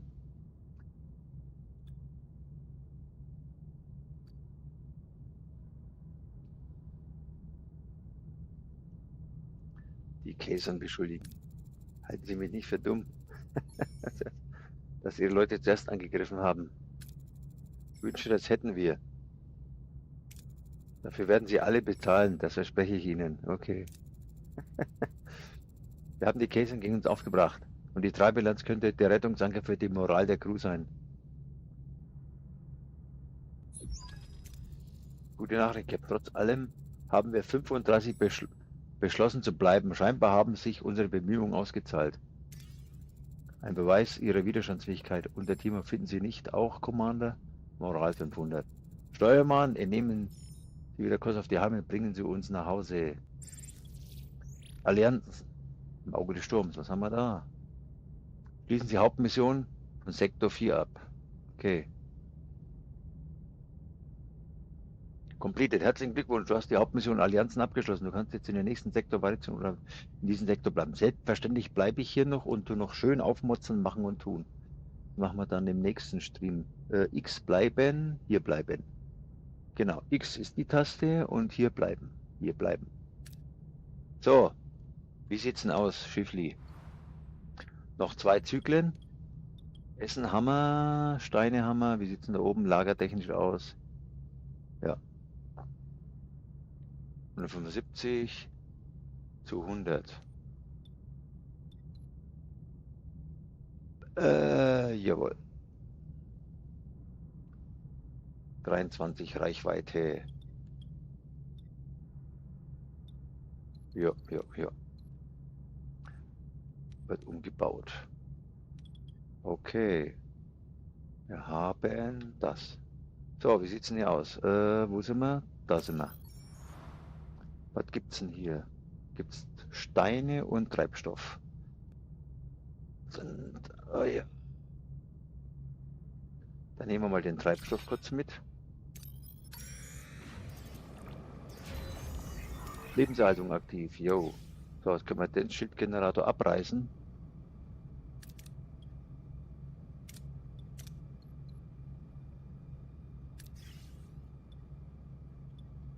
Weil der da ist. Versetzt.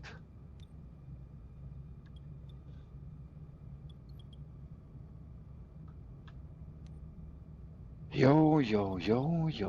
So, was sagt die Entwicklung? Die sagt, dass sie noch braucht. Okay.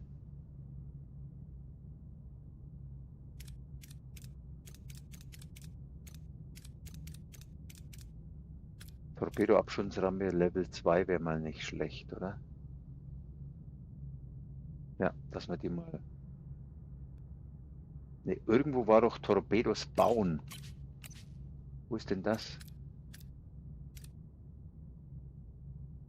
Kleine Batterieeinheit. Level 2. Erhöht die Energie. Speicherkapazität um plus 60. Okay. Für die kleine Einheit. Nice. Okay, wir schauen mal. System. Weiterfliegen. Schildgenerator demontiert. Jawohl. Dann sind wir da ready und könnten, was könnten wir, was war angedacht? Oh, was könnte man denn machen? Gute Frage. Nächste Frage.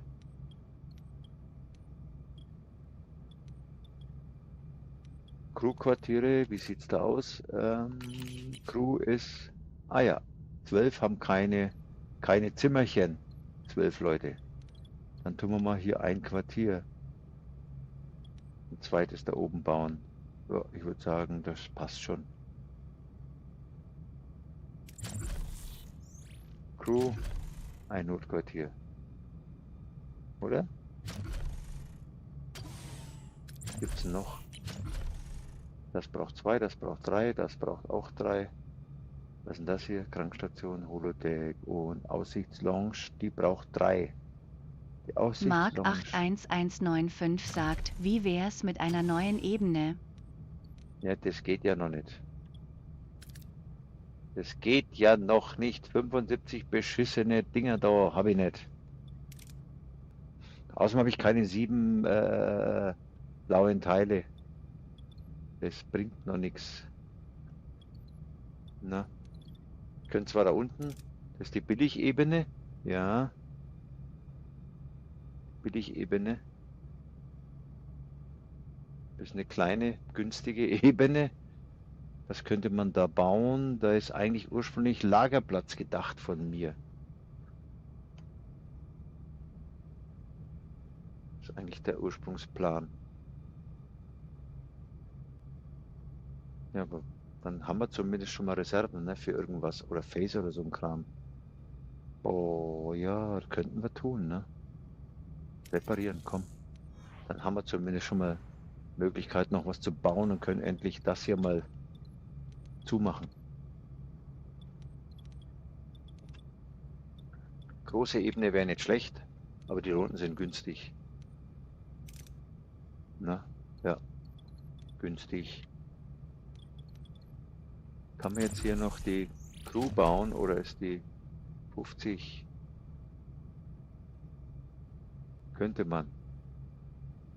Könnt ihr aber auch Batterien bauen.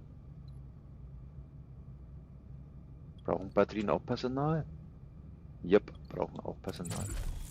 Crew. Ein Crewquartier. Kostet 50. Franek sagt, würde ich für 7 freihalten. Was, das da oben, die 2? Für 7 freihalten. Was weiß ich, wann die 7 kommt, keine Ahnung. Wahrscheinlich bald im nächsten Sektor oder was. Mal schauen. Mark 81195 sagt, Lagerplatz ist nie verkehrt und dann musst du nicht so drauf achten, ob alles gleich voll ist. Ja. So. Die Crew hat Moral geht auf plus 14 momentan. Also momentan noch kein Problem. Irgendwann geht es wieder los, aber die haben keine Dings. Kann man ja immer noch abreißen, die Bude. Komm, kriege ich ja alles 100% zurück. Crewquartiere geht nicht, warum? Ach so, weil die Trottel schon wieder beschäftigt sind. Ein Team hier, ein Team da. Ja, da, der Pralo-Technologie. Ich muss jetzt mal schauen, dass ich mal als nächstes vielleicht doch hier die Hütte, wo ist sie denn? Die Hütte, hier die Hütte, die Ingenieurbüros-Hütte hier auf Level 2 bringe. Das heißt, Ingenieurbüro Level 2. Dann gibt es 2 Arbeitsteams.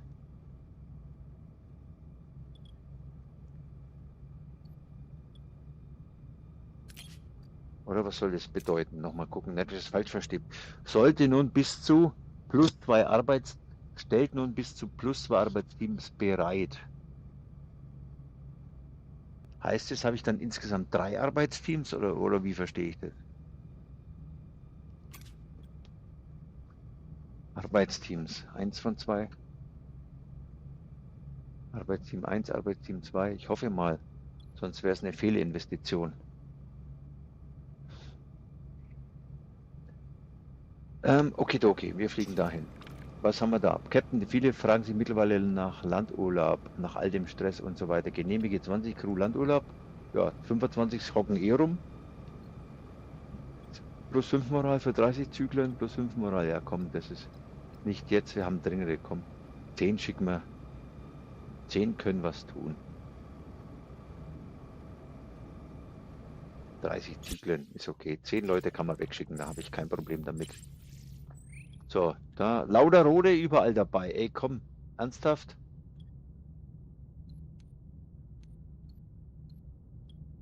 Da ist der rote Balken am kleinsten. Hier ist aber viel Gelb dabei. Oh. Rot gibt es hier wieder gar nichts. Da. Hülle 40 kaputt schon wieder. Mein Gott, da ist jetzt mal die Hülle kaputt. So ein Scheiß. Echt. Also gut. Wie weit ist das hier? 10 Zyklen? Ne, das machen wir nicht. Wir fliegen von dort. Grasen den anderen Scheiß mal noch ab. Hier gibt's. Okay. Essen und so weiter. Nehme ich zur Kenntnis. Aber da hinten war ich überhaupt noch nicht. Da war ich überhaupt noch nicht. Also fliegen wir jetzt da mal hin, ne? Und zwar dahin.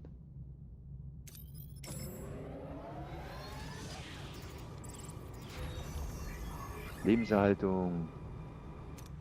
Ja. Okay. Da könnte man 30 abbauen und da könnte man auch 30 abbauen. Könnte man.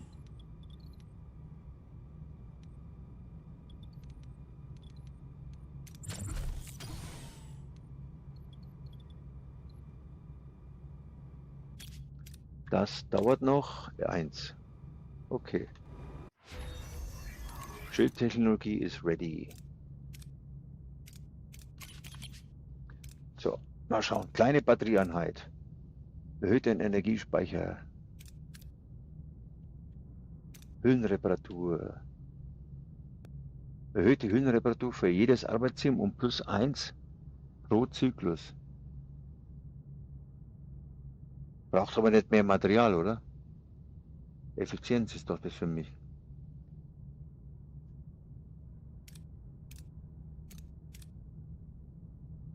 Shuttle-Bauzeit. Shuttle-Slots. Menge pro Handel. Pro Handel, okay. Hüllenreparatur.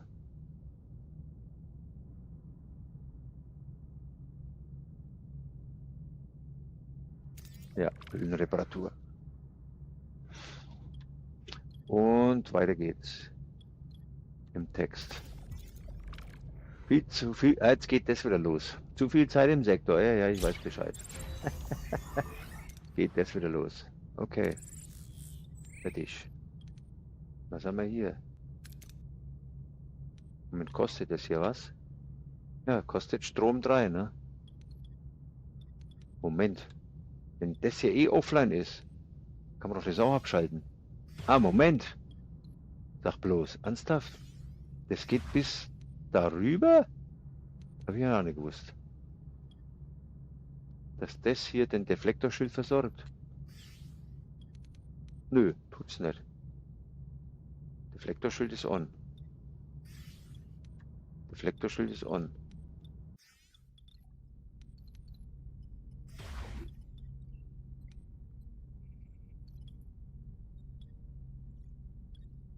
(13, 14, 15).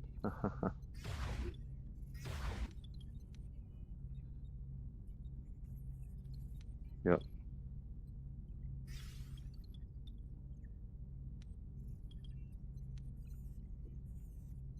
Da ist Deflektorschild an, aus.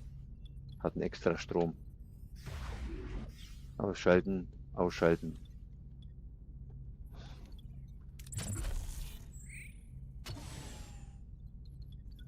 Okay.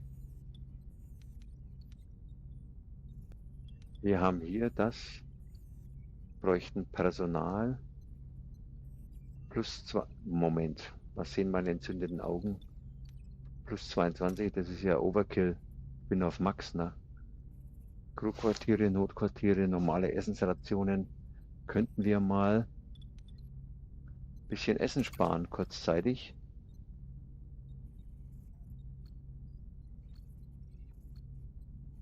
Kurzzeitig Essen sparen.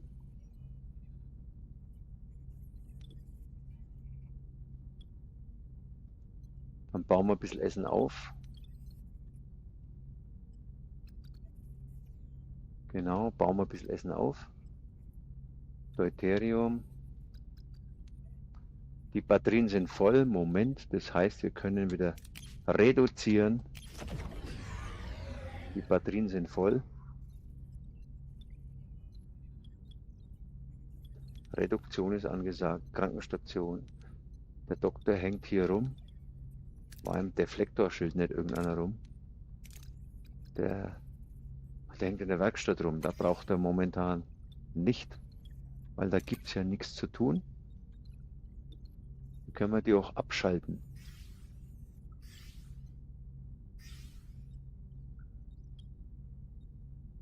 Ja. Die Werkstatt. So, wo sind wir? Da sind wir. Scanner. Ist on oder ist aus? Ist on. Scannen.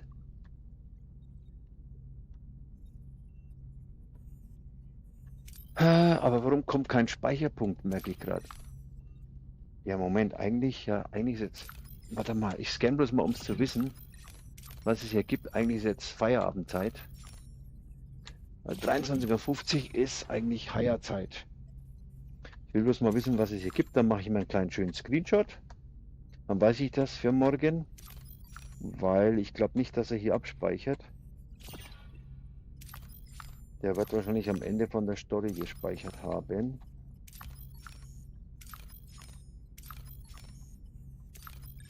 So. Okay, wir brauchen... hier gibt es schon mal schön Forschungspunkte. Hier gibt es Handel. Schön, schön, schön. Essen, Fliegen, Dingsbums. Mark 81195 sagt, dann sage ich schon mal gute Nacht bis morgen. So, genau. Machen wir hier. Da ist noch einer. Da ist noch einer. So, machen wir schön Screenshotli hier. Zack, einmal Screenshot. Screenshot. Genau. Würde ich sagen, das ist doch nett hier. Das probieren wir dann gleich mal aus, indem wir hier einmal... ja, okay. Traktorstrahl. Traktorstrahl. Jawohl. So, dann sehen wir schon, dass wir hier was gesnackt haben. Machen nochmal einen Screenshot. Dann wissen wir den Unterschied. Ja, und dann würde ich sagen, hier machen wir mal Feierabend. So sieht es jetzt aus. Jawohl, wie sieht es aus da oben? 21 Dilithium, ist schon mal ganz gut. Schön sparen für den nächsten Warp-Käse. Oder den nächsten Level. Treibstoff, Energie. Ja, 71, jawohl, jawohl, okay. Das schaut doch okay aus. Die Crewquartiere sind alle auf Level 15. Bis auf, Moment. Da ist noch eins, das wir noch aufmotzen könnten. Könnten wir. Torpedo kann man nicht verbessern.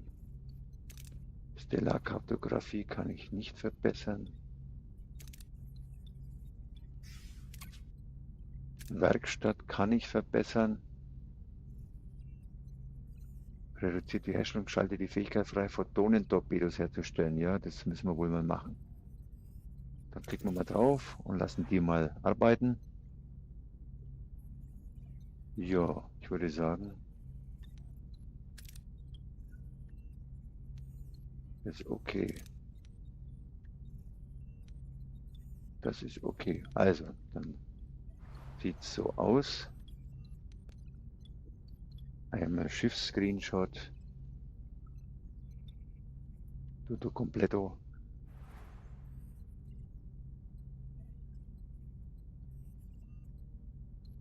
Okay.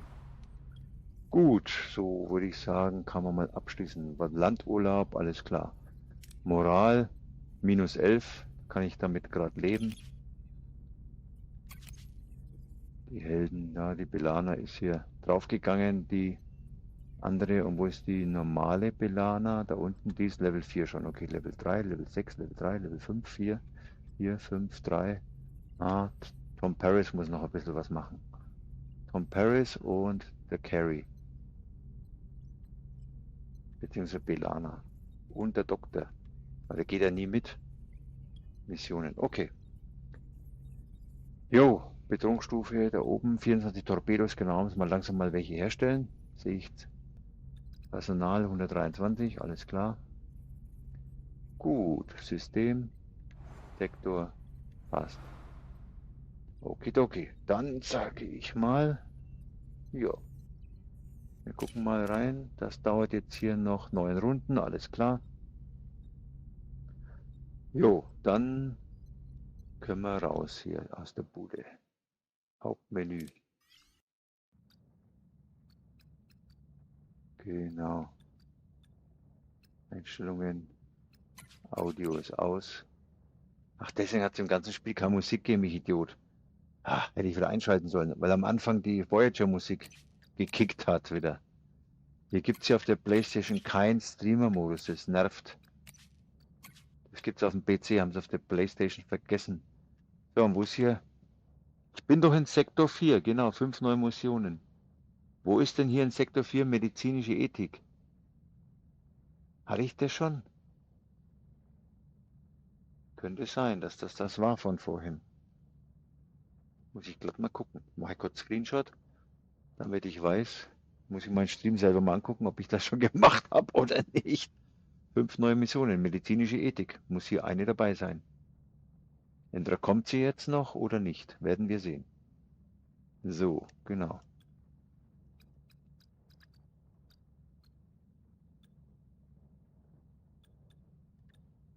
Genau. Jo, dann sage ich mal Dankeschön fürs Zusehen. Memory nodes located. Stand by. Proceeding with data transfer. Und bedanke mich für die Zuseher. Barkley Vielen Gaming Dank. 1 sagt Tschüss und danke fürs Zusehen. Bye, thank you for watching. Dankeschön, Marc. Danke, Mugen. Und war noch? Genau, was ist das so? Eben Mike ebenso. Dann auch Vega, Franek. Vega 2264 sagt danke. Dankeschön fürs Reinschauen. Genau. Und fürs viele Schreiben, Vega, ebenso Marc und so weiter. Eben, ja. Franek haben wir schon erwähnt. Danke, danke. Jo, dann haben wir, glaube ich, hoffentlich keine vergessen. Dann wünsche ich euch eine gute Nacht. Bis zum nächsten Mal. Morgen weiß ich nicht, ob ich streame, weil morgen ist Formel 1 angesagt. Fangen wir schon um 8 Uhr das Fahren an, dann sind wir vielleicht um 9, halb 10 fertig.